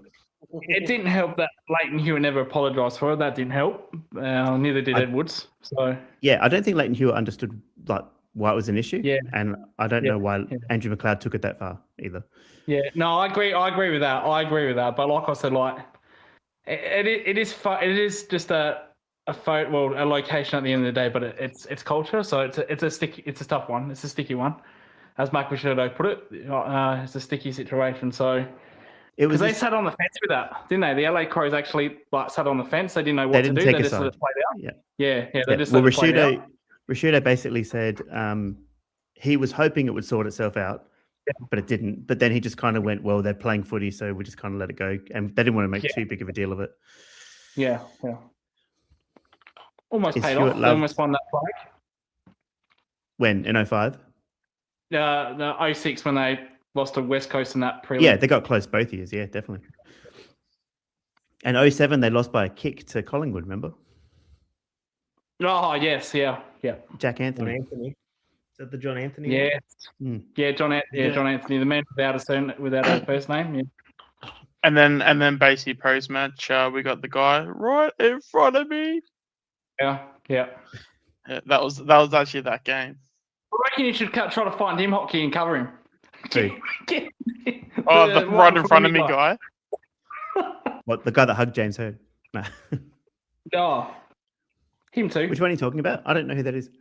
No. So at the end of Collingwood Adelaide, yeah, 09. There was like sort of like a, like how what content creators do when they hang out outside the ground and stuff, and they do the post match live reactions and stuff. And there was a guy sitting there, and he was getting interviewed in the question, and there's this viral clip of it, 2 seconds, and he goes, I was robbed, and it was right in front of me. I don't think and it was just like, it just blew up massively. It was like, they've turned it in. They used to play it as like a meme on the old footy shows. They did. They made a beer advert out of it as well. Yeah, it's huge. Like if you haven't seen it, I'll be shocked. I don't think I didn't watch the footy show in 09. I stopped watching it by then. So it was reference to the free kick Ben Rutten gave John Anthony when he held his arm. And that's what the Crows fan was referencing to. Yeah. Okay. Good match, that one. Yeah, it was, yeah. I definitely loved it. I thought it was great. Well, a good tip, if you want me to cover something, send it to me by email. I generally will cover it. Oh, fantastic. If it's good, if it's interesting. Yeah. Oh, okay. Yeah.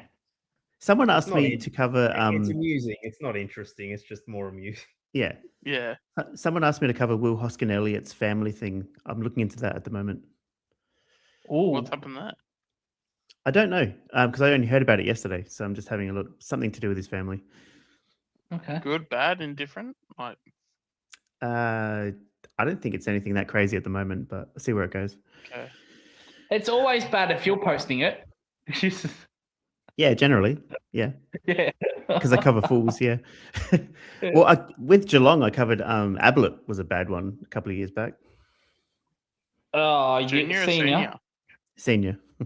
Yeah. With the woman. Brownless, of course, with Gary Lyon. Yeah. That was a big one. Yes. Yeah. Oh, yeah. Yeah.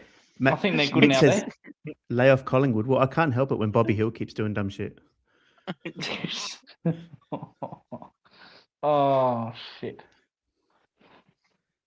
Yeah, as long as you fair across competition. Oh yeah, definitely. Whatever comes up, Well, wherever maybe, it goes. Of course. Maybe in 5 years' time, you can cover the Jack Collar-Jasny story with the Raver. Is that the recent thing that's happened? The concussion thing? Yeah. Can you summarize that for me? So what happened? Yeah. Why is it? Is it because Geelong got special treatment for the concussion rule or something? Yeah. So yeah, Geelong. Apparently, clubs have been trying to do it for years, but Geelong were the first one to go behind the AFL's back. So the AFL have been discussing this kind of shit, but Geelong have thought, well, fuck you, we're going to do it anyway. And then they did it to Jake Collar-Jasny a couple of years ago, and then it's only came out now. And now the AFL, because they're technically they didn't break rules, but because the AFL have been talking about it, but then they kind of did, if you know what I mean. They put in a player that, So he was concussed? Yeah. Jake Collar-Jasny, correct? But they put him in when he should have gone to the bench, is that right? Yeah. Okay. So... do you remember the incident? How bad was it? Well, Jake Kolodjasny's had a couple of concussions. I think the one that they're talking about was against Gold Coast. In Gold Coast, where he went to take a spoil and he fell on his back and his head. I think that's the one that the Geelong thought, fuck, we're gonna have to do something about this guy, and they brought him into a room, and they said, look, how do you feel about playing without putting a waiver in so you don't sue the club? Something like. But you can still sue the AFL. But if you're gonna sue like John Platten did, and other players, Max Wilk, you can sue the AFL, but leave our name out of it. And Jake said, okay, I'll do that. But basically, it was either you sign it or you get released, basically. And Jake signed it, and that was going around for 2 years. And then it's just so that's it. That was his current contract. That was still his contract to this day until it came out. You'd have to just Hotkey would like the additional detail that Drummond, who's basically one of the heads of the AFL, was running Geelong at the time. So now he's at the AFL investigating his old job. You know. Yeah, and he was the one in the room that was did this contract supposedly. Yeah. Not Drummond Also, from Brisbane. Is that someone else? Someone else. Yeah. Okay. Yeah. And then also, and apparently, and apparently with Kolodjasny, apparently the player manager wasn't aware of the deal as well. So so they didn't even involve the player manager either. Apparently Chris Scott didn't know, which I think is I know nothing. Bullshit. Yeah. Yeah, a little bit bullshit. Dangerfield didn't know, which I think is a little bit bullshit. Chris Scott and Dangerfield have got a lot of pull at that club, no doubt. Oh, no, no doubt, yeah. Of course, yeah. So that was after... So can I ask you, was this after the Brayshaw incident of 2023? No, I think it was before that year. So, I don't know what club... I actually don't know what club he did, but he took a marker spoil and he fell on his back. Like, he flipped upside down on his back. Brayshaw was 23, wasn't it? Yeah, the waiver was 2024 that they made him sign it. Yeah, so it would have been after Brayshaw. Because I would have thought when Brayshaw happened, right? That's when they started really pushing the lawsuits and all that stuff, right? So for Geelong to do that after the fact is pretty crazy when you think about it. Yeah, the incident was before Brayshaw's, but the contract played out after him. Yeah. So what do you think? This is bad or what? No, well, you don't fucking make it's basically, it's like holding a gun to someone's head, sign it or you don't play, you know? So Geelong, you think Geelong did bad by their player? I think they did, yeah. You don't put someone in that situation. Like, at the same time, you can say, well, Kolodjasny could have said no, but at the same time, a footballer, if you say to a footballer, we're going to cut your career short unless you go by this law, 99 times out of 100, they're going to go by this law, you know what I mean? They're not going to walk away. There's also a thing, a legality that if there's a power dynamic. So if you're putting something in front of someone and you've got the power over them, then it actually reflects really poorly legally because effectively you're taking advantage of somebody who's basically in a situation where they've got no choice but to sign if they want to earn a living. Correct. Yeah. That sounds right. And 2 years ago, I mean, they'd be crazy to do that. Yeah, well, they're stupid, fucking stupid. They're idiots. Don't know what they're thinking. What when the incident happened? Was it like pre-season or something? Yeah. I think it was in regular season. It was a regular season game. Okay, I'm just wondering how important the game was. That's all. Yeah, it was just a regular season game. I think I get your wires crossed. It wasn't like so he could play a particular game. I think he was going to be delisted, or unless he signed this waiver. Yeah, because he went in front of the concussion panel, but I'm not sure if it was inconclusive or I was reading it today. He's had multiple concussions, but I think the one that set him off was one where he made a spoil and then he landed on his head. That was the one that broke the camel's back. That one. It's less about what it's less about what they did. It's more about the cover up is the scandal. Yeah. The cover up's And- actually probably worse than the crime. And then what gets me, Hockey, is that you look at the Cameron situation where did his arm, then he's been playing through nerve pain. Chris Scott week after week says, oh, well, look, he's keen to play. You know, it's part of footy. And then Cameron comes out some days Chris Scott comes out on some days saying, oh, sometimes he gets nerve pain, he can't even mark a ball. And you look at that shit, and then the Jake Kolodjasny thing comes out, and you think, has this club got the players' welfare in their best interest? When you look at shit like the Cameron situation. So when Cameron comes back, right? When Cameron comes back, he's still going to have that nerve pain because it's his collarbone that they've had surgery on, but they have done nothing about the arm. So he's still going to have that nerve pain. Well, I could help Geelong out on this one because when Cameron played for GWS in his first season, he punched the fence and he hurt his hand. Yeah. So that could be the cause later on in life. They could use that as a defense. Well, if that's the cause, yeah. But I was joking, but anyway, yeah. Sorry, I thought it was funny. oh, fucking hell. But It's like 13 years ago. but because he needs surgery to fix this nerve pain, Geelong don't want to do that. They want to play it out. But there's some games where Chris Scott he gives fucking mixed messages. This guy. He says, "Oh no, Cameron's fine. He's good to go." Then he says, "Oh, there's some days where he can't even put his arms over his head." Doesn't this come down to the doctor clearing him? Correct, yeah, correct. But then Chris Scott comes and says, "Oh, literally, we give our superstars a little bit more leeway." Yeah, but I would have thought these days the doctors could just overrule it, and the AFL would back them up on that. Yeah, but is a club doctor going to overrule that? Come on, like a club doctor might say, "Oh, well, we don't want." These him days, playing." you would have thought so. Yeah, you would think so, but then you see the shit with Kolodjasny, and you're not sure anymore. You're just not sure. Do you remember even Luke Beveridge was whining about this the other day when they were talking about tanking and all that stuff? And Beveridge was like, "You got to trust us. You got to trust the doctors. You can't put us in disrepute and all this stuff." Yeah.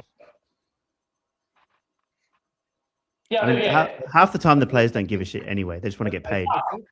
That's it. Well, I think the broader sort of AFL following community is sort of I think it's sort of looking at Hocking, who came from the AFL, then went to Clubland at Geelong, and then Drummond goes from Geelong to AFL House, right?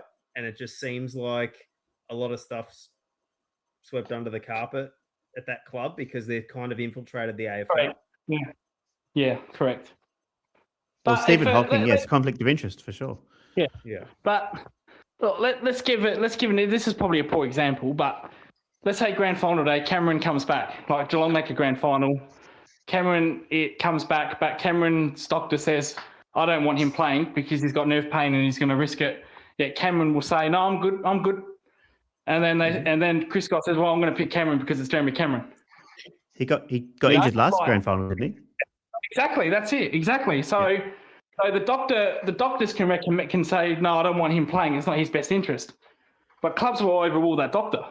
This is what they do. Yeah, but they test them at training, and if they don't pass the test, they don't play. Right? Yeah, but sometimes they might not pass it, but they still play. And I think a grand final is an exception as well. Yeah, that's why it's a bad example. But like, the point is they can overlook things. Like, just because a doctor says, no, I agree with should that. be playing. Definitely. Yeah. I mean, you're going to try and put in your best players as much as you can, for sure. But yeah.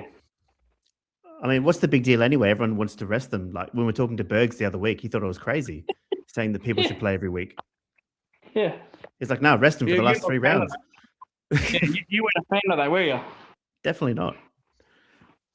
Well, did North ever do it in the 90s? Not that I recall. Let me think about it. No, I don't think the Crows never did during their years. No one did it. Hey, I'll tell you something interesting in a minute. Just let me think about it. 94, 95, 96, we won our last round 22 games. Yeah. Yeah. So we played our full squad we went for second spot in 96 against Richmond. Like we put our full squad in, definitely. Yeah, like no one did it back then, No. but everyone wants to do it now. Doesn't make sense. Yeah, because they're getting paid too much. They're, Yeah, they're exactly, yeah. civilized. Yeah, yes. Remember Rocky? Yeah. He becomes civilized. Yeah. Fucking hell. Hey, what happened Yeah, to my no, locker, Mick? Yeah. Yeah. Yeah. I'm old, sorry. What did he call him? A tomato? You're a tomato. Yeah. Yeah. Yeah. Yeah, he called him something racist too. Yeah. Yeah. Yeah. I have to keep but- watching my words on this channel. Sorry. Yeah. I have a feeling you might get us into trouble, but No, we I don't won't. really. No. I'm a good bloke. But yeah, no, that's true. Yeah. But what were we saying? Yeah, tanking. I mean, but do you know what? I mean, I don't know if Bergs is listening or not, but I probably disagreed with a lot of stuff that he was saying. And I know he's like considered probably an expert, considering he's been in the system. So Yeah. But that's just my thoughts. You know, I don't know what everyone else thinks. I don't think Void's partner has a good likes him either, but doesn't agree Go with on. him. Yeah. Go He was on. harsh on Essendon. Fucking hell. He was harsh on Essendon. Bloody hell. Because of the drug scandal. Yeah. Yeah. Well, He shouldn't have said yeah. the players should burn in hell. He shouldn't have said that. Oh. I hate the way Essendon is as a board. They suck. And I think Yeah. being James Hurd back is ridiculous. 100% on that. Yeah. Oh no, that But I wasn't the issue. But yeah, when he said they should burn in hell, you don't. No, that's a bit far. That's a bit much. Oh, I think it was what he said. They should have folded the whole club and just scrapped the club from the AFL. I think that was probably the comment that did it. Yeah. Could be hyperbole. Could be. You never know with Bergs. I don't know, but I just found myself when I was listening to him. He seems all right as a nice guy, or whatever. But I just thought, Matt, I'm we love disagreeing him. with We a lot love of him. stuff that he's Matt. saying. We love Bergs. Yeah. He agreed with everything I said, so I'm not going to judge him. Okay, that's cool. But I feel like every time I have an argument against something, it's generally backed up with something. I don't just pull it out of my ass normally, you know. Oh, Matt left. He didn't like that. Yeah, Matt didn't like that talk. Which one? Talking about Berg, Matt left. Oh, did I say something bad? No, I think he's Another enemy. joking. Matt was like, "No, I'm out. You, I don't want any part of it. Come back, Matt." He's not coming together, and is he? It could be. It might be. Yeah. Berg's going to hit me when I'm watching the game. Gee. Nah, he's all right, Berg. But I found him to be very, very Richmond biased, definitely. Oh, but aren't we all biased? No, I don't think I am. I hate on Okay. North Melbourne all the time. Oh, well, yeah, but hate so Clarkson. does everyone else. Yeah, well, you're not wrong there. Everybody hates him. I fucking hate him. He's a fucking Hawthorn person. So, yeah, I don't. Well, he's a yeah, North Melbourne the- person, but yeah. Oh, yeah, well, yeah, fucking former Hawthorn scum. But, yeah, I agree with you on that. Yeah, I don't He like him started either. at North Melbourne, and then he went to Melbourne. Yeah. In terms of, because also with what's his name, Damien Barrett, what's your sort of thoughts on him being like a North supporter? Because I know on Triple he? M they always give him shit. I Yeah, didn't and even know because that. no, because on Triple M they always give him shit because every Okay. time he talks about North Melbourne, he always has like a negative take. Like even when No. like North win and stuff, it's like, oh well, I'll believe when I see if they're gonna win next week, and like I can kind of see like he kind of has a mentality where it's like he wants the club to be up and be like and actually be like successful.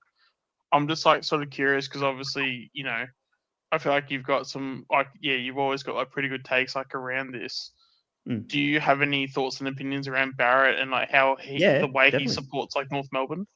Yeah, and can I just say this also? Like, there's a lot of people that probably disagree with what I say, but Mm.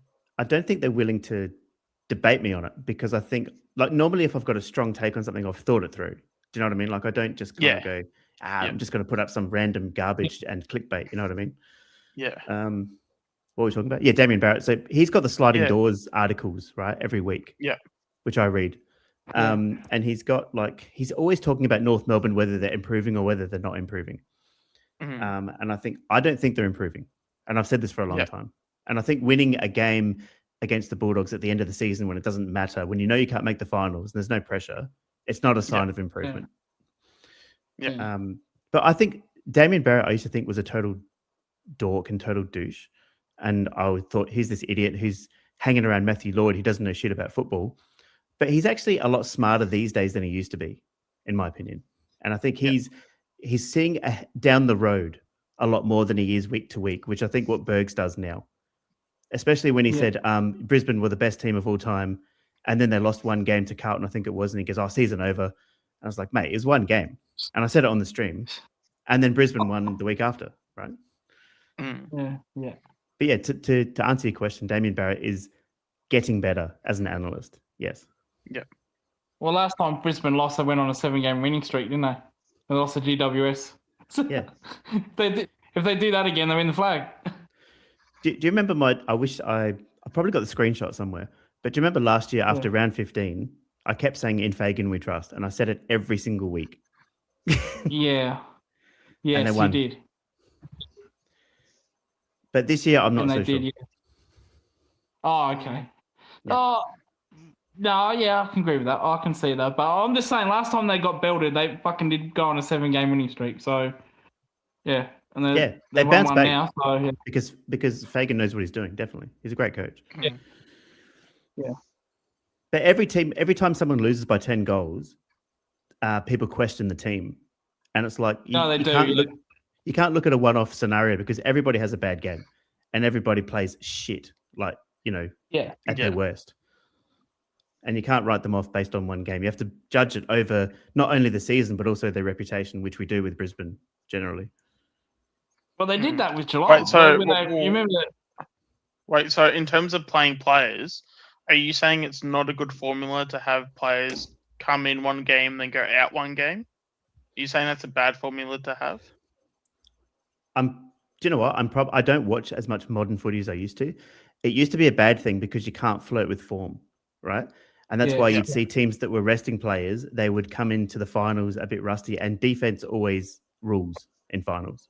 And players get locked down a lot more. And that's why Collingwood choked Adelaide in that first final last year, and they weren't ready for it. Yeah. And Adelaide I'm only saying that because I'm being a bit of a prick because Fly used to play our kids one game. Like he'll go one game in, one game out.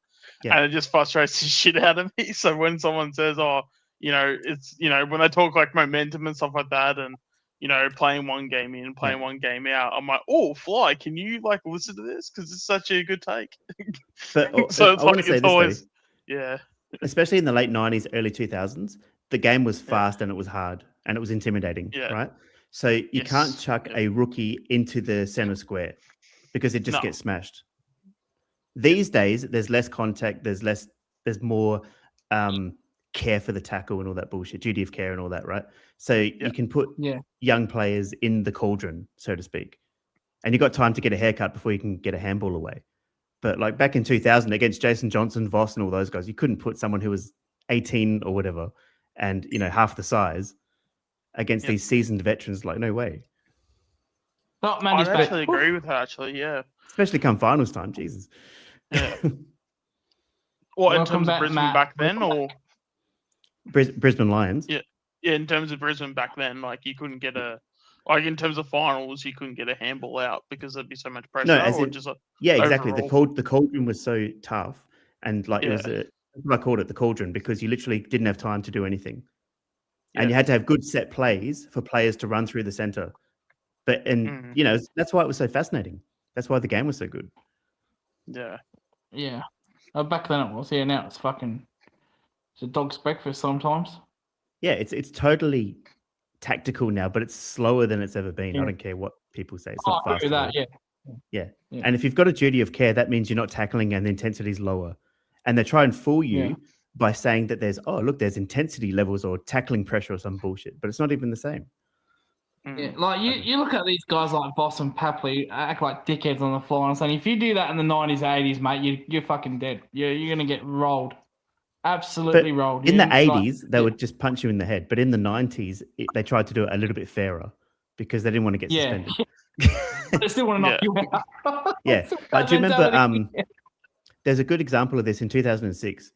Buddy Franklin hip and shouldered Ben Cousins and hurt him, right? Legally. Yeah. And then the next time Yeah. Buddy got the ball, Fletcher and Bo Waters like drilled him into the ground legally. Yeah. And that kind of sent a message to Buddy at that time, not to mess with us. Yeah, payback. Yeah. Oh, they fucking. Speaking of West Coast, fucking who hit Brayshaw? Maynard. Gaff. No. Yeah, Gaff. Yeah, Gaff. No, yeah. Gaff. Yeah. I remember watching that. Like the Fremantle players, like every time Gaff got the ball, they fucking smashed him. Absolutely smashed him. That's how it should be. Like, Yeah. yeah. Yeah, Well, yeah. In terms of footy as well, I feel like it's kind of like. I mean, I know footy's not like MA15 or whatever, but it feels like an MA15 movie that's been treated like, but then that's been like rated down like PG, or even G to an extent. Like, well, you've got to ask yourself, and like, so I don't want to take over the conversation. Sorry, guys. No, you're good. I've just got a lot to say. Yeah. I have a theory. That's why the AFL crowd levels are as high as they've ever been, because it's so family friendly. So you're getting so many more females wanting to put their kids into junior footy, Oz kick and all that shit. There's more kids and females rocking up to the games. That's why it's full. Because I couldn't understand. I'm like, why the hell is it like 70,000 on a Friday night for Melbourne and Carlton or something, you know? And it's like, because these people are attending because it's so family friendly. Yeah. It's safe. Yes, correct. Safe. It's the key word, safe. Yeah, back in the 80s, it wasn't safe. Like, as you said, people would knock people out and whatnot. And yeah, they don't want to take kids to the footy back then. But yeah, you don't see that these days. You never see that. So, but also, you remember there was clubs struggling in the 90s, right, to get members. Yeah. That's why the Ansett Cup. That's why the Ansett Cup and the Foster's Cup and all that was so good, because they got prize money at the end of it. And if you got first place, you got double second place, and down the line depending on where you finished. So that's why a lot of these struggling clubs played really well, like St Kilda, North Melbourne, to try and win the Ansett Cup. Carlton. Yep, Carlton won one, I think. They won 97, Yep. Against Geelong. We'll walk right into that one. It's only, I love that format. I fucking wish they brought it back. The winner gets 4 points. Straight away, 4 points, bang. Start season, It's playing God a little bit, but... Well, they'll take it fucking seriously, won't they? Yeah, every team will, definitely. That's the point. Yeah, instead of these bogus fucking pre-season games, I mean, diddly squat. And then you had state footy as well. Yeah. Yes. But I don't understand why they stopped the pre-season competition. I don't understand why they stopped the tournament format. There was never really an explanation. Yeah. No, I think... No idea. No. That's as good as mine with that one. I think I know why, but because the AFL killed it. Yeah, well. I remember what made that so great was the fucking rules, like the super bombs outside 50 and the 9-pointers, can't kick backwards, or if you did, it's play on. Wasn't there one where they hit the post and it comes back into play? It's play on. Yeah. They did that for a while. Yep. I love that shit. I really love that shit. Yeah. The 9-pointer was a good thing. Yeah. Yeah, especially as well because it was like a NAB Cup thing, and it was all practice matches. I felt like that there was a good sort of like line where it's like, okay, let's actually like just throw some just shit rules out there, but then figure out if it's a shit rule, if that makes any sense. Make it fun. Like let's just throw a 9-pointer out there. Let's just if the ball comes back into play, it's play on. Like it's sort of I love like those rules. Yeah. I'm just gonna get a water back in a second. Yeah, but it's like, but again, it sort of treated the game like it was like kind of like the for like, you know how there's an NBA, that was like the version of like NBA Jam. If you play like the video game like NBA Jam, it was sort of like it was like a little bit of different rules, and it was like it was a bit sort of not so serious, but then it injected some like unnatural fun. But that was what made it like so like unique as well. It was as if it was its own like genre of like football. It was kind of I don't know. You may not like this like concept of an idea, but it was like kind of like a how you have like your test matches, your ODIs, and your T20s. It felt like kind of these practice matches that were through like the NAB Cup. It was like its own version of like football, but it was like a T20 version of football. Which is like, we're not going here to be serious. We're just here to enjoy ourselves. We're here to have fun, Instead of like going to the cinemas and watching like the big blockbuster 10 out of 10 movie. No, we're here to watch a comedy. You know what I mean? Like not to say that the NAB Cup is a comedy, but we're here to let our hair down. We're here to sort of like have fun. We're here to just relax and just enjoy the day. Have just celebrate good vibes. Where I felt like the NAB Cup, that was that. And I do kind of miss it actually because now it's just 2 practice matches and let's get into the season. It's like there's no point. Yeah. There's no build up, there's no preseason, and it's a long and drawn out season. Exactly. Well, and that's the thing in terms of the build up though, like with the NAB Cup stuff. If you're having say these, let's just say half a dozen games. And it is like, we're not serious, but we also need to find a fun way to get these guys fit for the AFL season. You're kind of killing 2 birds with the one stone, if that makes any sense. So when you get to, when you get these games under your belt and you get, say, half a dozen of them, and then, have a thing where, it may not be 4 points, but, let's just say, okay, you can get, I don't know what the right money is, but let's just say you can have an extra $100,000 in your soft cap or something, so you can go get better assistant coaches or something. There's something you can do to make clubs go, oh, okay, shit, maybe we might take this seriously. And again, because and then also with like the fans, like I don't know, I've always hated the fact that when it gets to preseason, because footy fans would be so starved at that point. I mean, even when I did my videos through like recording training sessions and stuff, the views would basically go through the roof. Not because I made good content, but because people would just starve for content and they're like, damn, I haven't seen my team in 6 months or 3 months, whatever. How is, they'd be so desperate to be like, oh, how's like a Will Parker, tracking, because it's like they'd be so desperate for content, or like Ilary Smith, where the fuck's he at? Is he going to play this year? And it's like when anyone else, it's not enough. He would be like, they wouldn't even know who the hell Ilary Smith is. So it's like it's so funny because like when it comes to the AFL, they do try to entertain. But then they don't even know like how to. They don't even know how to entertain, and they don't even know. It's kind of like it's kind of like the AFL's job to again bring a fun time with good vibes. But but every time they come into the room and it's like that meme with is it Steve Belushi, and he's got like the fucking shirt on, caps on backwards, and he's got the skateboard on his back. It's like, oh, how do you do, fellow kids? Like it always comes like the AFL's always been that. Like trying to like entertain it. Or yeah. Okay. Yeah, it's like there's like a meme of it. Okay. And it's basically symbolizing this old dude trying to like act cool and stuff because he's like trying to. Yeah, I know what you mean. Yeah. I was thinking of Rob Schneider. You can do it. Yeah. I remember. Yeah, I like the nighttime grand final. I wasn't around when they had it, but I like the nighttime grand finals. But with the NAB Cup, I fucking teams took it seriously. Like when they got to the final, I fucking we played Collingwood in 2009. And we smashed this by 100 points. But we fucking had Ablett, Selwood, fucking Stevie J, Chapman. We had a full list. We took it fucking seriously. Like we had an absolute full list. But it's also a thing of like, because that's the thing, because people, the players are doing their pre-seasons in like, like October, November, whatever, like December, all that stuff. So these guys are prepared. They're just being prepared earlier. But then because of these NAB Cup games, again, it puts, like how, you've got NBA, like in terms of like the video games, you've got NBA and then you've got NBA Jam. You can use the NBA Jam sort of philosophy on these like practice matches through like NAB Cup and whatever. You're talking about the actual NBA Jam, the arcade game. Yeah. In terms of the video game, no. In terms of just let's just obviously like have a game of AFL, right? But let's throw in some shit rules.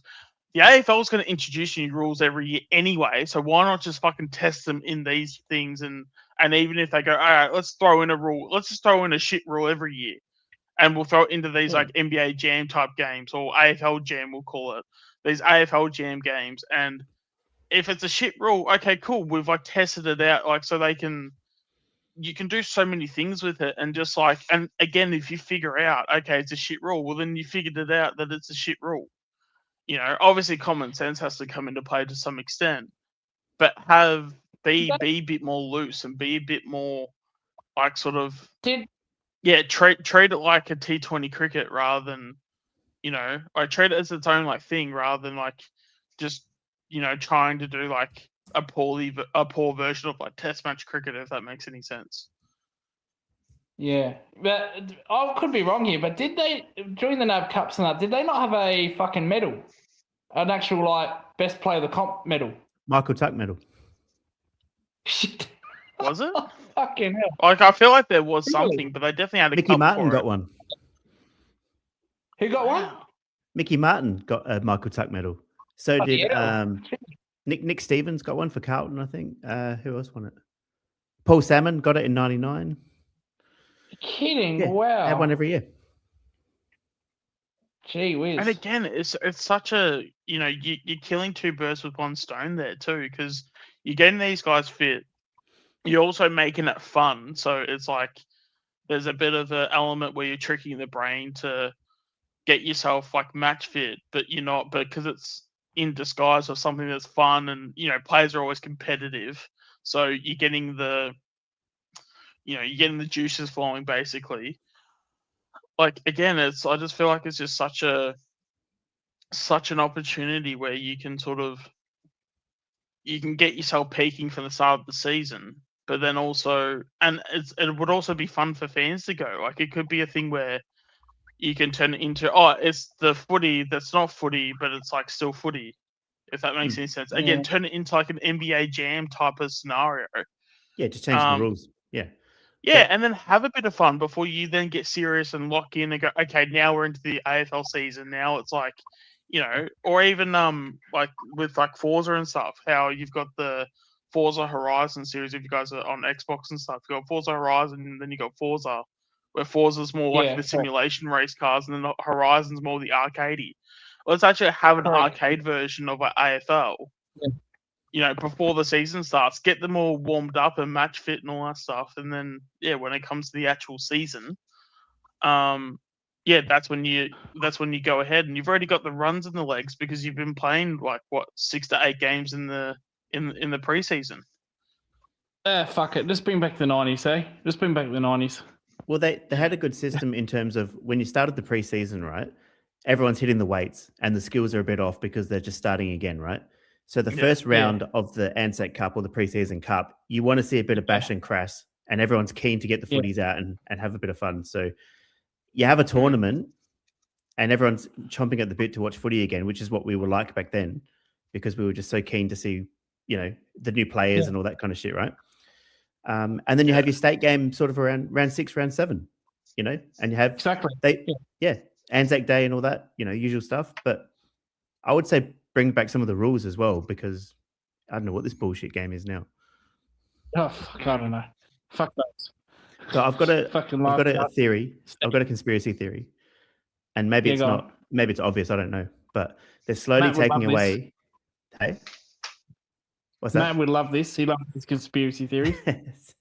Well, Matt probably knows all this anyway. But they're slowly taking away everything, which goes to my theory of being family friendly. So it started off by changing the angle of the goals. So if you took a mark, then you straightened up to make the score easier. 50-meter penalties are more frequent, which helps the scoring. They're getting rid of bumps, tackles, sledging. Yeah. They're getting rid of booing now with the crowd. How can you stop that? It's nuts, right? Oh, fuck off. So everything is going towards being family friendly, 100%. Robots, mate. Robots. That's what it is. It's a robot sport. That's where it's going. I don't even know what it is. Like, I wouldn't even say basketball. It's probably closer to, I don't know, netball at this point. Well, yeah. Women's soccer. There you go. Way it's well, Well, the way the players see diving and all that, milking for free kicks, you're not fucking wrong there. That's for sure. Well, staging has McStay always had a been bad around. one on Yeah. the weekend. McStay's yeah, one was Pickett, fucking yeah. hilarious. Yeah. Oh, But that's- yeah. And then Pickett. That's another was a good bad point one. too that you bring up, because players get done for staging and for ducking, right? But Yeah. staging is a tactic, and if the umpire's dumb enough to fall Yeah. for it, then so be it. Yeah, exactly. Yeah. Mm. But and the AFL give them fines, but fines don't mean shit. Suspend them. Start suspending them. It's taxation, like it's extortion. Yeah, exactly. No, that's it. But Yeah. but in terms of that though, fucking my only issue is that when you have those rules, that's when the AFL normally like they sort of pick and choose who they want to fine and who they don't want to fine. Because they'll have someone like a McStay who they can like look at and go, oh, okay, well this is a big enough name where we can like sound like we've got a bit of a spine, but really at the end of the day, like it's not going to hurt the bottom line at any point. So they can, but then I feel like if there is a big name, you know, I'm sure you can think of like whoever, but Like like, Selwood 101, Ginnivan, right? All that stuff. yeah, Yeah, 100%, yeah. And then for Oh, 2 but weeks if they'll focus on that one rule for weeks. Yeah, no, that's it. Well, and like, if you're a player, you don't want to be the first player in AFL history to be suspended for simulation. I'd reckon it'd For what? stop. I'd reckon it'd stop that? straight away. Simulation diving. Oh, okay. Yeah. I call it staging. Yeah, imagine but like imagine being suspended. The first AFL player being suspended for diving. You know, like, no one wants that. Yeah. No. And also, you know how I said today's a slow game? Not only that, but they've increased the interchange as well, which means that players are getting more Yeah. rest. So what the fuck are they complaining about playing 23 games? And no preseason. Yeah, correct. No pre. That's it. No hardly fuck all preseason. Yeah, yeah. But even You're like getting even teams what like you want. Adelaide like complaining and shit about traveling. It's like 40 minutes to Victoria. Like big fucking deal. Yeah. Yeah, and they only go there 3 times a year anyway. So fucking Yeah. But then it's also they'll complain about Collingwood traveling. But then if you look at Collingwood's traveling record, it's one of the best in the whole competition. So it's Yeah, like, because they, yeah, I think they, especially in the was it 2010s or whatever. For Yeah. some reason, that team just bonded really well on the road. It just worked for them. yeah, absolutely. Yeah, no, there was I can't. I mean, I'm sure we probably weren't undefeated, but yeah, I reckon we probably had a span of about 6 years or something where we only lost like 2 interstate games or something. They just Or something loved ridiculous adversity. like that. Mm. Yeah. Yeah, because every time we would travel, it would always like the media would be, oh, you know, finally they're traveling and this, and you know, because I'm sure the players would be hearing all of it. And yeah, we just had this like group, although the group was very talented, and I'm sure that helped. But you had a talented group, but then you sort of like, but then it was sort of like, oh, these guys are like shitting on us. Let's actually show them up, and they sort of put the fuel on the fire for us. Like even though we didn't need it, but like they just added the fuel to the fire, sort of thing. Yeah. And then it only made Us it against better. I feel them. like. Yeah, well, that was our whole mentality for so long. That's it. And look, it's not fair that the Victorian teams don't have to travel as much, but you can't really help that. I mean, what are you going to do? Fold all the Victorian clubs and make it, you know, Northern Territory team and shit like that. Mm. Running out of teams. Well, at least Hotkey, at least your club has the guts to come down to Geelong, unlike other teams. So I'll give you that. Yeah. Yeah, but we Yeah, a lot of well, our, I we mean- sold a lot of our home games previously, but yeah. Yeah. Oh, When we're playing- don't get me we're playing started in on that. Sydney. Hotkey. Well, wait. So, Lucas, are you saying that Geelong don't have the balls because they actually want to play their games at the MCG whenever they play Collingwood? Well, like I said, we love to play you down in Geelong, but that doesn't happen. At least now do you Melbourne now? come down. Do you now? Yeah. Because every Yeah. time the owner or whatever the fuck it is, whoever comes out for Geelong, they've actually stated that every time we play, or every time Geelong play Collingwood, they actually state that that they would rather the MCG because Collingwood makes them a lot more money than they would at the Yeah, but he Geelong does- Stadium. Yeah, but that CEO, Steve Hocking, doesn't speak for the entire fan base, though. So it's all good. It's all good. Do you even like him? Nah. I think he turned it. Well, this is a player, right? This is a good play for the club. But Okay. This is a guy that played in that era. That played in that era. Yeah, he wants to restrict all those rules. That's hypocritical for me. Like, But everyone's learnt when since he then. was, I get that, but like he did some stupid fucking things on the field as well, like with the deliberate rule where he just punched the ball out fucking randomly, like shit like that. Nonsense. And then he has the audacity to say, "Oh, we want to bring in deliberate rules. We want to change the game how it is." You know, that's bullshit. I don't like him for that. Yeah. I don't like him for that. I think there's a simple Also- way to solve that. Like it's just got to be Yeah. as long as you gain meterage, I think it shouldn't. Yeah. It should be a throw-in Yeah. because that's a tactic in the I back just don't lines, like- right? What are you supposed to do? Like go for I marks? just don't like it in general. I don't like it in general, to be fair. Just in general. Like, if players want to punch it out, fucking... Punching, I yeah, understand definitely. we don't want to... Yeah, I understand we don't want a Richmond situation or Hawthorn situation where they're just rolling it over the boundary line. We don't want that, but I think there's such thing as overkill. I think we've seen problems done by teams in the past, and we've overkilled it, and it's become a total farce. Absolute Even total farce. rush behind is nonsense too. Yeah. Oh yeah. No, the players don't even know the rules. Even to this day, the players still don't know the fucking rules. It's a joke. But why don't we just? Here's a simple thing. Here's a simple thing. Why don't we just leave the game alone? How about that? Yeah. Can we try that? Yeah. But the way they're doing it is why don't we go back to under 10s? Because they literally Yeah. like rushing a behind is a tactic, and you concede a behind. Like that is the penalty for doing that. But Yeah. now it's a free kick and a shot Right, at goal. yeah. That's crazy. Yeah. It's Beyond ridiculous. crazy. Mm. Let's leave Yeah, the game especially when alone. you're paying deliberate. But then how many players do you have like basically on the goal line punch it through the points? Yeah, that's what defense is, Like- right?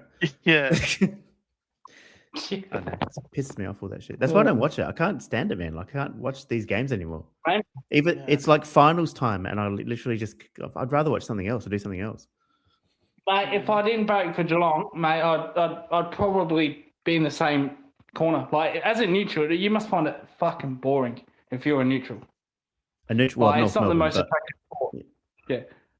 No, I'm not talking about North Melbourne. I'm talking about in general, like the game in general. Like, it must be a fucking must be I hate boring as hell.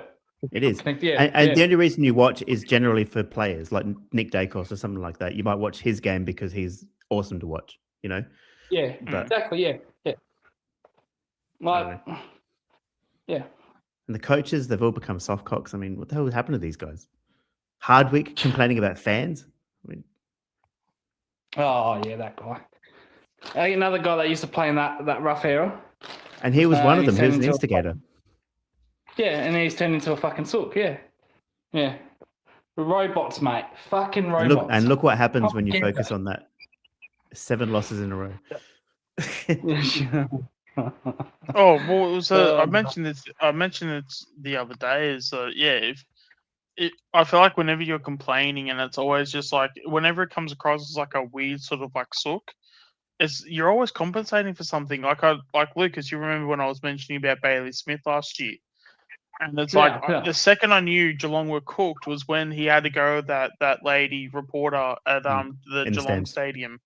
Yeah, and I'm like, Oh, once the that photographer, happened, and you could even when Yeah. you're looking at the footage, like he didn't even look like he didn't even know where he was. Like he was just looking for a fight, and I'm like, oh, that, like, it just Yeah. to me when the guy was like just that off his game in terms of just like not, because if you're in finals, Embarrassing. surely you're like preparing to like be the best version of yourself, like you're crossing the T's and you're dotting the I's, you're doing all the professional things.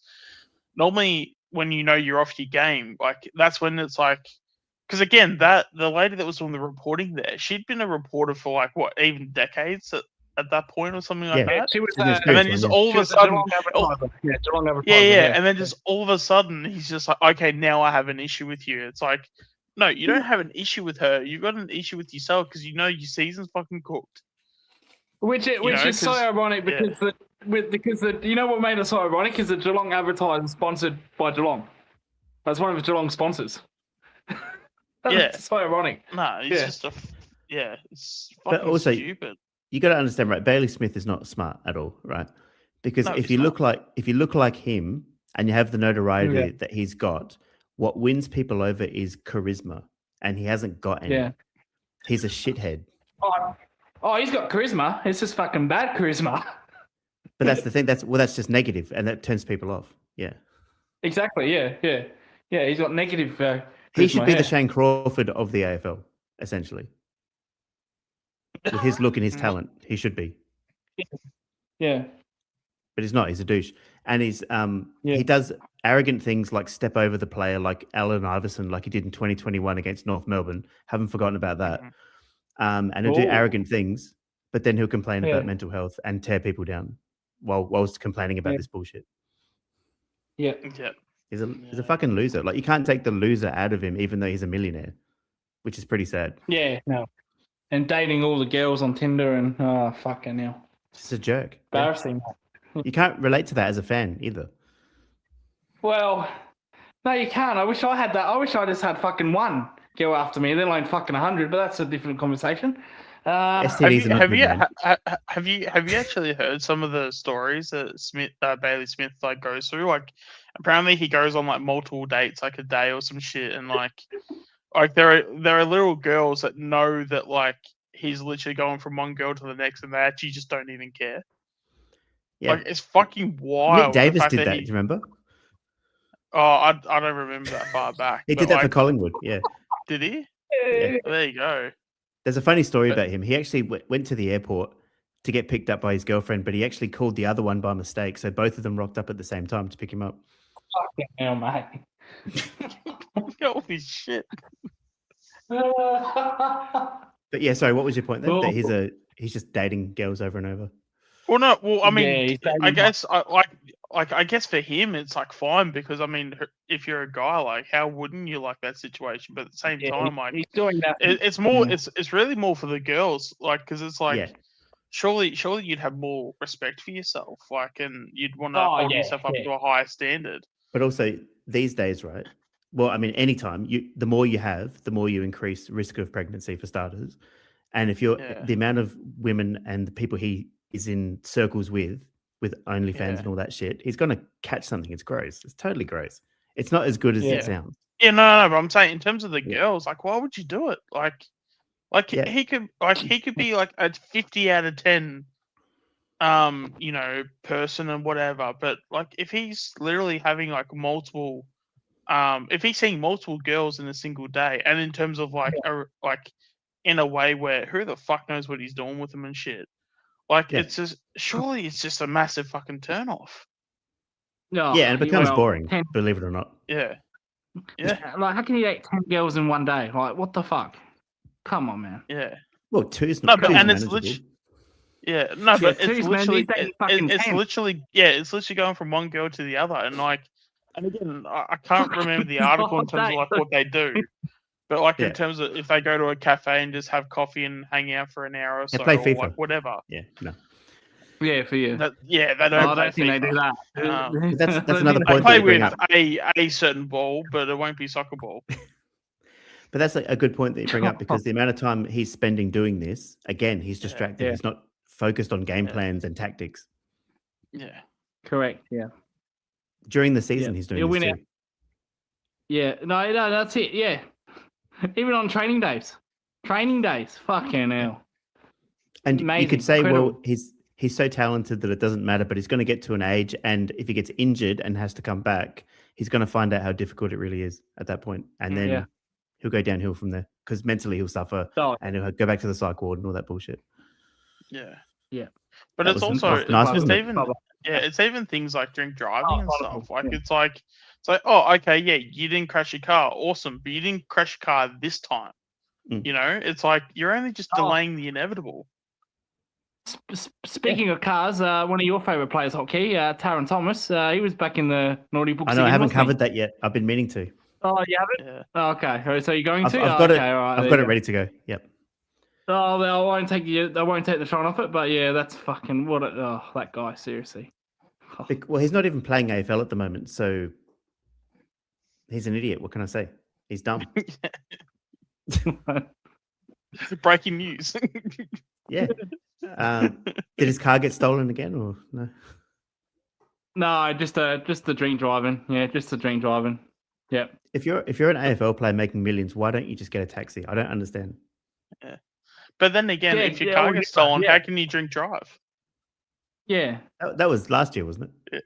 No, I'm just That was, being yeah. stupid. The He's stolen, got a the bike. stolen Can you was ride a bike, last Joe? year. Yeah. I want to next say on- no, next but on I the don't. I don't know. That would just be hilarious, though. been him the one that fucking stolen it and then bought it. Could have been. I never know with that guy. That's a good business. Yeah, oh well, get the insurance money. You ever seen Yeah, but no, Highway Patrol with the Vic cops? Oh yeah. Oh yeah. They're actually Yeah, pretty nice fucking on hell. camera. Yeah, yeah, on camera. Yeah, That would actually be hilarious if you're just watching a random episode and he just happens to hop on. Like he's just one That'd of be the awesome. one of the people. Waiting for a mate. Yeah. Yeah. yeah. That's it. Oh, And then the mate's Sarah Oh. Thomas. And Bobby Hill in the back. Yeah. Yeah. And Tyson Single. Well, I don't want to say fucking there's a speaking theme of here. cops, I got pulled over by the cops last week. In Geelong. No, wait, you're not in Geelong. In No, Adelaide. no, in the fucking Barossa where I live. No, this is funny. So, it was one of those motorbike patrols.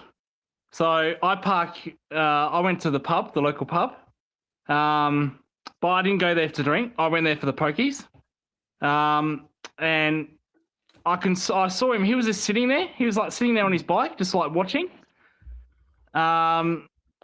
As soon as I got in my car and started my engine, I drove off, and he started following me. And then like around the bend, he'd put on his lights and pulled over, and he said like, "You haven't been drinking, have you?" And I'm like, "I don't drink." And he says, "Well, I saw you out of a pub." And I was like, "Just because you saw me out of a pub doesn't mean I'm drinking." I said, "I'm happy to take a test." He gave me the test. He was like, "Oh, well, this is what he said." He said, "Oh, gee, it came back 0.0. I said, "Of course it did. I don't drink, mate." He was like, "Oh, well, this is what he said. I thought I had someone there." I said, "Yeah, well, not me, mate. Sorry about that." And then he went on his way, and I went home. Adelaide cops are the worst, man. I thought it was hilarious because he was just waiting for someone to pull out of the pub, and Yeah. that fucking They're trying to it was get me. revenue. Yeah, no, exactly. Yeah. But yeah, I don't touch it. I don't drink. So I was just I'm there sure for you the probably pokies. know the worst place to get pulled over. Adelaide, Grand Junction Road. Constantly, I got pulled over there. when I was there. Yeah, they're just fucking. They're looking for. They got fucking RBT set up there and fucking booze buses. Yeah. Adelaide's Northern worse than Expressway Melbourne. as well. Never get pulled Yeah. over here. In fucking cops on the Northern Expressway Yeah. from Barossa to the metro. Yeah. Yeah, actually- fucking they sit. Yeah. I'll just say this, Sean. They sit up there for fun. No, but, Yeah. because what happened was I actually had an appointment up the road one day, and as I drove past one of the roads, there was a booze bus where they were doing all the testing and stuff. I literally had my appointment. My appointment was about an hour. Drove back, and they were pretty much already gone, or they were packing up. So they were basically there for maybe an hour and a half tops. It was just okay, really. I don't know how long they're supposed to be there for, but it's the fact that I could literally, be there for an hour, and it's they're already packing up. I just found that so interesting. Because you would think if you're going to be there, you'd be there for a couple of hours, right? I love how this has turned into a cop show now. Yeah, Random cop I was show. just going to say this would be a good time for Paul Peter to come on and Is he defend okay. his profession. Is he a cop? Yeah, he's a copper. Right now or previously? No, right now, Okay. I like cops, by the Oh, way. gee. but he's a Collingwood supporter, so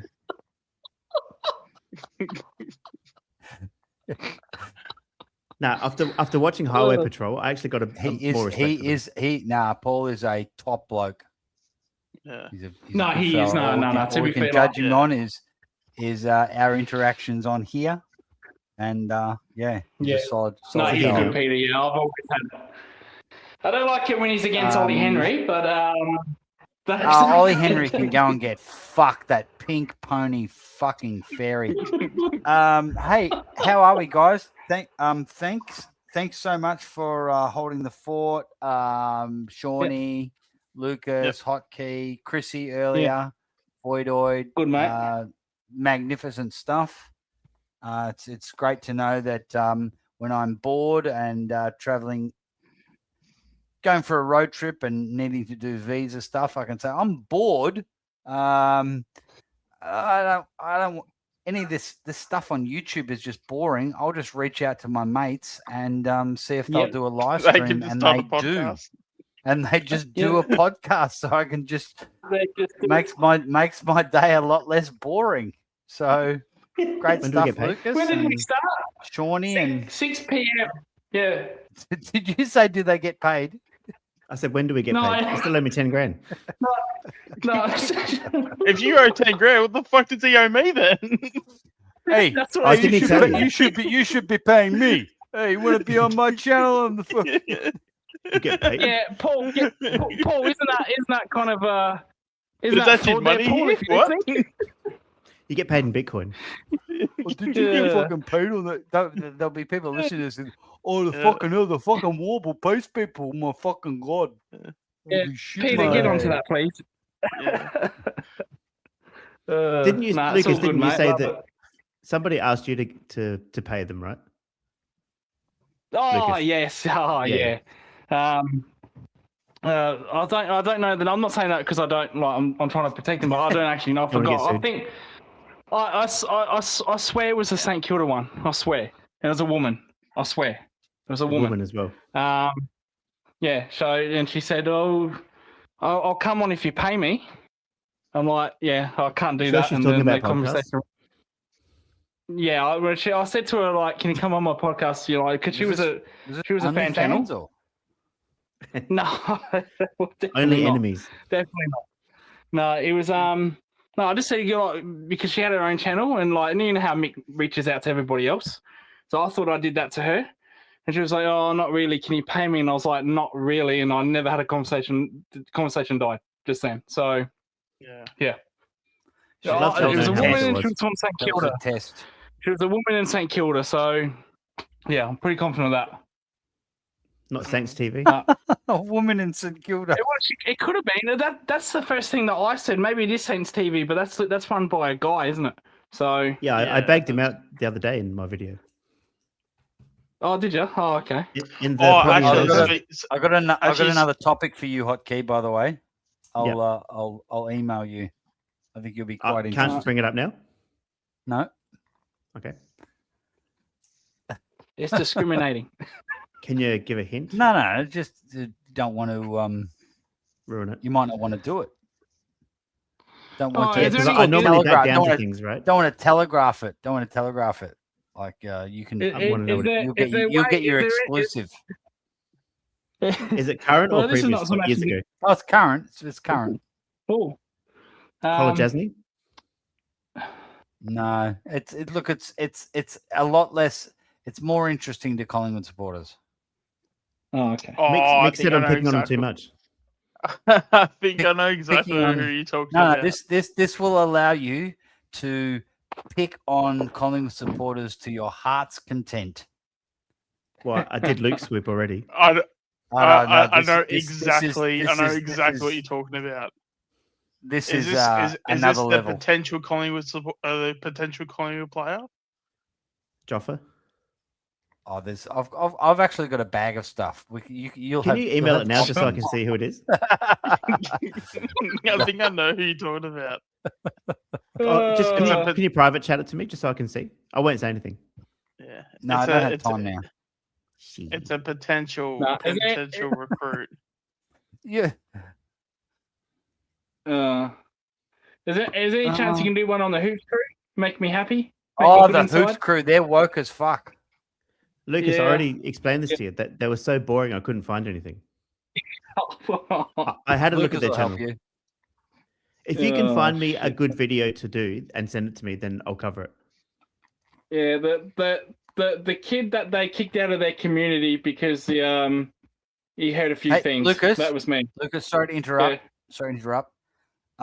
Hey boys, are you got a good half an hour or so in you? Because I've got to get back to business, but I'll be back in Business. 30 minutes plus. It's 2:30. Yeah. Yeah, but this is I'll the go. warble. We can go for 30 hours if we want.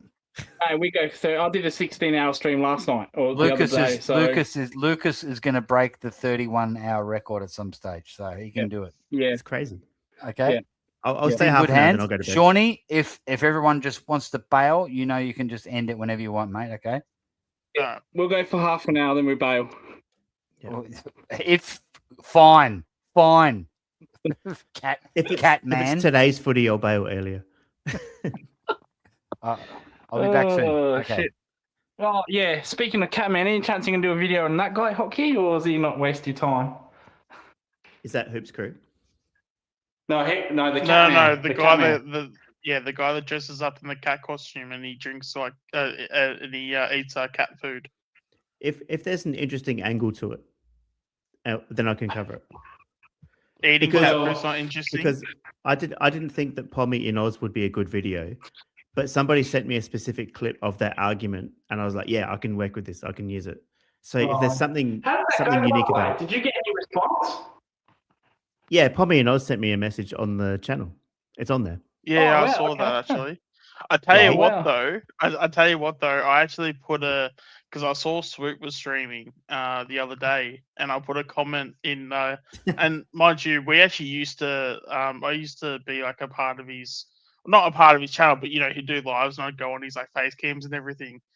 And but then obviously things happen, and not everything stays the same. And I knew things had been a bit sort of not okay, but like he always loves to stay silent, and I'm sure he talks privately, but It's a pussy move. yeah. But but that's the thing. So I was in his stream. I was only in there for the last 5 minutes of it. I put up a comment and he completely ignored it. And Oh, no. you know how when you can watch the streams and you can see the person clearly reads it, because it wasn't just like 3 or 4 words. It was like a genuine like three sentences, and you can see him like staring at it, sort of like going like, and his eyes were like moving left to right.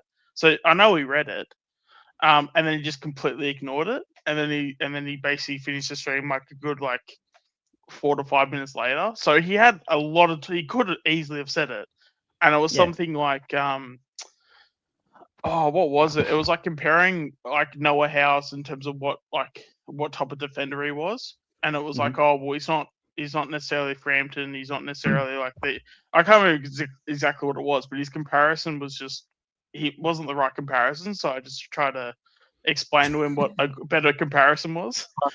Yeah. And he just completely ignored me, and it was only the other day, and I know you made the video like 2 weeks ago. Yeah. So I something wouldn't like be surprised if he's like aware of the video, and then that. Oh, somehow he definitely is, he's because just Pommy and Oz is aware of it. Yeah. okay. Yeah. And I know that Blues Abroad watched one of my videos last year when I covered him, and he saw it within 24 hours. So these guys watch Yeah. what is out there. Oh yeah. Yeah. Yeah, And I Terry, think I consider myself an established footy channel, even though its subs aren't as big as theirs or whatever. And it got terminated, so that's not fair. But I think you should Oh, respond yeah. when a genuine channel does something on you. Yeah. But I definitely would. And there's no Yeah. shame in watching it. You're not a bitch for watching it. You know what I mean? Yeah. So No, but and that's But- the thing, and the way that Pommy responded to you, like I mean, Pommy's always been a class act. I've got so much time for Pommy; it's not even funny. And I saw like the comments how he was even like vibing in the comments and stuff, and like that just shows like his character. and generally that's what happens. yeah, Because if they generally react well to it, I tend to leave them alone unless Yeah. they do something really stupid. If they ignore it or cry about it, then I'll tend to target them more when things come up. absolutely. But yeah, Yeah, but I I just found it could- really funny because even though I've like, and mind you, I haven't been on his mind you, he hasn't made many lives like recently, but previously when I did have the opportunity to comment on a live video, he would always at least respond to it, even if it was like a short answer or whatever. But the fact that he just blatantly like ignored it, I'm like, oh, okay.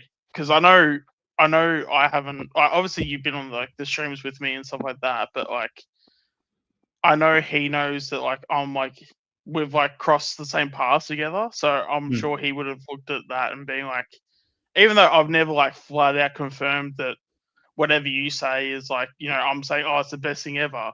But the fact that we have existed in the same room, he'll be the type of person to be like, oh, well, you're in the same room, therefore you just agree with everything he says. He'd be that sort of type. But Takes all the fun out of it, yeah. yeah. But also, I've noticed this about Swoop Luke especially, and a lot of these guys, is they only care about their, I would say, subscriber numbers and just putting out, I don't know, memberships and shit like that, and going to the actual games and streaming from the games and all that. They don't have much personality to them. They don't have much fun to them. And when someone challenges them, they can't handle it. They can't deal with it. Yeah.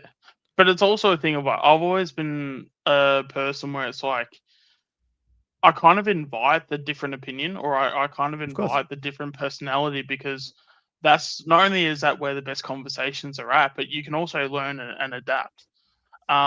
Like I've always found like the whole argument so funny, to where it's like when people like when you see someone like years later, and they go, oh my god, you've like changed so much. I always look at that shit as a thing of like, oh, so I've improved. Awesome, thank you. Like, or like I've like, if I'm the same person I was 5 years ago, then I haven't grown as a person. You know what I mean?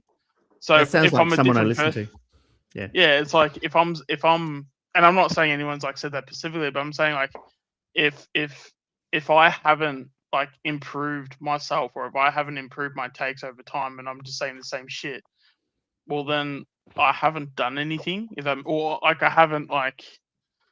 haven't evolved as a person, is basically what I'm trying to get at. And like, I've always just found the whole thing of, oh, you're just not the same person, or like you're not the person you used to be. It's like, good. I hope I'm a better version of myself.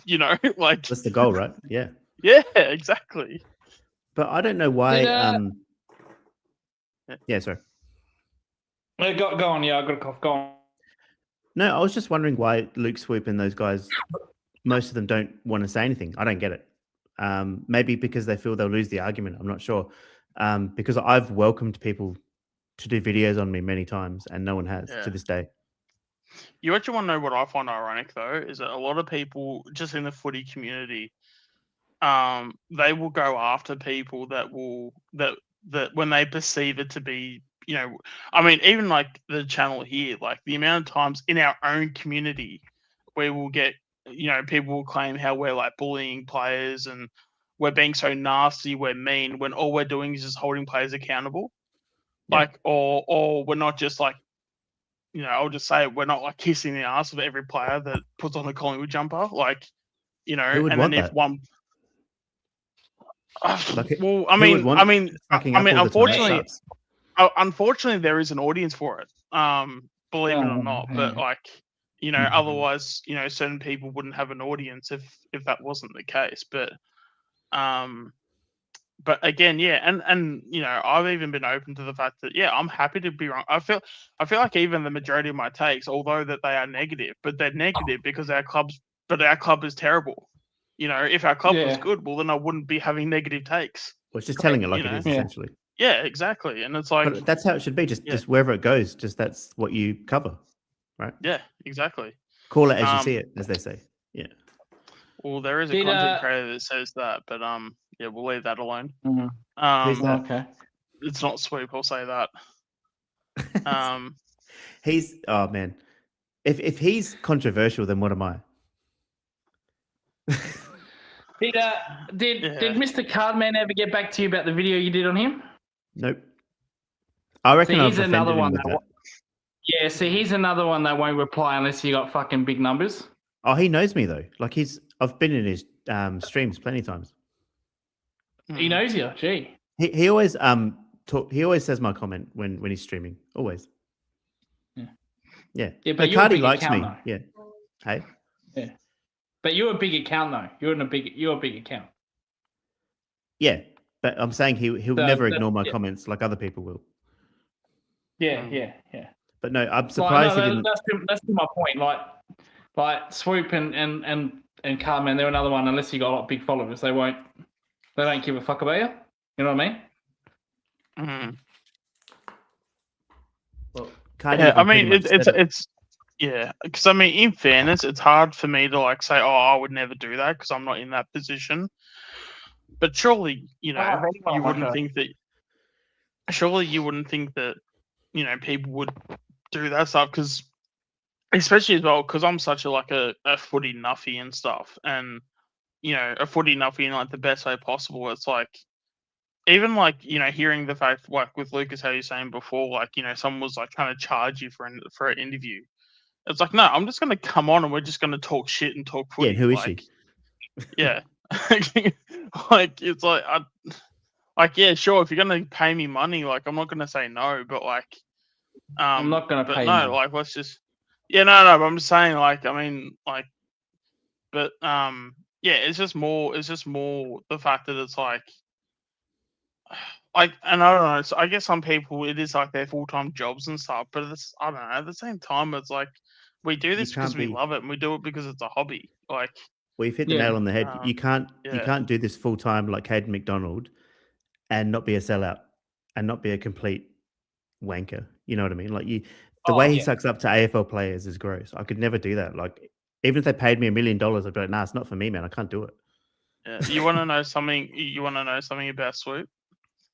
Yeah. So basically, I sent him a private message, and obviously, you probably wouldn't know the player Ilary Smith, but when he played his first game in the VFL, I was really hyped by him because I just thought he was playing so well because he was like a 19. We got him in the mid-season draft, 19-year-old, and he was Swoop. nearly our best.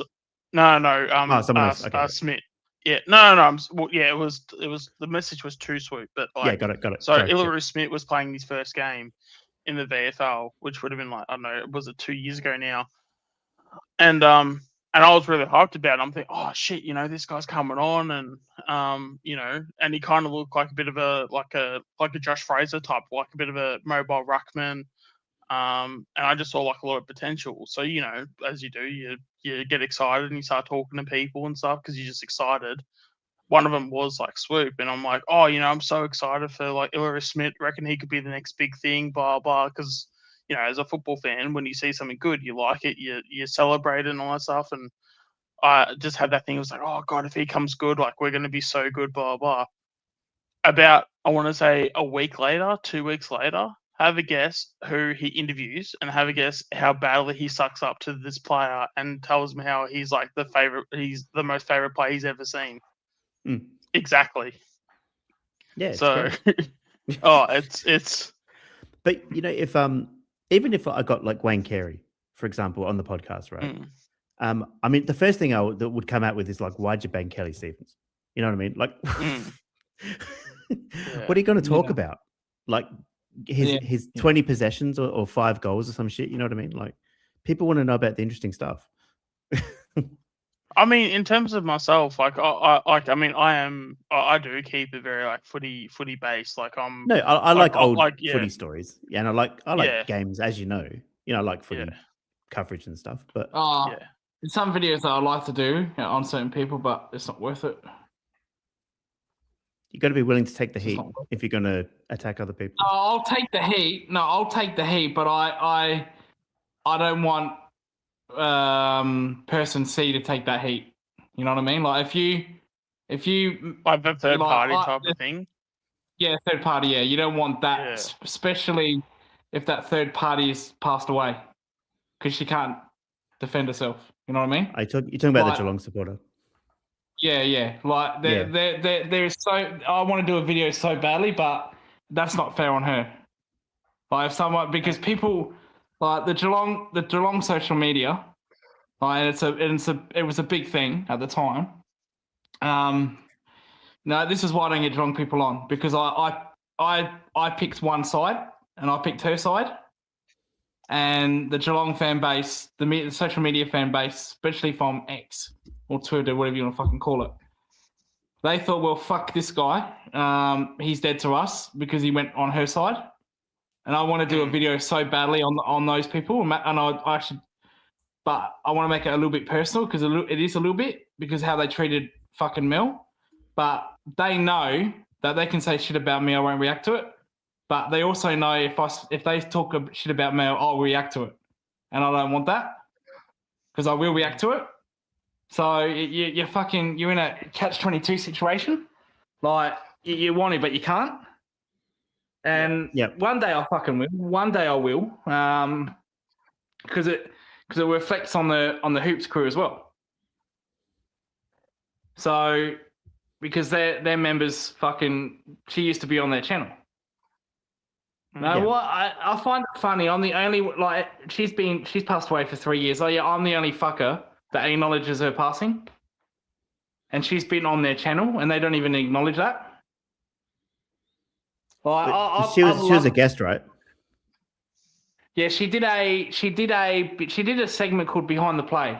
So if you look it up, was it just the one video, or was it a regular segment? No, she was on there a couple because they used to do Twitter. They used to do these spaces, right? I don't know if you've heard of that, but they used to do Twitter spaces. So it's a bit like, if you heard of Microsoft Teams? Yes. Yeah. You've been on them, haven't Have you heard of the internet? Yeah, go on. Yep. Yeah. Yeah, heard of Earth? Yeah, fair enough. Walked into that one. I was joking. It's all good. So yeah, no, it's all good. But no, so it's a bit like Microsoft Teams, but it's audio. So it's a bit like that. So Twitter had its own Microsoft Teams. And you could have up to 50 people in one chat room, and but it was a microphone. You had to use your voice here. And she would do a lot of stuff for them when it comes to that part, a lot of stuff. And she would head up the chat. She would be an admin on the chat, stuff like that, a team leader, what do you want to fucking call it? She did plenty of those for them. Yeah, so she's a big part of it. And they don't even fucking acknowledge her. The passing, I'm the only one that does, and I find do you know why that is? I do, because they don't want to pick sides. They don't want social media to say, well, they're on her side as well, we're going to leave them. And they're afraid of that. The Hoops crew they like stories that are hot. If it's a hot story, they'll run with it, no matter, even if it's not Geelong related. They have a thing called, if you look this up, Nuff of the Week. And it doesn't even have to be, it doesn't have to be Geelong related. Anything that is hot on the press, they'll fucking chase it to get likes. They did one on the Jumper Punch, which I was pissed off about because I've got a good relationship with the Jumper Punch. Not excusing what they did, but I have a good relationship with them. And they made that video, and I told them, look, don't make that video, please. And they still made it anyway. Tried to get likes. So that was that about the celebrity boxing match comments? Yes, correct. Yeah. Yes, correct. And it had nothing to do with them, but they made a video about it anyway. Yeah. If let's say if Hotkey made a video about someone and it was fucking blew up, they would want to be part of that, and they'd make a video about that. Yeah, I know, but I'm just giving you context. They would do a video about you, so they could get involved in the piece in the pie. They're much like that. Yeah, so they like chasing their stories, and I don't care about that. I don't care if fucking one person views me I get pissed off in the chat when there's 20 people spamming. I get pissed off. I say in the chat, look, can you do it one at a fucking time? Just wait 10 seconds so I can actually read and put it up. I don't give a fuck about views, but there's videos that I do want to make. Yeah. And there's videos that I do want to people I do want to call out, and they know that I want to do that. But I just don't want the repercussions of it. Not for me personally. I don't give a fuck what anybody says about me, but it's the other people that can't defend themselves.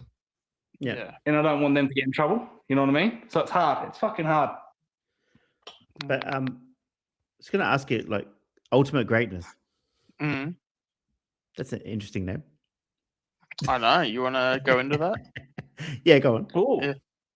Oh no, it's just it's just funny because I feel like I've explained it so many times recently, and I'm just wondering Not to why me.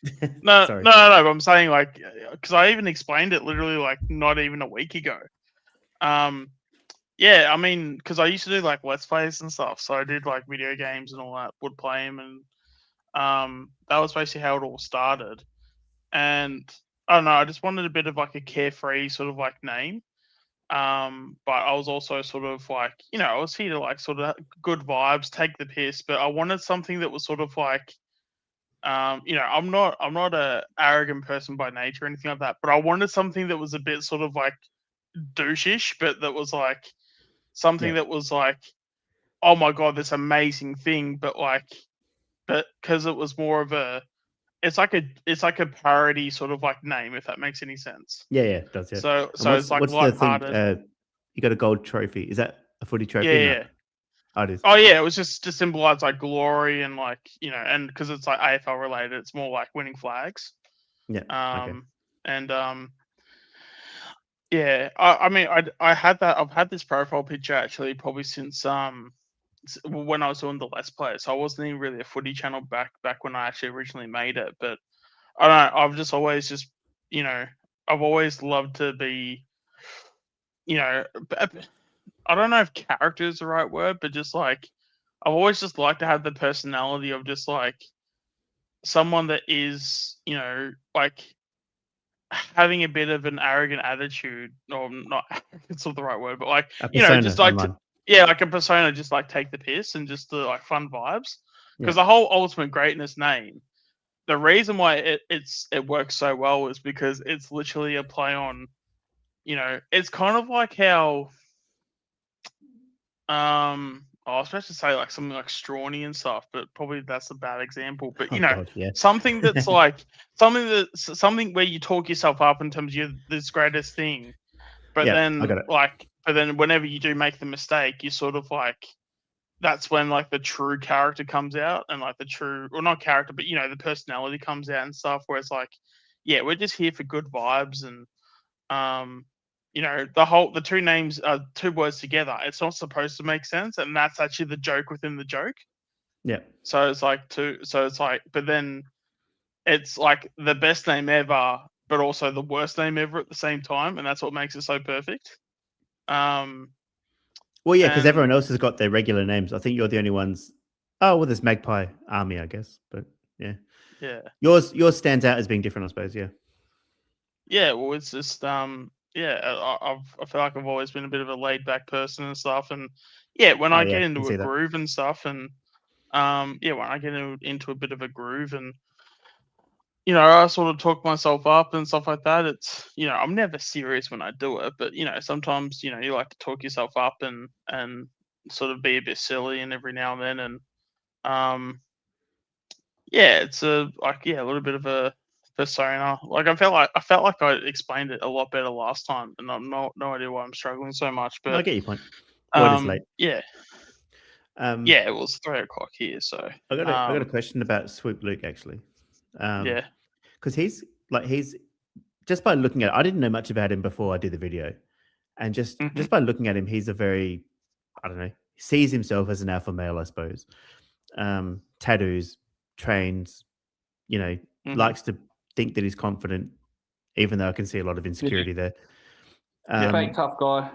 Yeah, definitely. Yeah, in terms of the fitness has only been recent.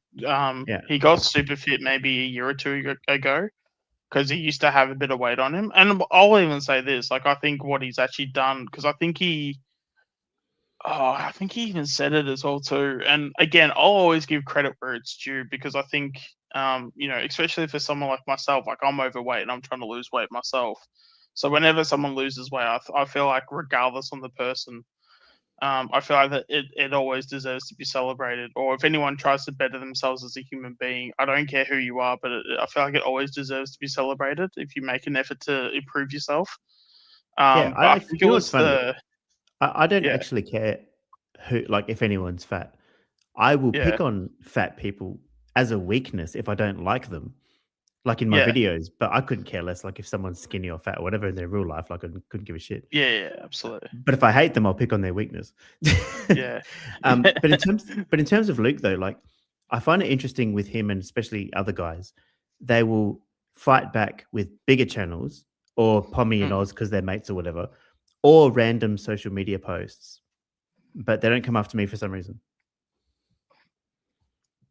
And I don't get why. Because the you'll only make a difference comeback. Yeah, exactly. Why? I think because you've got the retort. Pommy's they- a retort guy as well, though. Yeah, true. Yeah, but Pommy's different. If you Yeah, know what I he's mean. nicer. Like, Yeah. yeah, I think when you have some of these guys and they don't respond, I think that just shows where they're at. Yeah, I you find know, it weird because if somebody made fun of my house, I would definitely come back at them. Look at this through. You make fun of his house. Yeah, haven't you seen it? What the fuck? I've seen bits and pieces. Oh, But I didn't haven't seen bit. that video. I saw the video with like Pommy in that. Yeah, that's The one where Oh, Pommy was in the. Really? What? Yeah.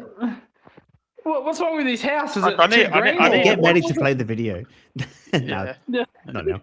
But What's wrong with his Oh, house? you know, Swoop I'll Luke, watch right? it again then.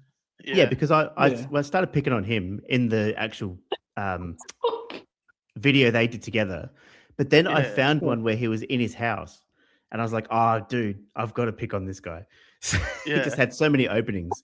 So yeah, Ever seen I ended up that picking episode on of The his living room. Simpsons where Mo? Ever seen that episode of The Simpsons where the burlesque house and Mo was like, "Well, what's wrong with the house? Stop picking on the house. What's wrong with the house?" Oh, I love nitpicking. It's great. Yeah. Oh shit. Well, what Yeah, was wrong but- with the house? What didn't you like about the house? That's the thing. It doesn't matter. I will find something. It could be the best house ever. I'll still find something wrong with it. Like Lockie Neal's house I picked on. Oh yeah, that when it was on for sale. Yeah. Yeah, I was like, this Yeah. house is like a piece of shit, even though it's expensive. Yeah. What was it? 2 million? 4 million? Something 2 like million? that. It's fucking garbage Yeah, though. fucking Yeah. hell. Yeah, it was on realestate.com. I looked at it and I thought that's not worth fucking 2 million. Well, it probably is technically, but they didn't stage it very well. Technically, yeah, because of the area, yeah. But the house, you think, what the fuck? Like, nah.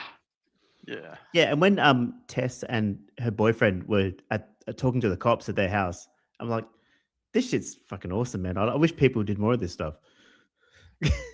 Mm. AFL players aren't as bad as, I don't know, like, you know, Logan Paul and all those sort of people, or wrestlers, or, you know, just people that are famous. But there's a lot that you can do in the AFL world. Yeah. Mm. That fucking Logan Paul, yeah. That's who Danny Gorringe is trying to be, fucking Logan Paul.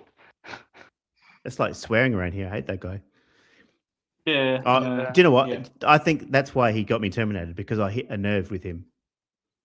I literally Yeah. pinpointed his weaknesses, and I reckon that got to him, that one. Yeah. Mm. Yeah. That guy, for such an average footballer, mate, he shouldn't be having nowhere near the power that he does. Well, But look he's at Ricky playing the Nixon. YouTube game well, in fairness. Like, as much as I hate it, but it's all, I don't know, I always find it annoying when I'll give you people that, are I'll always give you like, oh, he's doing so well, and you know, it's like, oh, you know, but he's such sorry, the other way around, like, how like he's doing, you know, he's like such a terrible person, and he's like his content shit and all that stuff. But then because it's funny, because like some of the people will say that, but then they go, oh, but just say this video he did. It's like, well, no, because like I'm trying to do what you should be doing. If you think this person's horrible, don't watch his content. Like, you know, because at the end of the day, that's like they're only it's like Kane with these clickbait takes and stuff. He's only doing it so you can click on an article or click on a YouTube video. Yeah. So if you don't, And he's watch played it, AFL. Yeah. Yeah. Well, he's played 300 games, more to the point. But Yeah. Gorringe only played, 20 games or some shit. But I mean, the one issue that I have especially is you can't have this whole shtick of I'm against the system, I'm against the AFL, and then you do commercials with Andrew Dillon and you contradict that constantly. You have to give that up. You can't be both at the same time. But every time he walks around like the biggest vlog of all time. Like It's there ugly was as the fuck. whole I don't know if you remember. Well, I don't even remember it because I try to forget about it because it's just not fucking important. But there was a game. It was like a cricket game he went to, and he did like one of the things where he like got to bowl on the cricket pitch. It might have been like MCG on Boxing Day or something, and it was like one of those like I kind of like with baseball how like they'll go to the pitcher's mount and they'll throw the ball to the pitcher. It's like that, but Yeah. like basically for cricket. It's garbage. Yeah. Yeah. So he basically did it, and like he came in bold, like he came in as this like this big like fast bowler and everything, and like Oh, I feel like I've played enough cricket to sort of know certain things, and the way he came in and he came in full steam ahead, momentum going forward and everything, and he fucking like as he bowls it, he did the whole like fall over thing. And I'm just sitting Yeah. there going, "You attention-seeking fuck!" Yeah, You so he know, fell and over like- deliberately. Yeah. Oh, deliberate, Fuck. yeah, because he knew he would have got views because people, this dickhead, he's falling over. It's sick. It's like, yeah, and it's like, mate, you're falling into his hands. Like that's what he wants you to think. You know what I mean? Like it's But he like does- you think he's the idiot, but it's really the people watching it are the actual idiots. You know what I mean? 100%. He's still an idiot. Don't get me wrong, but like, But have you noticed a lot of the weak stuff that he does as well? Like he took out Dave Hughes and really hurt the guy who was half his size and half his age. was that Gorringe? Yeah. In the Oh, Legends game. Yeah, Yeah, no, that because was him, yeah. I know Hughesy got hurt and stuff. So that was Gorringe that hit him, was it? Broken ribs. broke his bit. Yeah. Yeah. And also he did that thing at Jesus Marvel fuck. Stadium where he kicked like 1,000 goals or whatever the fuck it was. I mean, that's just wasting people's time. It's just craziness. Yeah. I'll put a link in the chat. Because I just seen Age. Welcome Age to the stream. If you want to just like hop on Age, I'll give you the link there. And if anyone Is else Age wants to a jump new on- subscriber of mine? I've seen him possibly. recently. I mean, Yeah, he's definitely a regular member here.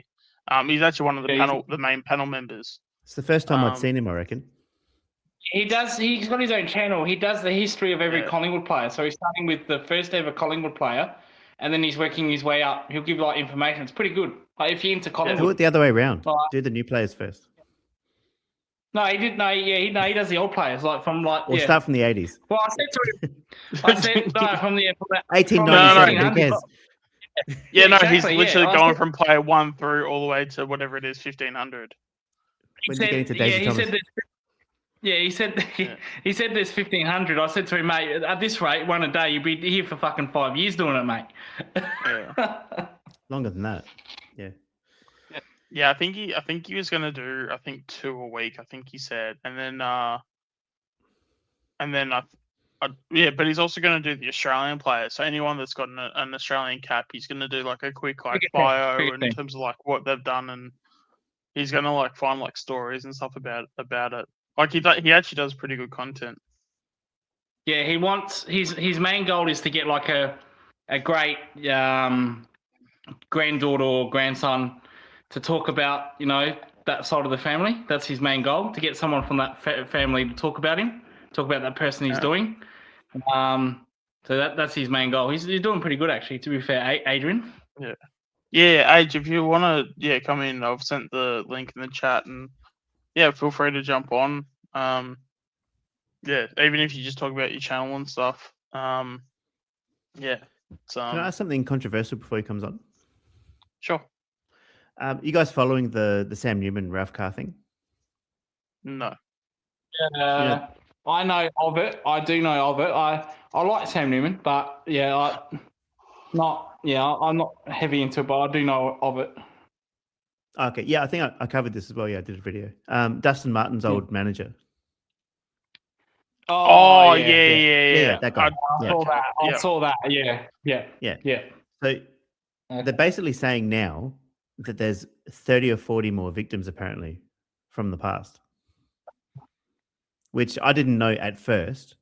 I thought it was just the one victim, but now there's more coming out supposedly. Yeah, there you go. Well, yeah, if there's more, well, then that's good. It means he's getting exposed for the bad shit that he's done. Well, yeah, he's Are going to you- get sentenced for it. Are you if you do the saying? crime, you do the time. Yeah, correct. Yeah. What are Oh, you you going to say? mentioned Newman. Are you saying like because you mentioned Newman? You're not suggesting he's involved, are you? Not involved. No, he said something that kind of pissed people off, I guess. He said that she had buyer's remorse. Oh, yeah. He said it on his smartass Sam Pro. Yeah, I know what you mean. Yeah, when he said, victims and I know what he said. Yeah, and it did. Yeah. Oh, That's Sam Newman thing, if I had to guess what it is, would my guess be pretty close?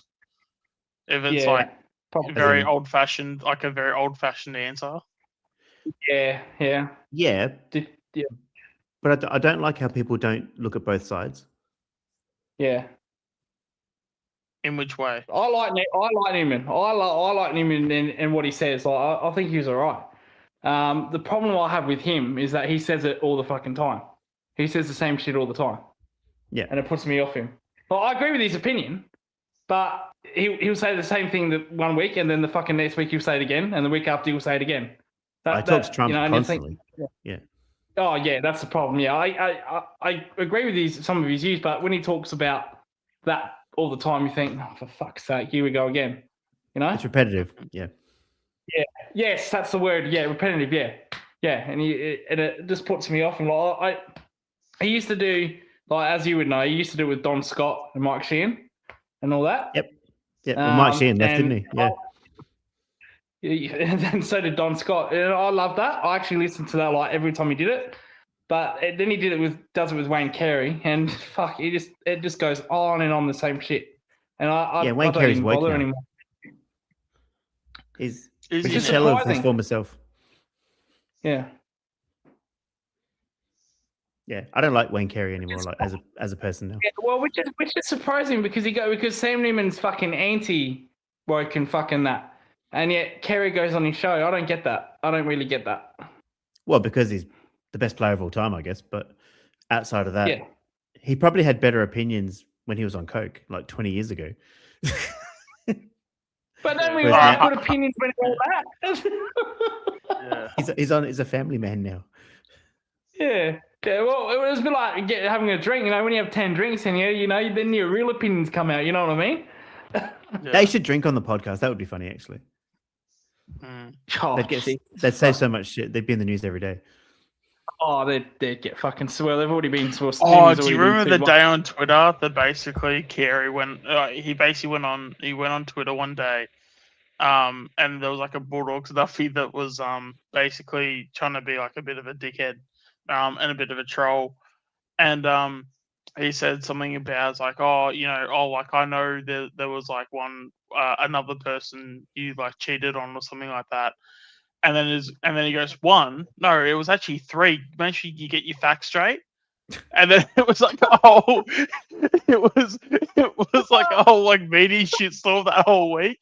And apparently you like had his daughter call him or some shit, be like, it's like, Dad, the fuck are you doing? Like, that's pretty funny. You can't escape it. Yeah.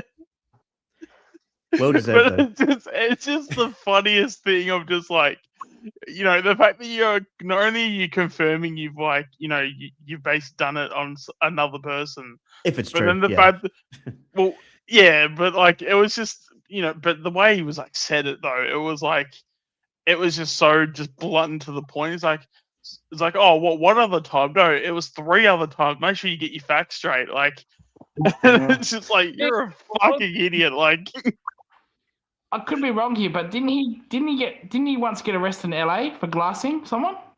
His girlfriend, Miami. In LA, yeah, and he went to rehab in LA. Was that him? I don't think he went to rehab, but he glassed his girlfriend in Miami in 2008. I think it was.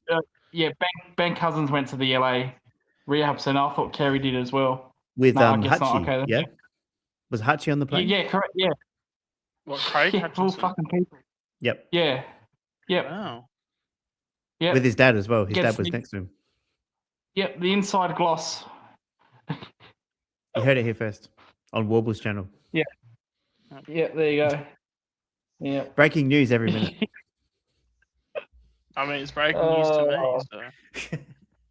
Well, there you go. See. I've said for a long time what now, did Wayne AFL Carey- players are what the did he worst. get? What do you remember? What Wayne Carey got when he glassed that woman in LA? Did he get charged for that? Yes, because he fought with the cops. No, that was a different scenario. Hang on. No, I think he got off because she didn't press charges on that one. Okay. Yeah, but he actually Right. kicked the cops in his apartment. That was in America too, right?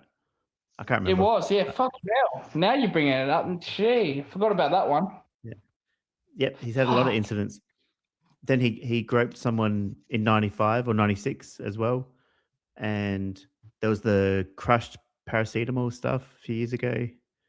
He's done heaps of things. Oh, the incident where he attacked that guy outside the pub. And then there was the camera where he walked into the toilets with the two women as well. He's done Yeah, it all. I know that one. Yep. Yeah, fucking hell. Wowee. Yep. He had a falling out with Ricky Nixon. Yeah, I know that one, yeah. Yep. But everyone falls out with fucking Ricky Nixon, though. Oh, he's a douche. Yeah, of course. Yeah. He's a Sort of- scum, man. Oh, he's gross, that guy. Have you ever thought about doing a story on him? We've done it. Oh, okay, yeah, okay. Oh, they got taken That down one's as on well? Patreon. But I think I've done 3 or 4 videos on him because he's just like, the gift that keeps on giving, Yeah. basically. So many incidents with him. Oh, yeah, it was fucking forgery, signing autographs, yeah. That's the least of his yeah. problems. The schoolgirl Yeah, scandal. I'm trying to keep that PG. I'm trying to. The football I'm thing was making funny, sure you though. bring that up. Yeah. Yeah. And what? No. Well, yeah. When he hit the reporter, the tram incident. Yeah. I could go. He's done some nasty shit. The reporter, yeah, where the reporter fucking just fell on the bench, and he's like, "Oh, I didn't see you Whacked there, him. mate." Oh, Yeah. Sorry, mate. Didn't yeah. see you. Yeah. And he almost hit the female as well, but she was deliberately getting in his way. Yeah. Yeah. Yeah. Schoolgirl. Yeah. No. The reporter on the same day. There was a female reporter I know that that, yeah, kept I getting in know his that. way. I'm saying- Oh, yeah. Okay. Yeah. I was saying that The fucking schoolgirl that has schoolgirl. more. There's more to that than just that incident as well. Oh well, apparently she had everyone involved, like fucking the captain at the time, which was Revolt. Yeah, Apparently, I'll say Montagna, the word apparently. Yeah. Fisher. Apparently, there are a lot of players involved with that. Yeah, I mean, Did she not turn up to training one day holding up signs and yelling abuse? And then Don't know Nick about Revolt that. went up Not to her sure. and said, "Yeah." the whole Because thing's very apparently she odd. went to a yeah. Oh yeah. Well. Yeah. Yeah. But Ricky Nixon also almost jumped off the Thames as well. Goes on and on with him. Yeah. Oh well, a lot of fucked up shit with the St Kilda Footy Club that era regarding Nixon and regarding other stuff. Yeah, the midget they put on fire. I didn't hear about that one. That's like Wolf of Wall Street or something, isn't it? Oh, you didn't hear about that? No, I didn't hear that one. You really? They back in 2009, they had a party and they got a midget down there, and they set him alight. Okay. No, I've Big never heard story. that. Yeah, big payout. Yeah, interesting. yeah. Might be another Yeah, one. go I look it up. cover. Yeah, it's on Google everywhere. Yeah, they set him on fire, and he had 2-degree burns and everything. Yeah. Wow. And the St Kilda player's excuse was, "Oh well, he's a midget. He's a funny guy. He's supposed to be doing that." And then you had like this other midget who was big at the time saying, "We're not that. We're just there for entertainment. We're not there to be put out on fire and whatnot." Yeah, it was a big story. Fucking big. End of the season, Okay. I think. End of the season. Yeah, Mad Monday, if I'm not mistaken. Breaking news for me. Yeah. Go. Bang. I'll give But you some also- ammunition there. Yeah, I and Lee mean, Montagna's. this whole segment's been breaking news for me, so Oh, there we you could go on forever. Lee Montagna is not as a nicer guy as he makes out to be. And there was that whole incident with him and Stephen Milne. I think he's all. Yeah. Yeah, he is. St Yeah. Kilda's had a lot of bad incidents. Remember Sam Fisher as well? Went to jail Yes. Yeah. over the Yeah. drugs, wasn't it? Yeah, drugs, money laundering, Yeah. something like that. Yeah. Money. Yeah. Yep. Yeah, can probably understand why they've been so shit for many years. They know shit culture. Well, shit footy culture as well. Yeah, yeah. Shit footy I mean, culture. Yeah. every team's got their skeletons, but Oh yeah, don't they? North Melbourne's yeah. had a few. Yep. I don't know, but I love Yeah. all these old footy stories. I don't know if people still are interested in them or not, but that's why I cover them, I guess. Well, sounds like you are with this midget one. Well, yeah, the first thing I thought of was Wolf of Wall Street, so it sounds funny. Yeah. Well, they thought it was a joke, and it was set him on fire. Apparently, they Hang on, tied him up, set him I'll on fire. put it in my notes. Hang on. It's on What with Google. the- It's on Google. 2013, is that when it was? Might have been, yeah. Might have been earlier than that, but yeah. Okay. Set him on fire and bang, yeah. Yeah, because the Montagna one, was that the thing where they were in Vegas or something? No, that was in Melbourne, wasn't it? Well, I know didn't the St Kilda's do something in Vegas? In terms of what? I have no idea, but I remember there was like some sort of scandal. I'm not sure. They There was had, the port player that flew off the balcony. Yeah, no, there was that. That's McCarthy. Yeah, McCarthy. Yeah, no, That was a bad one. That still hits home. Teammates loved him, mate. Let him fucking climb up a tree and locked him out. Yeah. Oh, is that what happened? I thought it was by himself. No, he was. Yeah, so he got locked out, and then he climbed the tree. No, he tried to jump on the tree. Yeah, he tried to jump on that fucking palm tree, and then, he fell. he didn't grip it. Yeah, he fell. Yeah. Yeah, that was crazy. That one. Players knew that they locked him out. The players knew. I don't think they expected that. Though. No, they didn't expect that. No. They thought it was a joke until what happened, and they didn't find it funny anymore. Yeah, so I wouldn't say John McCarthy's like all his fault. The players could have easily stopped him, but I think you can probably say it was just an unfortunate event, considering he was drunk and all that stuff. Oh yeah.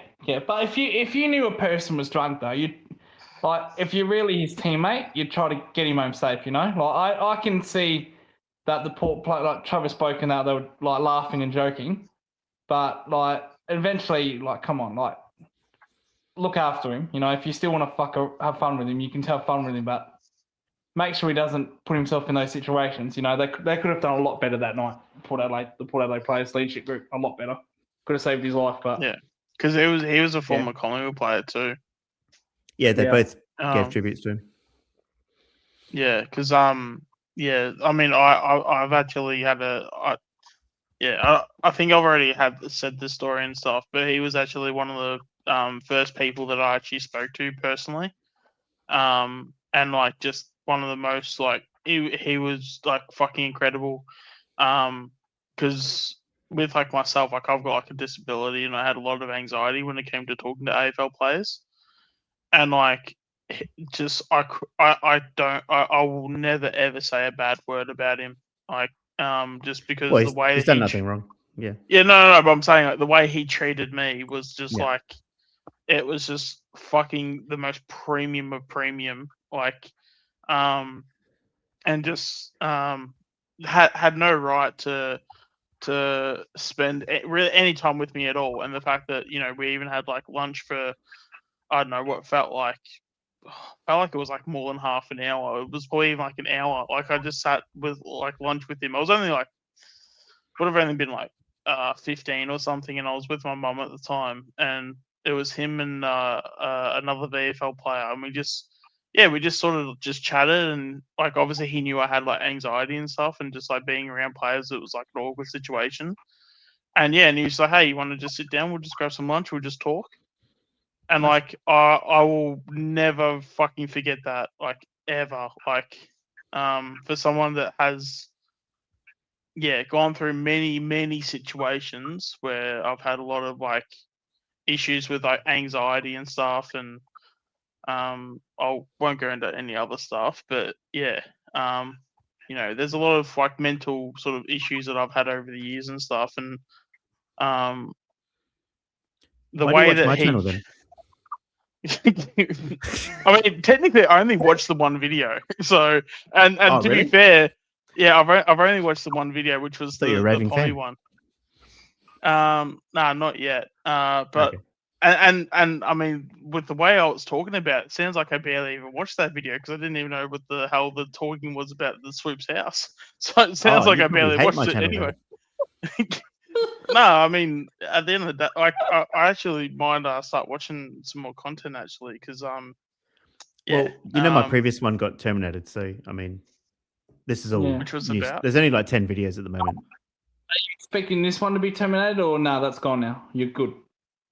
No, well, all the stuff that's outrageous is on Patreon, and I'm not going to put it on YouTube again because it just gets taken Yeah. down for nothing, like for no warning, nothing, just goes like that. No, but All that I'm wo- saying the one you've made about Swoop, that will stay, won't it? You're like that, Yeah, anything nothing that do- goes on YouTube will stay on YouTube. Yeah, Okay. Mm. yeah. That was light. I'll tell you. That one. Yeah, oh, yeah. By your standards, Unless you talk to Swoop about it, he might say something different. He might reckon it's like the end of the world. He can talk to me. Come on right now. Yeah. There you go. See, yeah, mate. I said we'll have anyone in our stream, mate. We'll get Abby Chatfield on, mate. We'll fucking have everybody. Anybody's Kate off limits. McCarthy. Nobody's off limits, mate. Yeah, Daisy we'll Thomas. get anybody. I'd love to talk to that guy. Mm. Has he done anything to offend you? Oh, he's a pussy, man. I can't stand him Oh yeah. because he's become one of them. Like when Kate Yeah. McCarthy was getting trolled or whatever, he was like, "Pull your head in." It's like, shut up, man. Yeah. Dork. Oh, I tell you, he's a fucking. You already know this. Patrick Dangerfield. Yeah. Like can't stand him. I've met him a few times, like because I go to gather around trainings and that when they did it at Woodville. I met him a couple of times, and the things that like the way he says it, you think you're just a fucking arrogant little fuck, aren't you? He hates the fans. You just- Definitely. He talks down to them all the time. No, he did it. He did it to me for an extent. I said to him, "How you doing?" He was like, "Yeah, good, mate." I was like, "Okay. What do you think about such and such?" "Yeah, good, mate." I thought, "Okay, mate, you want to sign this?" And he was like, "Yeah, I can sign." I was like, "Well, fucking hell, mate. Okay, Jesus, getting nothing What out of you." But I spoke to- with the like did he actually do like the No, he did, yeah, 'cause I gasp wanted- or whatever? No, because I wanted. No, actually, hang on. Fuck it, I can show you right now. Who's Age talking about? Who's gone work? Ben has gone to work. Ben who? I don't know. Ben Johnson? Ben. Alright. No, you need to clarify that, Age. I don't know who you're talking about. I agree with Warble costing Collingwood that prelim because they did a tribute to McCarthy that week, didn't they? Yeah. Yeah. Before the game. Oh. So I'm gonna turn on my light here. Yeah, So I went to gather and around. basically that semi-final, we basically just exerted every bit of emotional energy out of that. Yeah, I'd agree with that. Yeah. Yeah. What were we talking about? No, I was Ronnie saying, Andrew I was Bennett. saying that, yeah, Dangerfield. That Dangerfield. sorry, fucking. yep. Yeah, no, I got this here. So I got this ball here. So you can see it's got a couple of signatures on it, like a lot. Mm. So it's a fully sized football. So hang on. Now the front one there, that's Dangerfield's. So I just put this in the end and say, here you go, can you sign this? And Patrick actually so I had the ball like that, and then he just handed it away, like he just like slapped it away. And I was like, mate, can you sign the ball? Can you sign the ball? And he was like, oh. So eventually he signed it. It's a hassle. He's man. Mate, he's a total dick, man. He's a fucking total dick. I got remember- Hawkins on here as well. He was fine with it. Cameron was fine with it. I even got Stengel. I've even got Stengel on here. His last appearance. Yeah. No trouble with him, but yeah, with Day, he was a total absolute flog stick. Danger. Total flog stick. Lucas, can I say this? Do you know why Yeah. political candidates go to small towns and talk to people and shake hands? No, educate me on this one. Because, well, it gets them a vote essentially. Because somebody has interaction with you for 30 seconds, and if you're charismatic and you can relate to them, you'll get that vote. And that's how easy it is for some of these guys, and they just don't get it. Yeah. Like Dangerfield just has to show a bit of charisma and a bit of compassion for the fans, and he wouldn't be hated as much. No, like. But it's just telling though at that point though, like if you can't do something that small, then you deserve every bit of criticism. You deserve every bit of criticism you cop. Yeah. Oh. You know who was big on that? Bomber Thompson. Really? Yeah, like when he was at Essendon, he said to his players, essentially, don't piss off the fans. Like, don't treat them like shit when they're waiting for autographs and stuff outside of training. Give them some attention. That's good. Yeah. No, I can actually respect him for that now. I mean, he told off Matthew Lloyd. Yeah. Good. Because I've definitely had. I won't obviously say too much, but I've had some experiences where I've sort of had that. Again, I'd sort of had like one moment where it wasn't like a direct thing; it was more indirectly. But I sort of, again, the anxiety sort of kicked in, and I froze up like speaking to somebody, and it was like within a group of people, like a crowd or not a crowd. When I say crowd, like within 5 or 6 people trying to speak to this one player, and he just sort of was he was sort of like looking at me going, "Mate, are you okay? You good?" Like, and I just like froze up because like the anxiety just hit big time. But it was more of a not patronizing way, but it was more just like he was trying to take the piss out of the situation, if that makes any sense. And I just didn't. Yeah. The more he spoke, like the worse it got, and then like once I sort of walked away, I'm like, okay, thank God I'm out of that situation. Let's just say it's not at Collingwood anymore, so you can dissect who that is. Yeah.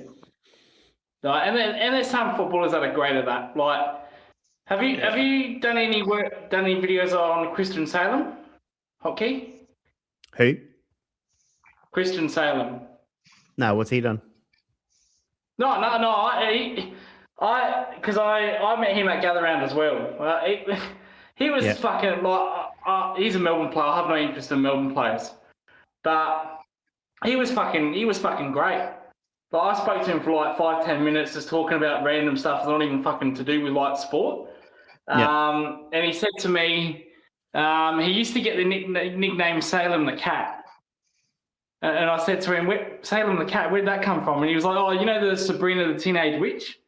And I was like, oh yeah, the cat's called Salem. That's right. And I said to him, does that offend you when people say that? Is it fun at race? He's like, nah, not at all. I love it. I had a full 10-minute conversation about him, and this is a fucking Melbourne player. I don't care about Melbourne players particularly, but because I don't go for them. But it's conversations like that with players that you really love, and yet you talk to Paddy and you get fucking shit like that, and you think, fucking geez, you're a cunt. Fuck you for being a Geelong player. Yeah, I tell you what though, I feel like with that, if I was to get that experience, even though it's not like sort of the team you barrack for, I feel like if I got an experience that good, I'd probably watch like the next game where he plays. I'd probably watch like the next D's game, just because of that interaction. Yeah, absolutely. Because you're like, fuck, this guy's such an awesome guy. I want him to do well. I want to watch his journey, sort of thing. They played Essendon because I go to I try to go as many as I can. Sometimes you can't go to everyone because they clash and whatnot. And I went to the Essendon Melbourne game. Unfortunately, he got injured in that game. I thought, oh fuck, he got injured, shit.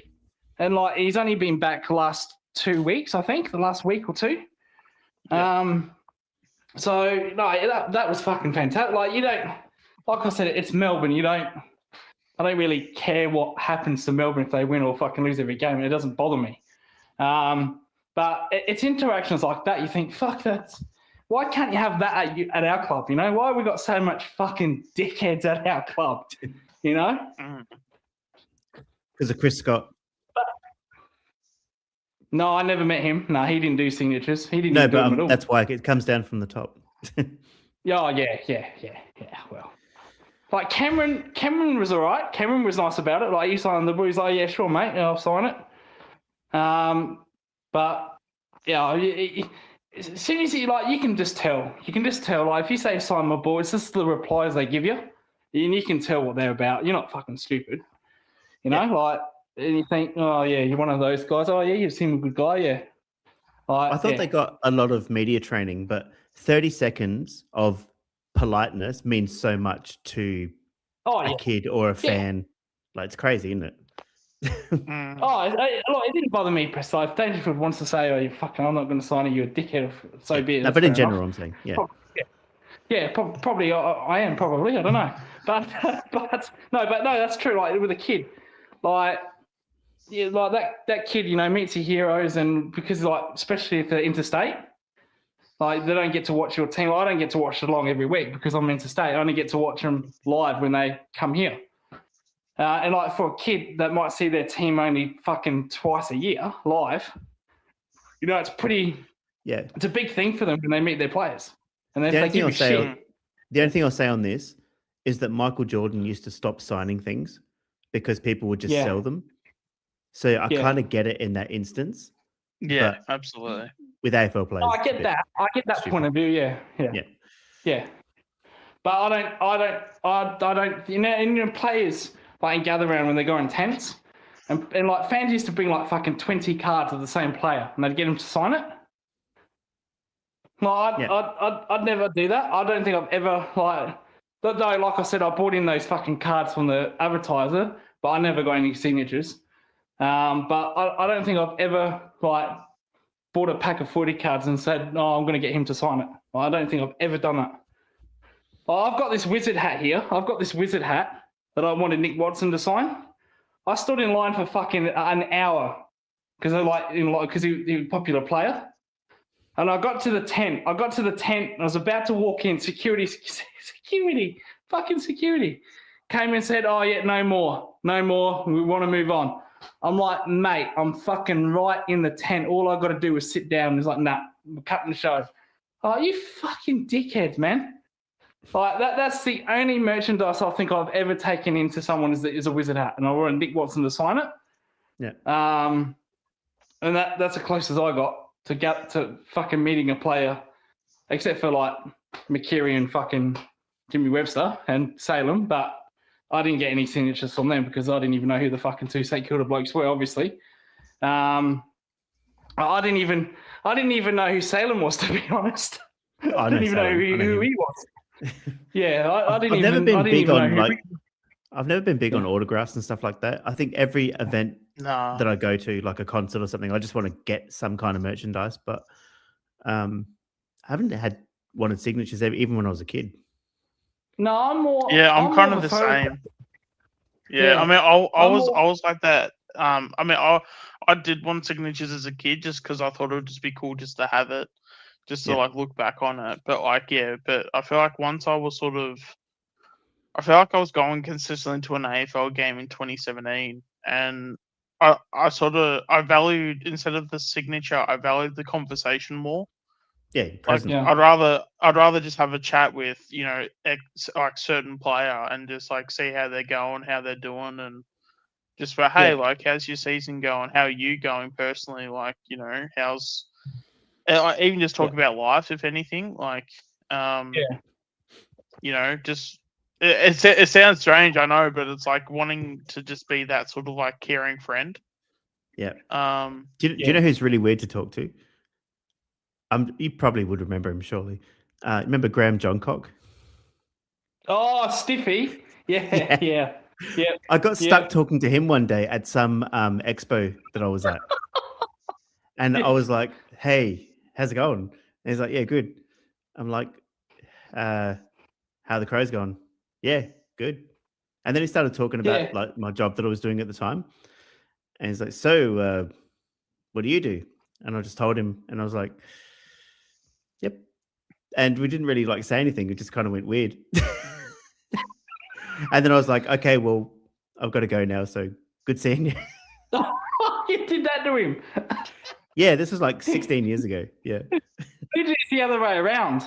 Well, he wasn't saying anything, and I didn't want to talk footy with him. I just wasn't in the mood for whatever reason. Oh, fucking stiffy, John Cock. Bloody hell.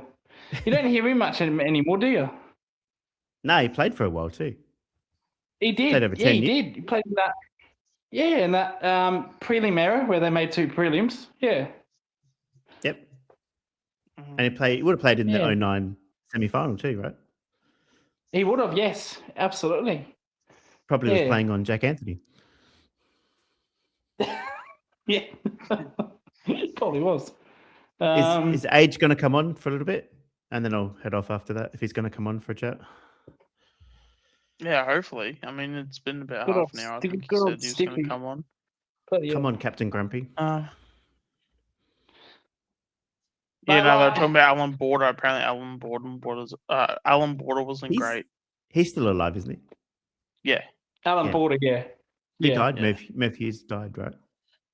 No, he's still alive. No, who No, Oh, died? he's they just killed him. Shane Warne, that's Yeah, the only he one. just killed maybe. him. Yeah, Shane Warne, yeah. No, I never No, met... Ratton's like, I still was- alive. No, Rutten was the one that gave away the free kick. Yeah. Oh, yeah. Yeah, the truck. Toot toot. The shitty Essendon coach. Yep. Yeah. Oh, yeah. Yeah. No, with cricket players, I've been all right with cricket. Yeah, but because I was a cricket player myself, like Prem cricket, I knew mostly all the state guys. So that's weird. Because when I go to state games, like you don't get many fans, man. You only get probably like 50, 60, if that. But the kids go up to the state. It's always funny because the kids go up to the state players, especially if they're like older ones and more experienced, and they say to him, "Can I have your photo?" And they always agree because it's state level. Like, come on, it's state. And then I had one kid say to me, "How come you don't get his autograph?" And I said, "What, him?" And he pointed to fucking Jay Retherill, who's playing for Australia tomorrow or today. I said, "I don't need his autograph, mate." I showed him a photo of us in club training. I said, "That's why I don't ask for a photo, mate." And the kid was like, "Oh, you know Jay Retherill?" I'm like, "Yeah, I know. Of course I did. I played fucking club cricket with him, Prem cricket with him, for 4 years. That's why I don't ask for their photos, mate. They should be asking me for their photos." But it's always funny that. It's always funny that. The cricket players are literally okay with that. I've never had a problem like with any. And I asked other state players like Peter Hanscom, Mitch Marsh. I've had a photo of Mitch Marsh, and they're actually pretty cool with it. They don't actually don't really care. They're not bothered. Like they'll have some banter with you. I had a talking with Marcus Harris last year when I went to a state game, and I spoke to him for about 5 minutes, and we were talking about like the Premier League. Like it was actually pretty decent. I don't follow. The sad thing is I don't even follow the Premier League, so I didn't know what the fuck he was talking about. I don't know anything about cricket. I follow Spanish soccer. So he was like saying, "Oh, we're doing good this year." I was like, "Yep. I'll just take your word for it, mate." Didn't know what he was talking about, but no, the cricket players are literally pretty good when it comes to that. I've never had any problems. I've had a problem with one, but it wasn't really a problem. That was with Scott Boland. Like, trying to get a photo with him is like pulling teeth without fucking anesthetic. Like the amount of excuses he would come up with, like not so. I got one with him eventually, and he was all right. But fucking hell, he'd come up with every excuse in the book not to get your photo with him. But no, that I got it eventually, and he was all right with it. But he was like, "Oh, I got to warm up and bowl," and he never even did that. He's like, "Oh, I got to go to the toilet, take a 5-minute break. I'll come back out." He ignores you. Yeah. Have And you then ever you're like, yeah. Have you ever had an excuse for like a photo or whatever, but the excuse was actually valid? No, but 9 times out of 10 they would say, "I just got to warm up," and to be fair, 9 times out of 10 they do warm up. But like there's been some cases where they say, "Oh, I've got to warm up," and yet they just sit on the fucking dugout doing nothing, waiting for the umpires to come out. So you'll get that, but like They just want their Marnus alone time. Labuschagne, yeah. Marnus Labuschagne's actually pretty good. Like people say he's a dickhead and that, and sometimes he fucking is. But I've taken about multiple photos with him over different matches, and he's actually pretty decent. He's not too bad. So yeah, I think cricket players, when it comes to that, are a bit more friendlier when it comes to that kind of stuff than AFL players. Yeah. Maybe because I've it's actually different. found, like- It's different. I found that when you get older, you just don't care when you see them as much. Like I've probably run into heaps of AFL players, especially in Melbourne, and you just kind of go, "Oh yeah, there's Greg Williams or there's Spud Ferrito," and it's like, cool. And you just sort of move on with your life. Yeah, I do that when when I've there's cricketers I've taken photos with, and like I see them, I'm like, yeah, I've already met them. Yeah, no problem. You see him? Do No you see big them deal. out and about as well, not just at the games?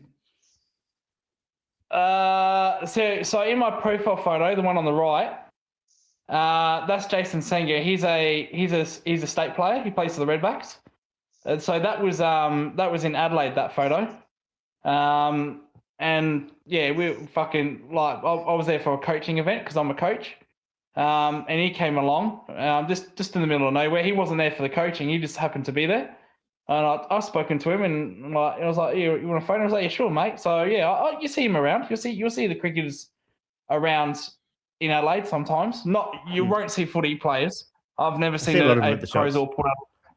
Yeah, no, I've never seen a Crows or Port Adelaide player at a shop. I've seen a cricket player. I've seen heaps in Adelaide. I saw fucking, huh? I saw heaps of footy players in Adelaide when I was there. Oh, okay. Huh. I saw Okay. Brett Ebert went to the same mechanic as me, Brett Ebert. Oh, That's yeah, weird, okay, yeah. fair enough. and almost ran over Chris Mechanic? McDermott. You ran over Chris McDermott. No, almost You ran him actually- over. Yeah. Actually, I've got a one of the good stories. I nearly ran over Tim Broomhead. And there was Tim Broomhead like after he broke his leg around the goalpost. Oh yeah. He was yeah. like riding around in a scooter as he was traveling from the KGM Centre, which is like the Holden Centre, if you haven't heard of it in a while. And he was going from like the traffic lights from the headquarters to the MCG, and yeah. and he had like teammates next to him and everything, and for some reason he just wanted to like go across, and basically and as I was like trying to like drive through and stuff, I could literally see him coming, but I didn't see him stop, like as he's like crossing the road, just flat out just was crossing the road without even the traffic lights like going and everything. And obviously like I saw him and I'm like, he's not stopping, and he's like he's using his feet to because he had the broken leg, so he had that like scooter thing that you put your leg on and everything, Yeah. and he's going through. I'm like, he's not gonna fucking stop, and I'm still going. So if I'm like I'm gonna fucking hit him if he does, like if he's not gonna stop. Yeah. So I literally had to slam my brakes, and it was a Collingwood. It wasn't the Anzac Day game, but it was a Collingwood Essendon game like later in the year. And Hey, yeah, to as I interrupt was you, trying to Sean, get- but Age is backstage. Age is waiting to come on. oh yeah, no, I'll just get him on. Bring it Hey, on, H. come on. Yeah. Go ahead, Sean. It's Continue. Sev Rocker. Yeah. And but yeah, no, so basically, Broomhead was trying to like cross the traffic lights and stuff. And and I know the pedestrian lights definitely weren't on, and like even his teammates were on the other side. I'm sure his teammates gave him shit for it, because like it was the most stupidest thing he could have fucking done. But yeah, I nearly could have been in the news for fucking breaking his other fucking leg or something, or I could have re-broke his leg. So thank God that didn't fucking happen. Jeez. Got lucky on that one. Yeah. You did. Bloody hell. Age. So there you go. Good morning, How you lads. doing, Adrian? Well, Good morning. well, Yo, Adrian. I love how every fucking morning when I get up now, there's some sort of football stream on. It's That's completely it. fucked. That's it. I went to bed and Lucas has got a stream going, and I've woken up and now fucking Matt's got a stream going. Just But they're still insanity. like the same people. It's the exact same 24/7. people. Same thing. Fucking hell. Yeah. You almost need some 24-hour fucking stream, and just when no one's on it, there's nothing there, and you know. Mate, we tried when that the people other want day. We tried that the other day. It didn't work Yeah. out. Yeah. Yeah, nah. Lucas is an No way. influencer now. He is, mate. Oh, that's He's a moving and stretch. shaker. No, Yeah. no. I just do it with you guys, and I'm happy with that. No influencer stuff here. No, haven't gone that woke. That's what they Adrian. all say. Yes, Are, Yeah. are you Yeah. are you a recent sub of mine, Adrian, or am I thinking of someone else? no, that's me. That's It is me. you. I thought it was. I'll tell you why. Actually, interesting. It's weird. Up until 3 or 4 months ago, so I wasn't subbed to really anyone. Like it just wasn't a part of the thing. But now that I've started making my own stuff, I'm like, hang on, you got to support people. Like it's I don't know. It's just one of those weird things. You just because I'm dipping my toes into the space and that, I'm like, oh, you actually have to fucking support people. I don't know. It just sounds. I know that sounds absolutely ridiculous that I wasn't doing it prior, because I've been on YouTube for fucking 10 years plus, and it's literally only the last 6 months I've decided, yeah, you got to start following people and supporting them.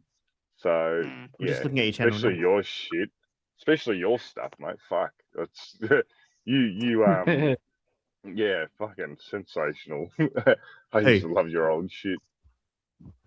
Who, me or Lucas? Both of yous. Well, Lucas is new, fairly new to it, obviously. But Mate, I just thought just to talk to you people. That's all I do mine for. So, I appreciate it. it's Just up to your channel. you have to. Oh, thank you, mate. But yeah, Well, next Peter will be getting up soon. He'll be getting up soon and be thinking, "Fucking hell, I went to bed and you guys are still going." Peter who? Paul. Paul Buckley. Yeah. He'll be floating around somewhere. Well, Matt is getting all the watch time. He's not even participating. I know. Yeah. He's got the best gig going, mate. The Puppet Master. He took a leaf out of my book. I Mate, did the same thing.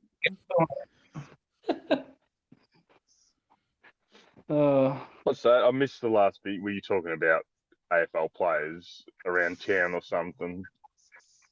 Yeah. Well, originally we were talking about signatures, but then just running into them in town and stuff. Yeah. Ah, yeah. Yeah, in the city of Adelaide. Yeah. Or attempting to run into them, and thankfully we failed.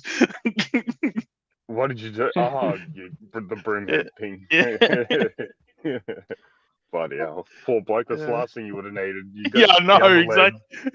Get the other fucking leg under the car. That's what I remember. Just like sort of stressing out for like the last because it was when the game was starting, so I was stressing out as much as it was, and then that happened. So obviously I was stressing more, right? And then I was like trying to find a car park and everything. But then as I had time to process it, I can't even remember what happened in the game. But I would have been maybe like 17 or like 2017 or something. But all I remember was when I was driving home, I was basically just laughing about it. But the whole time before that, I was like, oh my God, like I could have fucking been in the news, fucking Channel 9 would have been like right around the corner, and like I would have been like the fucking biggest villain of all time. Oh yeah. I'm thinking like I would have been like the biggest asshole, like. And then as I'm like driving home, I'm just like laughing the whole way, being like, oh my God, what the fuck has today been? Yeah. No, I see a lot of them around, but a lot live in my area, so you see a lot of them, But there's little Coles that there's like this little tiny Coles. It's not far from where I used to live, and they all lived in this certain pocket in Mont Albert, and it was fucking just off the wall AFL players, mainly just retired guys and that, but heaps in certain pockets. They all sort of congregate in the same suburbs, I've noticed. Yeah. The rich suburbs. Well, yeah, Yeah. the well-to-do suburbs for Always. sure. Yeah. They either live real Yeah. inner city or they live in certain suburbs, like on the outer sort of outskirts of Melbourne. But yeah, that you see fucking heaps of them where I used to live. Oh, there's a Any shitload stories? living in fucking. Any stories, Age, at all when you like seeing them like if they're going for like a walk or whatever? Ah, well, the one story I always reference is Warwick Kappa lived close. Yeah. I thought he lived in the Where I Gold used to Coast. live. He's been back and forth from Melbourne to the Gold Coast. I think he's back in Melbourne at the minute. I could be wrong, but 5 or 6 years ago, we used to see him all the time at the Coles. And you can imagine he was the loudest fucking person in there. He'd commentate himself fucking shopping. He'd be like, As he's buying like cereal for his Yes, fucking yes. breakfast or something. he'd be, That me and sounds my like Kappa. partner, Fucking cornflakes. Kappa fucking, so my partner, she watches footy, but she doesn't know any of the old players, you know. But she knows Warwick Kappa, obviously. Everyone fucking knows Warwick Mm. Kappa. We were going Yeah. past like the bakery section of Coles, and Kappa just like yells out, "Kappa needs some sourdough." And I'm just like, this guy's fucking cooked. He's absolutely cooked. He had So it's not a- even a character or whatever. It's just that's just who he is. No, he's a nut job. He's a nut job. I think he's fried. He's like, Kappa Yeah. needs some sourdough. It's That like, open oh mic my was funny God. with him. Yes, yeah. The He's a character and a Kappas. half. Yeah. I saw him at the Sorrento Hotel as well about 10 years ago, and he's off his head. I don't know what he was on, but he was on something. Oh, But Jesus. yeah, doesn't It's on surprise the me. magic powder, that's for sure. Yeah, That's not a bad Dipper place, as well. actually. Used to see Dipper a fair bit there as well. Steel Side Bottom. He used to live in not far, and then they were renting while they were building a big bloody mansion in Kew. They weren't far from us when he could actually play football back in the day. Yeah. Nah, fucking heaps. Yeah. Dipper. No, you know where you'd find them hotkey in Adelaide? You'd find them around Glenelg and Somerson Park, around those areas. Yeah, West Always. Lakes as well. Used to be a lot too. Yeah. Near Footy Park. Ben Crocker as well, Sean. The other Yep. two won't know him, but Ben Crocker lived around the corner from where I was. I know Darren Crocker. Fucking heaps. What's that? I know Darren Crocker. Yeah, Darren Crocker. Yeah. So you're Oh, no. Collingwood Yeah. and North Melbourne with Sav Rocco, obviously. Well, my dad's side of the family, right? They all grew up in Kensington, and Kensington's not far from Arden Melbourne. Street. So Mhm. dad's how many brothers has Dad got? Dad's one of 6, and they're split down the middle. So 3 of them are North and 3 are Collingwood. But they used to go to Arden Street all the time when they were kids. They loved it, you know. It's a nice area. I used to Yeah. live there. Yeah. That's the thing. Like it's really nice there now. I mean, I haven't gone down there a long time. But the last time I went down there, I go, fuck, it's really nice here. That Kensington area used to cop a lot of shit, but it's a very, very nice area now.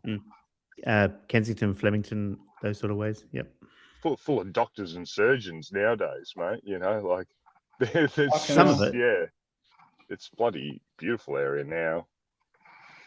Are you a fan of Swoop Luke as well? I Biggest fan.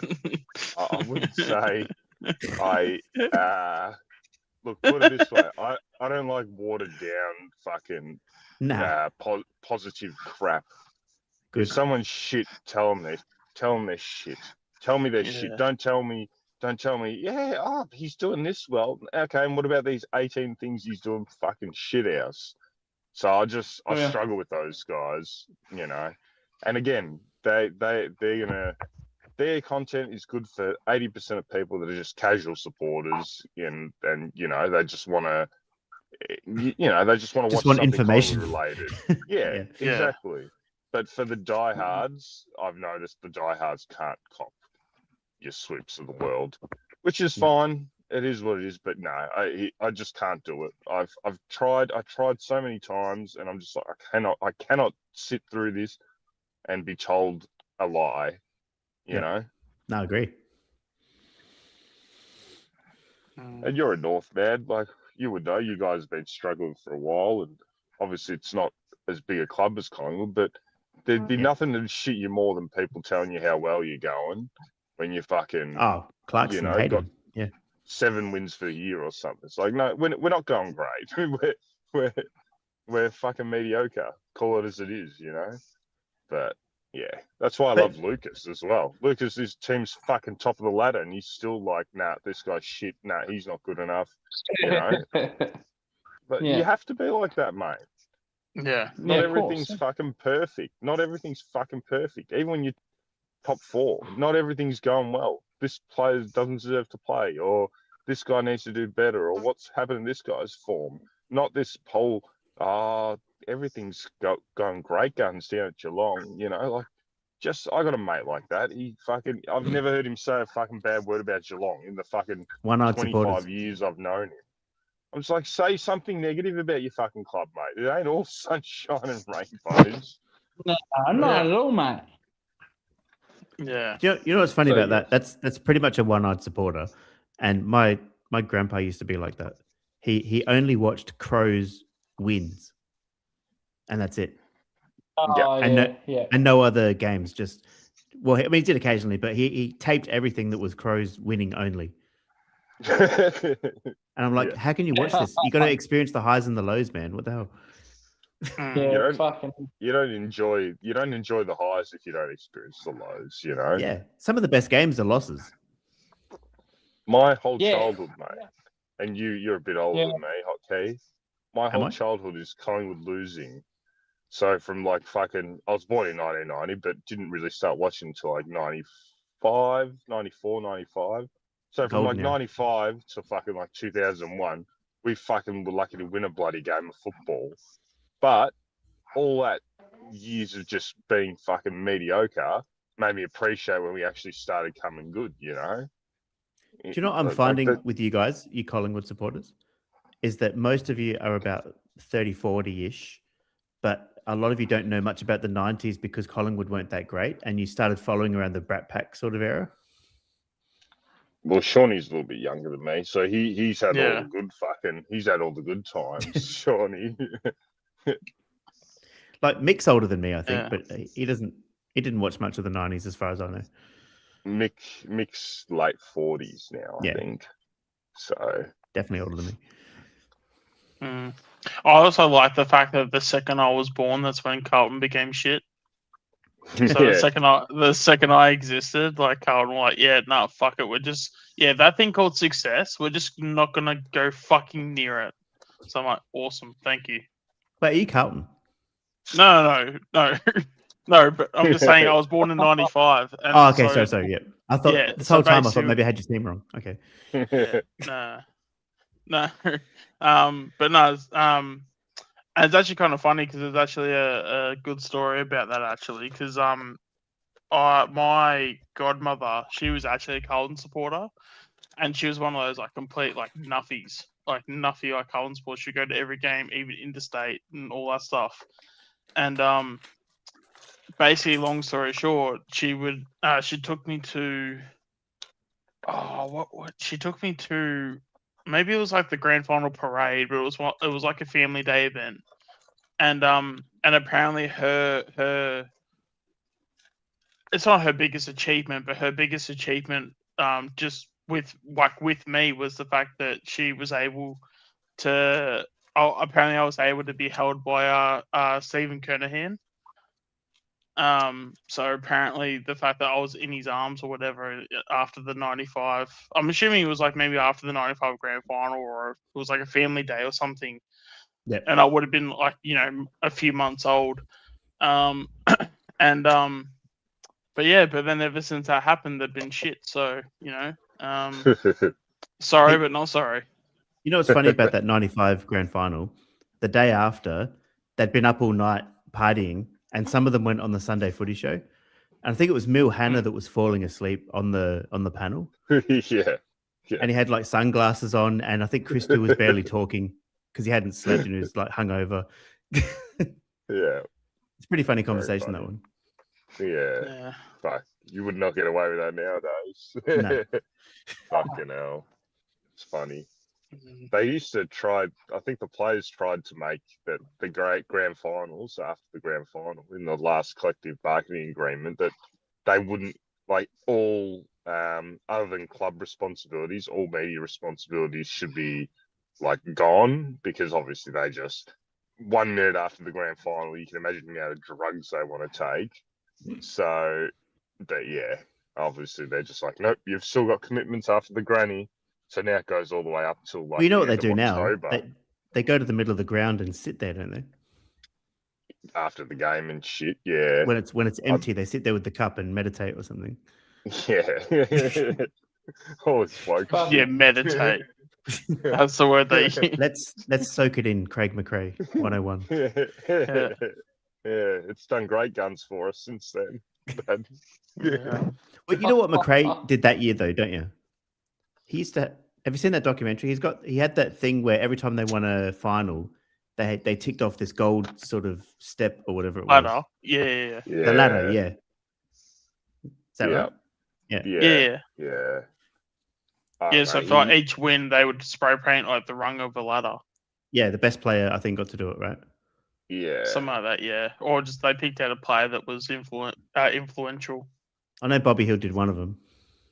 Yeah, Yeah. he did. Yeah. That documentary wasn't too bad. It was okay. Anything showing some backroom stuff's really good because you just don't see it very often, I guess. But yeah, It's a bit I don't watered know. down these days, but in the 90s, Yeah. they didn't give a fuck and they just said whatever. oh mate, so especially in the 90s, like that. Obviously, that's the absolute golden era. Nothing's gonna. We'll never get back to that. And period of early time 2000s, or- definitely. Yeah. Yeah. Well, I remember when we started coming good, and like I said, I'd never seen us be any good. So once we started coming good, early 2000s, I just remember I'm just like, fuck, such good football, and I watched back some of those games here and there, just fucking end to end, long kicking, 1-on-1s. I'm just like, fuck, it's just would have been such a good time. Like obviously you're a North fan, and you guys were fucking good for many years there. It would have been I can see why you've just fallen in love with that era, and you know, like it's just such a bit of football. Yeah, I think I probably started to fall out of love probably around 2015 when all the political stuff kept coming in, like the good shit and all that stuff. And I was like, Yeah, man, I'm sick of hearing about this bullshit. My And a hope lot of is the it old goes- players started to retire as well. Yeah. Yeah, of course. Yeah. My hope is it goes full circle. It's one of those, it's too far one way at the minute, and then as culture changes, maybe it comes back a bit, but I find it hard to see. I impossible. think it's just going to get worse and worse, you know? Yeah. Well, the rules are going to keep getting worse. They'll never go back to how they were. So No. we're screwed. Especially now with all the head stuff, which I agree with, mind you. You got to be careful with Not at the Geelong. head and that. more in the sense that, okay, if this is the way it's going to go down, you may as well just turn into touch football now and be done with it. You know, That's what it is. Yeah. like just pull the band-aid off now and say no more tackling. If You know? if you've got time to handball over your head, that means you're not going in. There's no intensity. They're not tackling hard enough. That's 100%. Yeah. 100% Duty of true. care. You can already tell. Rarely is there any more like bone crunching tackles. No. Most of the times, it's like they'll tackle, and then once they've sort of got them, they'll automatically release like straight Yeah. away. You know, like they very very rarely do they follow through with the tackle anymore. There's only a certain amount of guys that are good tacklers that'll follow through with it, but most of them it's just a hug, and Yep. you know, And you've got time to release the ball. yeah. It's just disappointing because that's not how it used to be. It used to be when you get tackled, you stay tackled and you get dumped to the ground. Now it's just like a little bit of a hug, and yeah. That's why it shifts me. Guys like Patrick Cripps, who are incredibly strong, right? When you tackle him, he always gets his hands free and gets a handball because no one actually bone crunching tackles him. If I was a fucking coach, I'd say whenever you tackle this guy, you fucking spear tackle him, mate. None of this hugging bullshit. You got to spear tackle this bloke. I don't care if you miss fucking 4 weeks. You know, like I don't know. 4 weeks is a big penalty, but yeah. You know but what some I'm of those, saying? It's just yeah. gone soft with some of these, and they let these good players, like even Nick. I love Nick Dacos, but if I was an opposition fan, I've seen they've started to do it a little bit. I'd say when you tackle if you get the opportunity to tackle this guy, you dump him. Okay, if you give away a free kick, you give away a free kick, but you have to dump him. You got to make him feel it. Make him feel every fucking possession he gets. You know. They probably helped them up now. Yeah, exactly. They're all But fucking besties. But some of those Fremantle players, they look strong. They just don't go in as hard as they could. They'd kill some blokes like Voss and Jackson and those sort of guys. Well, they got fucking big bodies, some of them. Like, but they can't use them. Yeah, well, you can't. If they were left in the 80s, they'd win every game. Yeah, you know. Well, I don't know. I think the dynamics change when you've got intimidation. You know. Well, if you are a younger side and you're going up against a senior side, 20, 30 years ago, it would be intimidation. Now that doesn't exist anymore. You could have a team of 18-year-olds playing against a team of like 30-year-olds that are all seasoned bodies, and they're pretty much on a level playing field because it's not like the 30-year-olds can beat up on them, you know. So that's what we were talking about before. Yeah, it's just gone a bit too far for me. I'm just, if you play football, it's a tough sport, and there should be advantages if you're built like a brick shithouse, you know. Of course, and But also there's the taunting as well, right? Yeah. You can't even use your voice anymore. No, can't do anything. Can hardly swear out there. Like some umpires, fucking take exception to the language that's used. I'm just like fucking hell. Like I don't know. It's just I understand it's a product. It's at the end of the day, it's meant to be digestible, but you lose a lot along the way when you start taking things away from the game. You know. It's just, I think it's one of those things 100 years ago, maybe not 100, but let's say 60, 70 years ago, if you had those blokes and you showed them what the product is now, they'd be like, Jesus, it's a completely different fucking game. It's barely recognizable, I reckon. It's comical. And it's hard. That's why you see a lot of those people of that, like my dad's vintage, for example. So he's just like, fucking, this is shit compared to how it used to be. And then people are like, oh, no, you're just an old fogey and, you know, get with the times. No, the product was better. You can watch black and white games and you're like, fucking, how good is this? Like, they're bombing the footy to one-on-ones and then, you know, massive packs of like 4 or 5 players, bodies flying everywhere. I'm just like, fucking hell. That's the sport that it was for 120 years, and then we've just gone away from it for the last 20 as it's become, you know, super professional. Yeah, and I don't think they respect the game either. Like the people that came before them that built this game, they've just totally shit all over it. Yeah. And that's why I have my position on my channel a lot of times saying that, you know, I bag out a lot of this generation because they don't respect where it came from. No. They don't give a shit. It's sick. Very rarely you'll get a game, so maybe a Carlton game or, you know, an Essendon Hawthorn game where players play with a bit of an edge.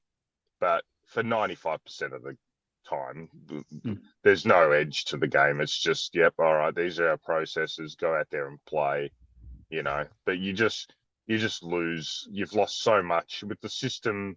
Base football that they play now, you've just lost so many little quirks of the game that are just gone forever, you know. But next will be speckies, no more speckies, or if you want no knees in the back, right? Yeah, it'll be no knees in the head, you know. You'll probably miss a fucking. You used to win a car for Mark of the Year, so I mean, they obviously thought it was a good thing to knee people in the back and take marks. Yeah, of course. It's just, unfortunately, it's just, year by year, a little bit gets taken away. And that's why, like, the older generation, I can see why a lot of them are just like, I can't watch this anymore, you know. There's other sports out there that are taking over. Of course, mate. You lose your edge and that's what happens. Like that's the thing. That's why a lot Well, of people enjoy rugby. Yeah. Not me, but yeah, a lot of people do. Yeah. A lot of people that would never dream of watching rugby have started enjoying rugby. Like I've got friends like that are like fucking, not that like they're still AFL fans, but they're just like fuck. I just love the competitiveness. I love the because our sport just does not have any of that. So I don't know. Just sad to be honest, because they're gonna kill it, and in 50 years' time, there's a real chance that it's just some niche sport that no one really gives a fuck about anymore. Well, they've got the crowds, but like I said before, it's family friendly, and it's for kids and mums essentially. That's what they want. They're worried now at a junior level because the numbers are going like it's still obviously well participated, but the numbers are going junior level like stagnant to dropping, and they're scared because they just know it's not like the old days where the father would be like, my son's playing football. Nowadays, it's a little bit more like, oh, now let him play basketball, let him play soccer. If he likes footy, he can play footy, but I'd much prefer him to play fucking soccer, And if you expand that out 20, 30, 40 years, you probably don't have the quality of footballer that you had 10, 15, 20 years ago anymore. Yeah. And I don't know. It's just that until they get a proper leader in there that just tells everyone to get fucked, this is how we're going to run our game, and you don't tell us otherwise. Until that happens, there's just it's just going to dwindle away, unfortunately, and population will still be there, and Victorians will still love the game, but you're going to lose something along the way, a lot more than what we already have. It's given a lot of credibility because a lot of the older players are buying into it. And so they're kind of saying, let's follow this and go this way. And it's like, not really. Of course. A lot of those older guys, because they're all part of these lawsuits now to try and get money out of them, are probably told, you have to play ball now. You've got to say, oh, this is what happened to me. And, this is why we need to change the rules to prevent things that happen to me. Once you start getting those suck jobs in the background, doing that crap, you're in trouble, mate. Because there's just pressure coming from every angle, and that's why you need a strong leader. But they just don't. They just get these weak men and even weak women, because you have to have women in there now too. You just get these weak individuals to run the game, and you'll just run it into the ground. Yeah, that's exactly it.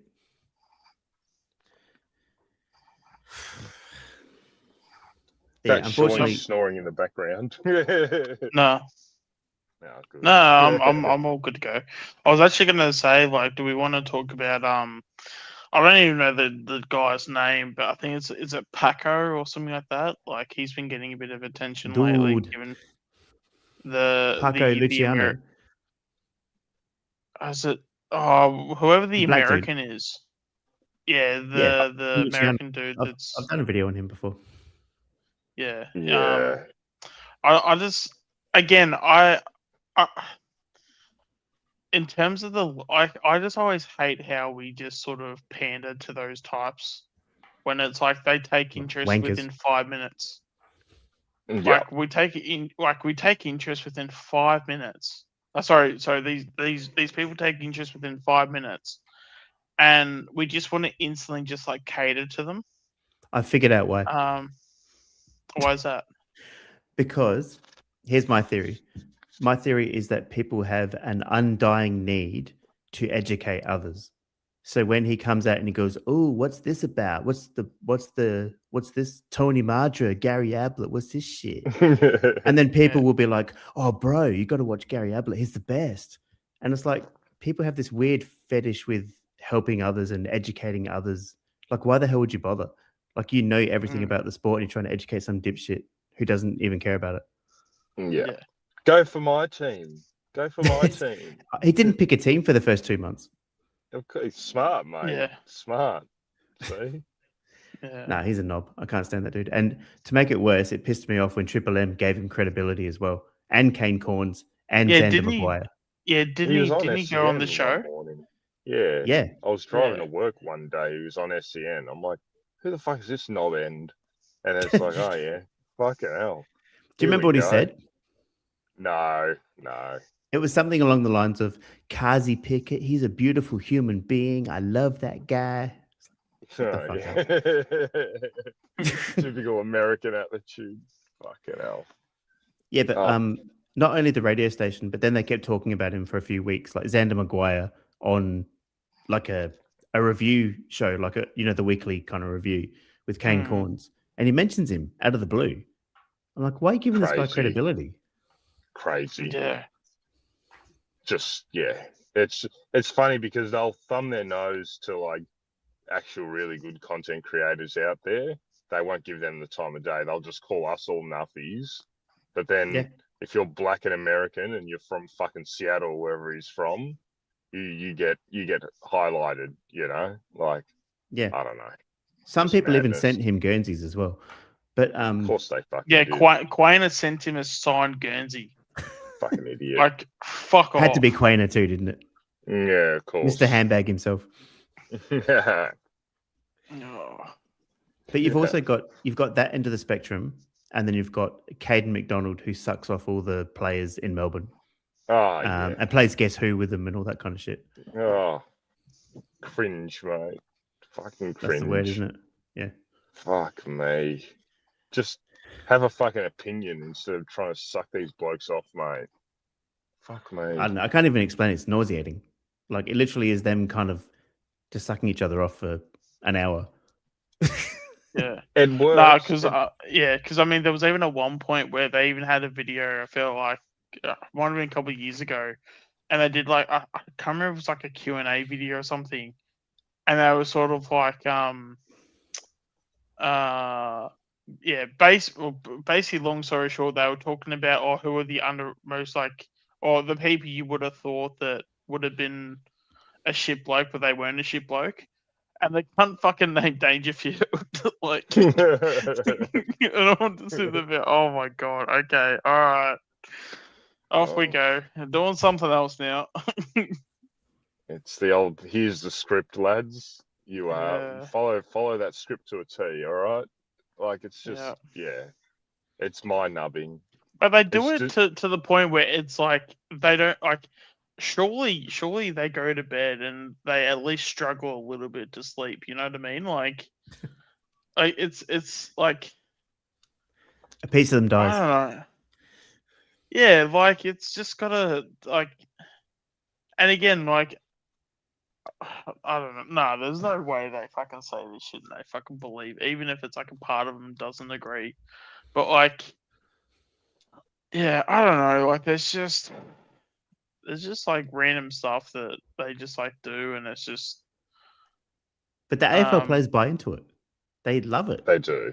They do. Luke Yeah. Hodge, of all people. What the hell? yeah. People like that. Yeah. Yeah, He I used to saw be- that he where used he to be played tough. tic tac toe. Yeah, he played like tic tac uncompromising. toe with fucking Caden Guess Who. McDonald. Yeah. Yeah.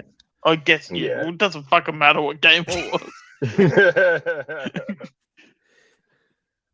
It's just, yeah. Like, I understand. So I think of it like this. I go, okay, I don't know how old he is. Let's say he's mid-20s, right? Who? He's probably Caden. that Caden McDonald. I think he's guy. 24 or something, yeah. Yeah. Okay. No, he's my So age. I think he'd be nearly 30 if he isn't. Is he that old? Oh, okay. Yeah, All right. yeah. He's been around for a while. But he started Yeah. when he was like 13 or something, didn't he? Like 10 years ago. Yeah, Anyway, he's been doesn't around matter. ages. Yeah. He's literally around my age because Yeah. when I was sort of like because I was But he seems young because he caters to 10-year-olds. Yes, that's what I was about and he's to got say. the fucking he's got the hairdo of a 15-year-old as well. Yeah. Like he's got like the That's messy another hair subject in and shit. itself. Yeah. Yeah. So he probably started his content as a really young kid, right? So he's probably Yeah. planted his flag in a certain direction, right? So he's planted his flag. All right, this is what I'm about, and this is my channel and whatnot. Then what happens is you can never really escape that. So yeah, he's probably a little bit older now and more mature, but he's like, no, well, this is my content. So I have to lean into it, and I've got no choice to I can't really branch out in other areas. And like he's done it, But I think he like, likes it too. Yeah. Yeah. And I think it gets to a point where it's just like, dude, you're fucking 30 years old, let's say. Like, it's just, you're a grown ass man. Like, just act like it, you fucking idiot. If you want to play tic tac toe with fucking Luke Hodge, you may as well just fucking end it now. That's just the way I look at it anyway. But also just on that point as well, and I'm not necessarily knocking people in general, right? Because it's okay to be married, single, or whatever. But I'm finding a lot of them are still like Peter Pan. You know what I mean? They haven't grown up, they haven't got married, they haven't done anything hard necessarily. And they're just kind of stuck in this Peter Pan world of content creation. I guess it's hard to break away if you've never done anything else of anything of substance, But you're right. You live in this like dream world, really. It's not real. It's not gonna, I don't know. Yeah, okay, you get some notoriety, you might be semi-famous, and that's a great life. And then in 30 years' time, you look back and be like, fuck, that was a good time. But Jesus, if you're not building to anything else in life, you're just a fucking loser at the end of the day. Yeah, and I guess, like you said, you're a little bit younger than me, but I mean, probably grew up around a similar type of area, like neighborhood, I'm guessing. But like, my stepdad made me work when I was 12, 13 years old, stuff like that. Oh, yeah. Just toughened you up, man. Yeah. Oh, There's no mate, internet back then. I'm a wog. I've got no fucking once I started flunking in school, my old man, he's a butcher. He said, you better fucking start planning your fucking apprenticeship or something. There's no chance you're fucking leaving school and sitting at home. Exactly. Like fucking, I think, so I ended up finishing year 12. I did fuck all that year. But even the start of that year, he said, you better fucking have an apprenticeship. The day you finish school, you better have a fucking apprenticeship to start. He said, you are not fucking sitting at home. Or you can come and work in the fucking butcher shop with me. 5 a.m. starts till fucking 6 o'clock at night. Yeah, so job, like, man. you better have something lined up the day you fucking finish school. And lucky I did, because he scared the fucking living shit out of me. But some of these people, I bet you he's probably never had a fucking real job in his life. I don't think so. Well, Cardi hasn't, right? Yeah, well, there you go. So because he got his Caden had work experience through a radio station, and he might have even got a job there too at one point, because I know he was doing that for a fair bit early days. Might have been Nova or like one of the radio stations. It might have been Nova. No, Kiss. It was. I think he's doing it at Kiss. Kiss FM. Yeah. Yeah. Anyway, it was one of them, and and then so he basically has been educated in the space in terms of like what to do, what not to do, pretty much from like the get go. So he's basically been, I don't know, developed for this space, in terms of being educated by people around him that would probably be in the know, and then all it took was just a bit of effort for a couple of years, and which he's done. And because apparently all of them, because when COVID hit, apparently they had all their deals like pretty much ready to go, like, and then COVID hit, and then everything shut down. So they were actually going to do all this shit a bit earlier, and then obviously once COVID hit, and then we sort of shut down for like 2 years and stuff, and then it took probably another 18 to 24 months.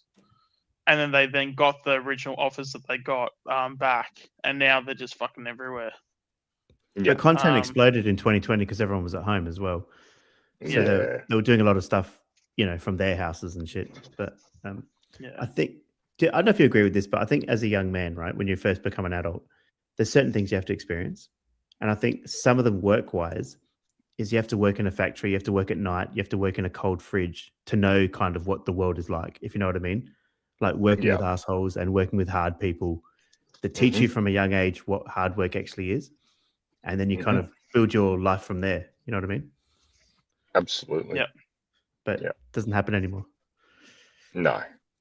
that's why, like, even in my industry, like, there's no kids that want to do it anymore because it's just one of those things. The kids these days, they want to finish school and they want like the golden ticket to live out this amazing life. And it's just like, no, all these rich, famous people that you see, 90% of okay, some of them being kissed on the dick, but a lot of them have worked bloody hard to get where they are, or the CEOs Hours and of hours of companies. recordings. Yeah, but I'm just like, you got to realize that nothing falls into your lap. Very rarely do all the stars align and everything just falls into your lap. 99% of the times, you got to work your fucking ass off in whatever you want to do to actually get anywhere in life, And a lot of the kids these days, they don't understand that. They just think, it'll come when it comes. Oh, it'll happen when it happens. No, you actually got to fucking get off your ass and do something, mate. Like, I don't Well, know. Cardi's still at home, isn't he? Wouldn't know. No, Wouldn't have a I think- clue. wouldn't know. You Wouldn't know who care. he is, though, don't you? Yeah, I Adrian? do. Yeah. I think he's I've watched a 25 few now. of his videos around the traps, but again, it's just like it's just Yeah. not for me. I'm like, that stuff just does nothing for me. No, same. I mean, I kind of respect the grind that he was doing last year, and he was putting effort in. So I thought that was good for his demographic. Yep. But now he's kind of lost the plot, I think.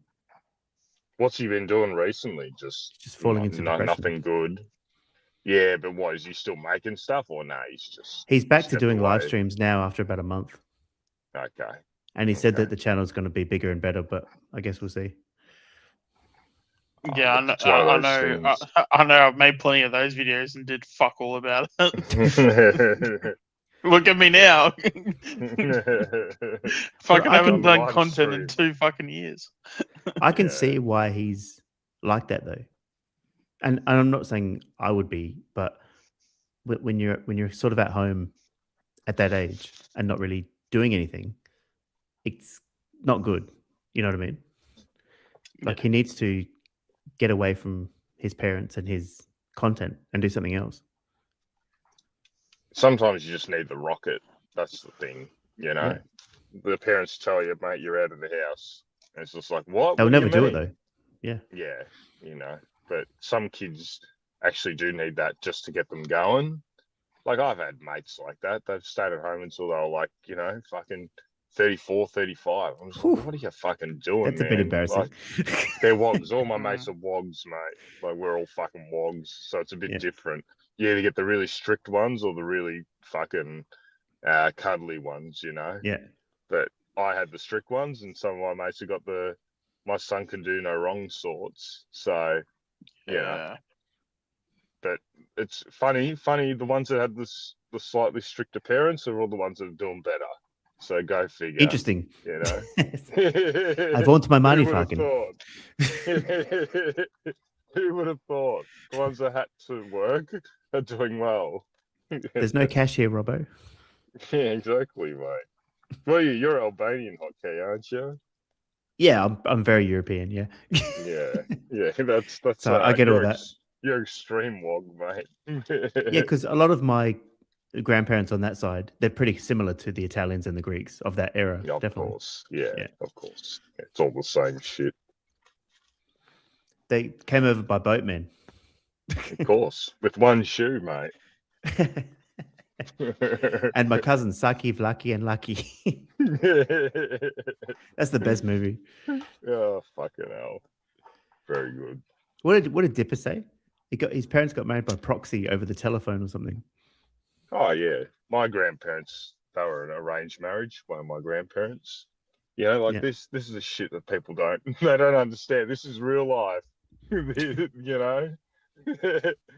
My grandfather had never met his wife until they got married.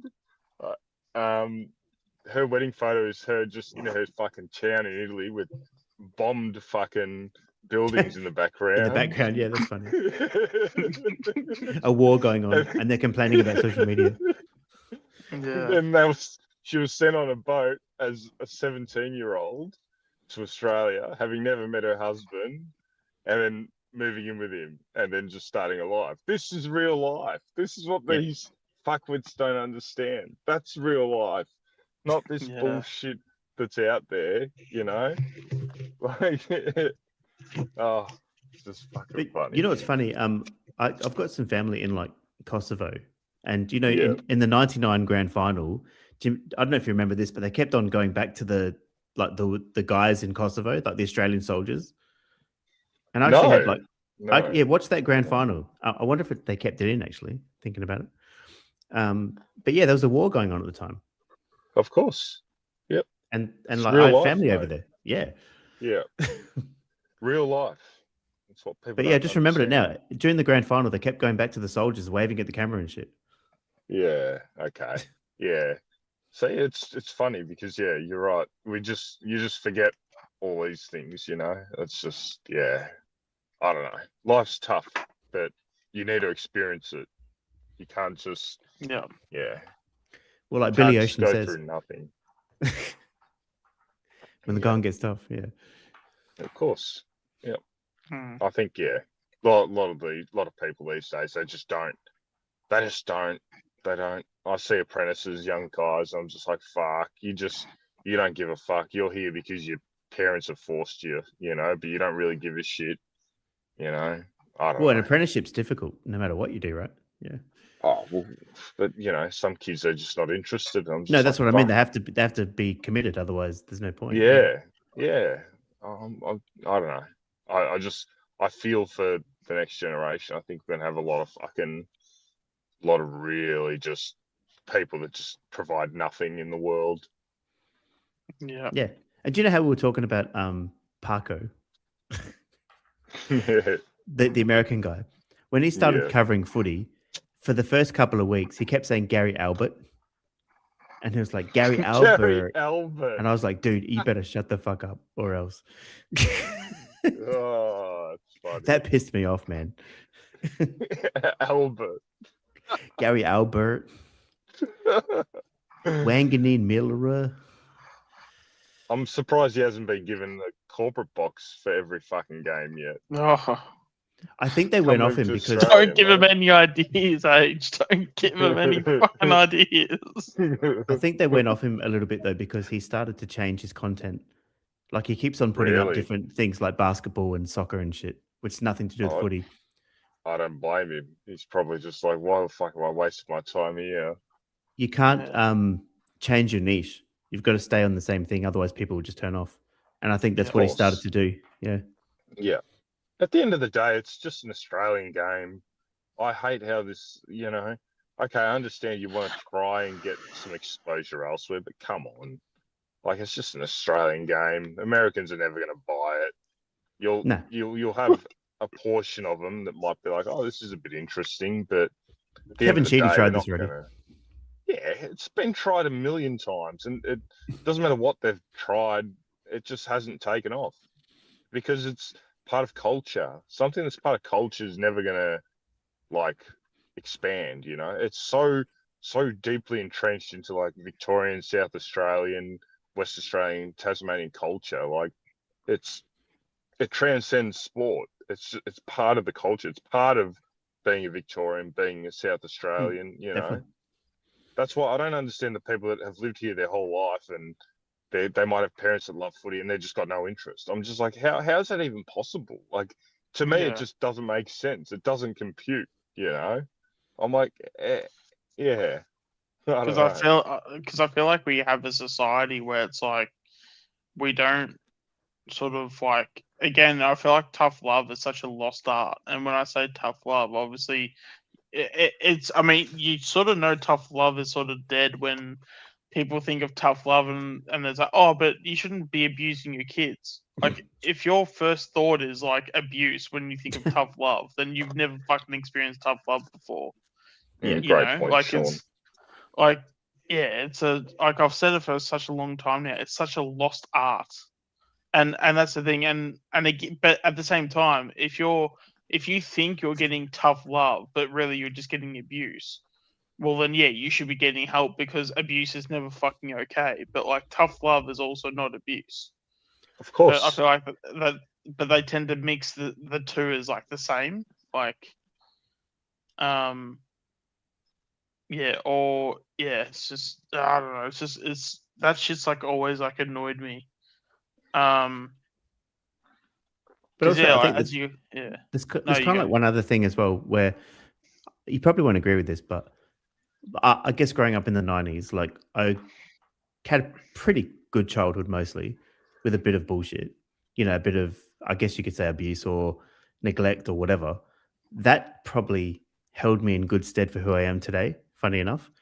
And even though it was bad, I still see it as a positive later on, kind of thing.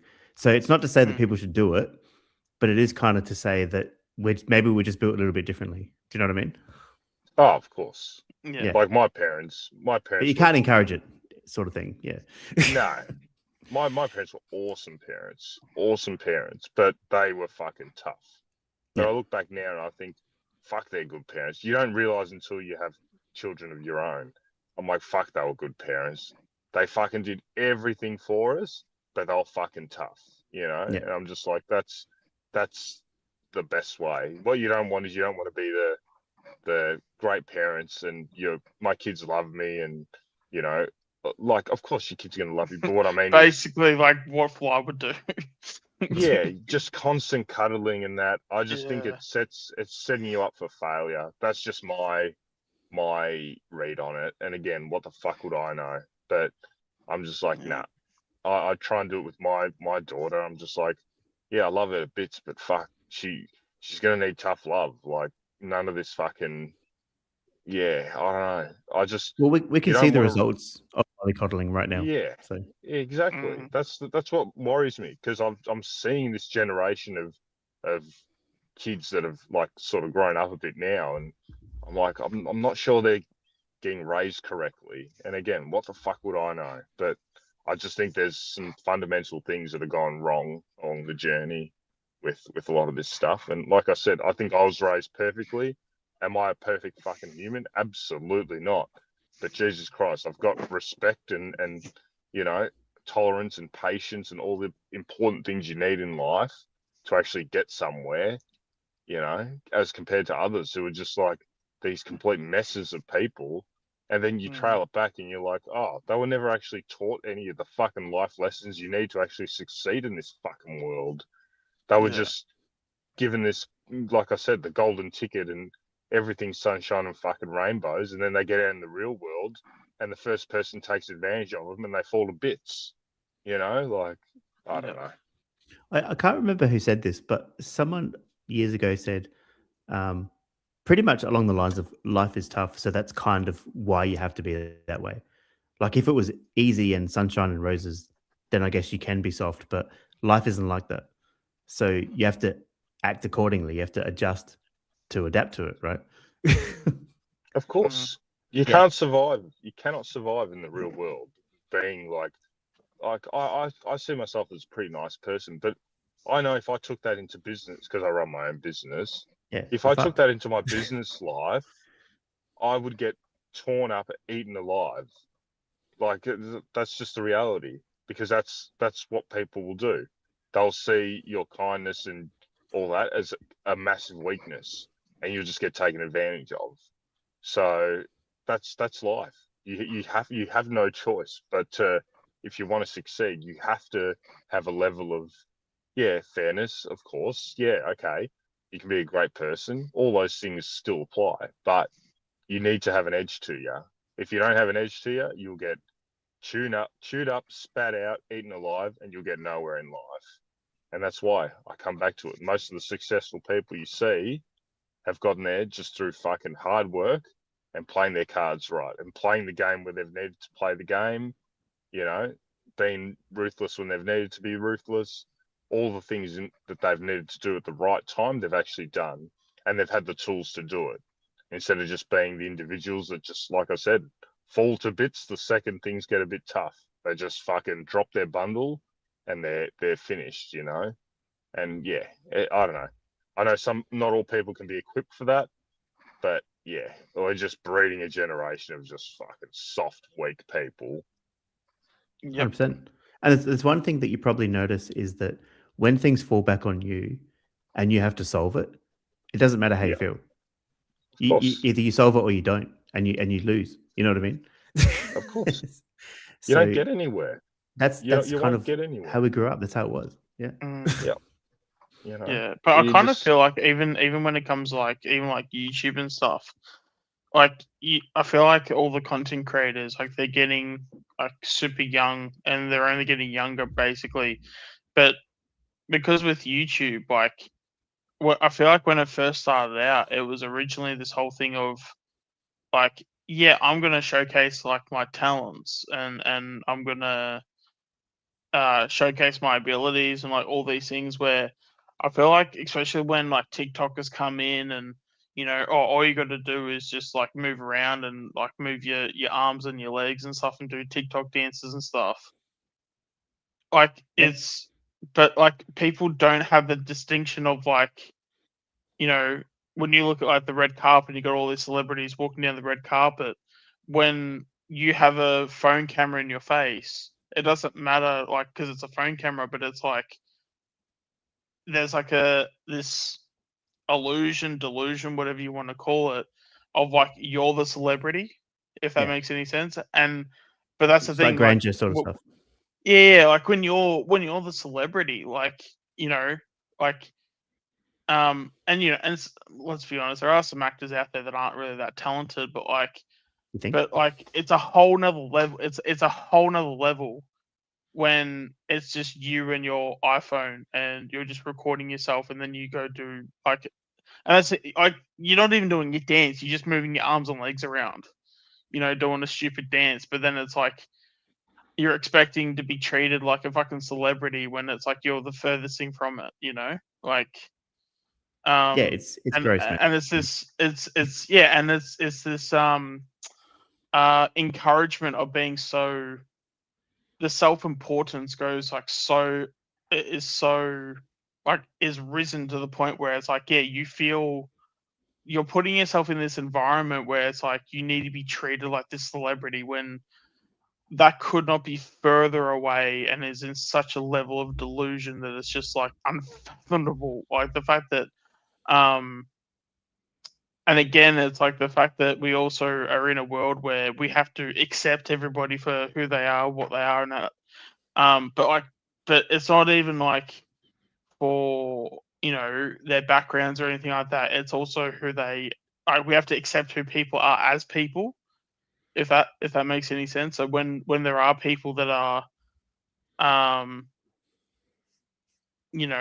even like not great people, but we have to accept them because that's like who they are and everything. And Yeah, it's crazy. it's just it's just so it's so wild how it's just but we just have to accept we're in an age of acceptance. We just have to accept everything. One thing that's really shits me, especially on the channel, is I don't know, I'll use Ben Cousins as an example, right? He's the most notorious, I guess, right? All the bad shit he did and then got accepted back into the AFL circles, Dancing with the Stars, Brownlow. Now he's like forgotten all the stuff that he's done practically. And people will always have this argument, oh, nobody's perfect. But it's like, my argument always is there's levels of shittiness, right? And someone like that is not what the AFL is looking for. They're not looking for people like him. But yet they have this weird contradiction of bringing these people back. Yeah. Which I don't understand. It's funny with a guy like Ben Cousins because so in normal life, right, if you did all the things he did, if you're just Joe Blow and you did all the things he did, when you start, you've got to start back at the fucking bottom. Yeah, you'll get given a second chance, but you're going to have to start all the way back at the bottom. You know, these guys to get trust back. Yeah. Yeah. These guys, when they have to start again, they still start from a fucking higher base than what we'll ever fucking achieve. So it's like there's never any real consequences for any of their actions. Like they get looked after every step of the way. So even police, courts, they all look after them every step along the way. Whereas the normal person doesn't get any of the fucking advantages these blokes get. So that's why it's hard to respect a man like that. Okay, great, he's doing good now. Okay, whatever. But he's still being kissed on the dick on his way back up to the top, And it just infuriates me because I'm like, I know if that was me, I lose everything, and I have to start as if I was like 16 again. You know, these guys, they just get pretty much protected the whole way down, and then when they build themselves up, they get propelled back up there. You know, that society's not meant to work like that. If you fall off the perch, you're meant to go through some real hard fucking times. Start from Not zero, saying that rock he bottom. didn't. Yeah, not saying that he didn't. I'm sure he had low points, but it's just madness how easily accepted these folk are back in. And it's just like, fuck me. Okay, you want a Brownlow, you want a flag. Like, okay, great. There's a lot of people that, they'll raise 10 children. They're struggling every fucking day, and they'll never get the fucking advantages you got, mate. I don't know. It just shits me up the wall because you're right. There's just shit people. He's just, I don't know him personally, obviously, but he just seems like a wanker. But all of a sudden, he's back up the top, mate. Yeah, and the stuff he's done is like horrendous. Yeah, definitely. And when you talk about people like Ricky Nixon, I mean, that's off the charts. Like he's a sociopath, psychopath. I would even say, like just scumbag in general. How did he avoid jail? Shouldn't be. Wasn't that proven For which part? beyond reasonable doubt that he slept with a minor? That was my whole argument. So yeah, I would say so. But he claims he never did. But he lied about it because it's in his book. Just craziness, mate. In open mic, he said he never did anything like that, but his book contradicts so much of that interview. Crazy. Like, it's just madness. How he at the very least didn't get like, I don't. It just blows my mind. But like, is that not a thing? Like, I mean, I guess it's not expected for police to go through like books and novels and stuff, because how are you going to find crimes within a book? No, the book came out years later. Yeah. No, but I'm saying but when the book comes out, surely someone's got to read it and to get it in the hands of someone, police, to a police equivalent, right? And then, Yeah. Because that's the thing. Like, how do you, like, when the book comes out and it's all public information, and it's like, oh, here we go. Here's all the evidence. He's done all this shit. Like, if there was a book about, random person that's done horrible things, but it's been confirmed in this book that he's done these horrible things, why does he not then have police at his door within the next 10 minutes? Well, you know what I mean? Like, it probably goes even deeper than that. I mean, if you heard of Jordan Peterson, right? I've heard of the name, yeah. Oh, you don't know much. I probably shouldn't go into it because it's not footy related, but basically, how he was like a right wing sort of guy, and all the left wing people were sort of trying to tear him down, right? That was the main thing. But he actually had a massive drug addiction to prescription drugs. But for some reason, the people on the opposite side never targeted that area in his life. It's really weird how this happens. And same with footy players. There's some stuff that you could really tear people down with that I have on my channel that other people haven't even mentioned. Tanner Bruhn, for example, his dad is a con man. You didn't know that, did you? No, of course not. He's in the trades, man. He rips people off. He's a builder. Oh, yeah. Builders are shocking these days. But this is known, and no one's said a word. I messaged Tom Morris about this, and he made a joke out of it. I'm like, you're an idiot, mate. Like, why aren't you covering this? Protect the boys club, mate. Yeah, but isn't that crazy? Like, Tanner Bruhn was in the news for months. Yeah. Well, I mean, I know I've heard of one story about him. But I mean, it's not really like it's. I won't go into it, but yeah, it's not super bad, but it's certainly not. Yeah, he wouldn't be getting into heaven for it. Let's just put it that way. Yeah, it's just it is sort of like crazy, like, because I know you brought it up like a few weeks ago with like the cousin stuff, and like I haven't like really like I knew he had like obviously a past of everything, but I didn't know exactly what was like going on with him and stuff. But yeah, I think I might have actually changed my tune with that in terms of yeah, like when you have a history and like again redemption, I feel like you should have the opportunity for redemption for sure, but yeah, if it's just if I don't know if the I even agree with that. pathways, I just think it goes where it goes. Like if he Yeah. digs himself out of the hole, fine. If he yeah, doesn't, no, yeah, no, Yeah. I'm saying but that's the thing, the fact that it's like if he digs himself out of the hole, but like because he's had the career that he's had, the hole is like so small. It's like he doesn't even need to dig. He just needs to get one leg out, and he needs to he just just needs pull to stop himself being an up. asshole. Yeah, Yeah, you know, like Which is that's hard. basically what it is. Yeah.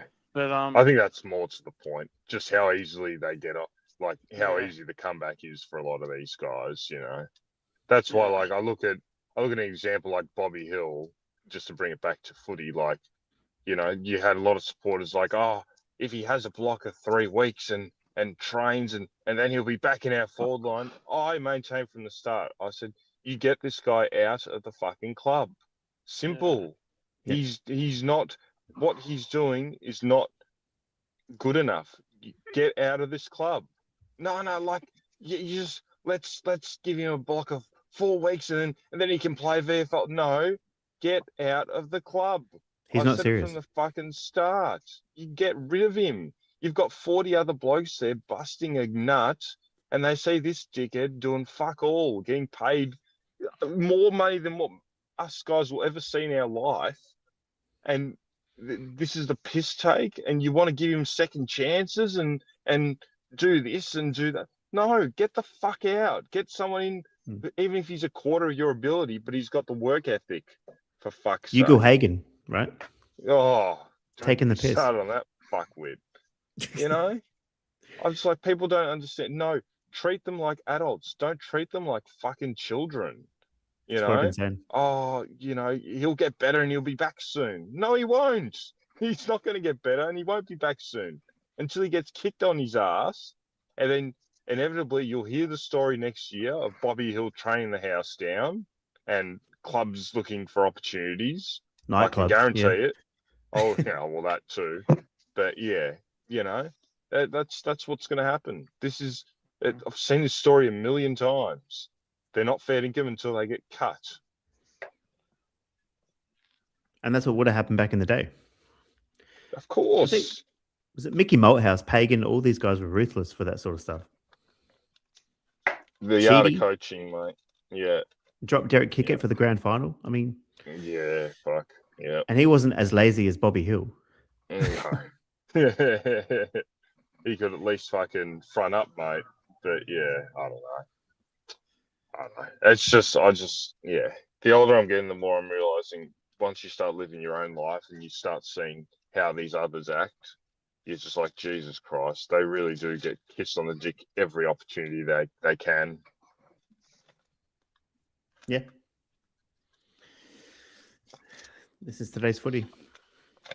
It's just, yeah, I don't know. It's just frustrating, that's all.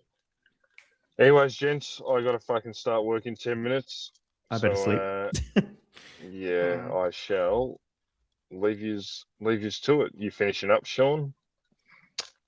yeah, I mean, I'm still good to go. So Fuck, what a I don't know, I'll maniac. just- Maddie was supposed to be half an hour. yeah, well, Maddie's not Alright. here and stuff, and I'm still vibing. So we'll just I'll be go I'll till be we go listening until in. we don't. All right, I'm going to bed. See you guys Alright, soon. gents. Alright, Bye, mate. all good. Later.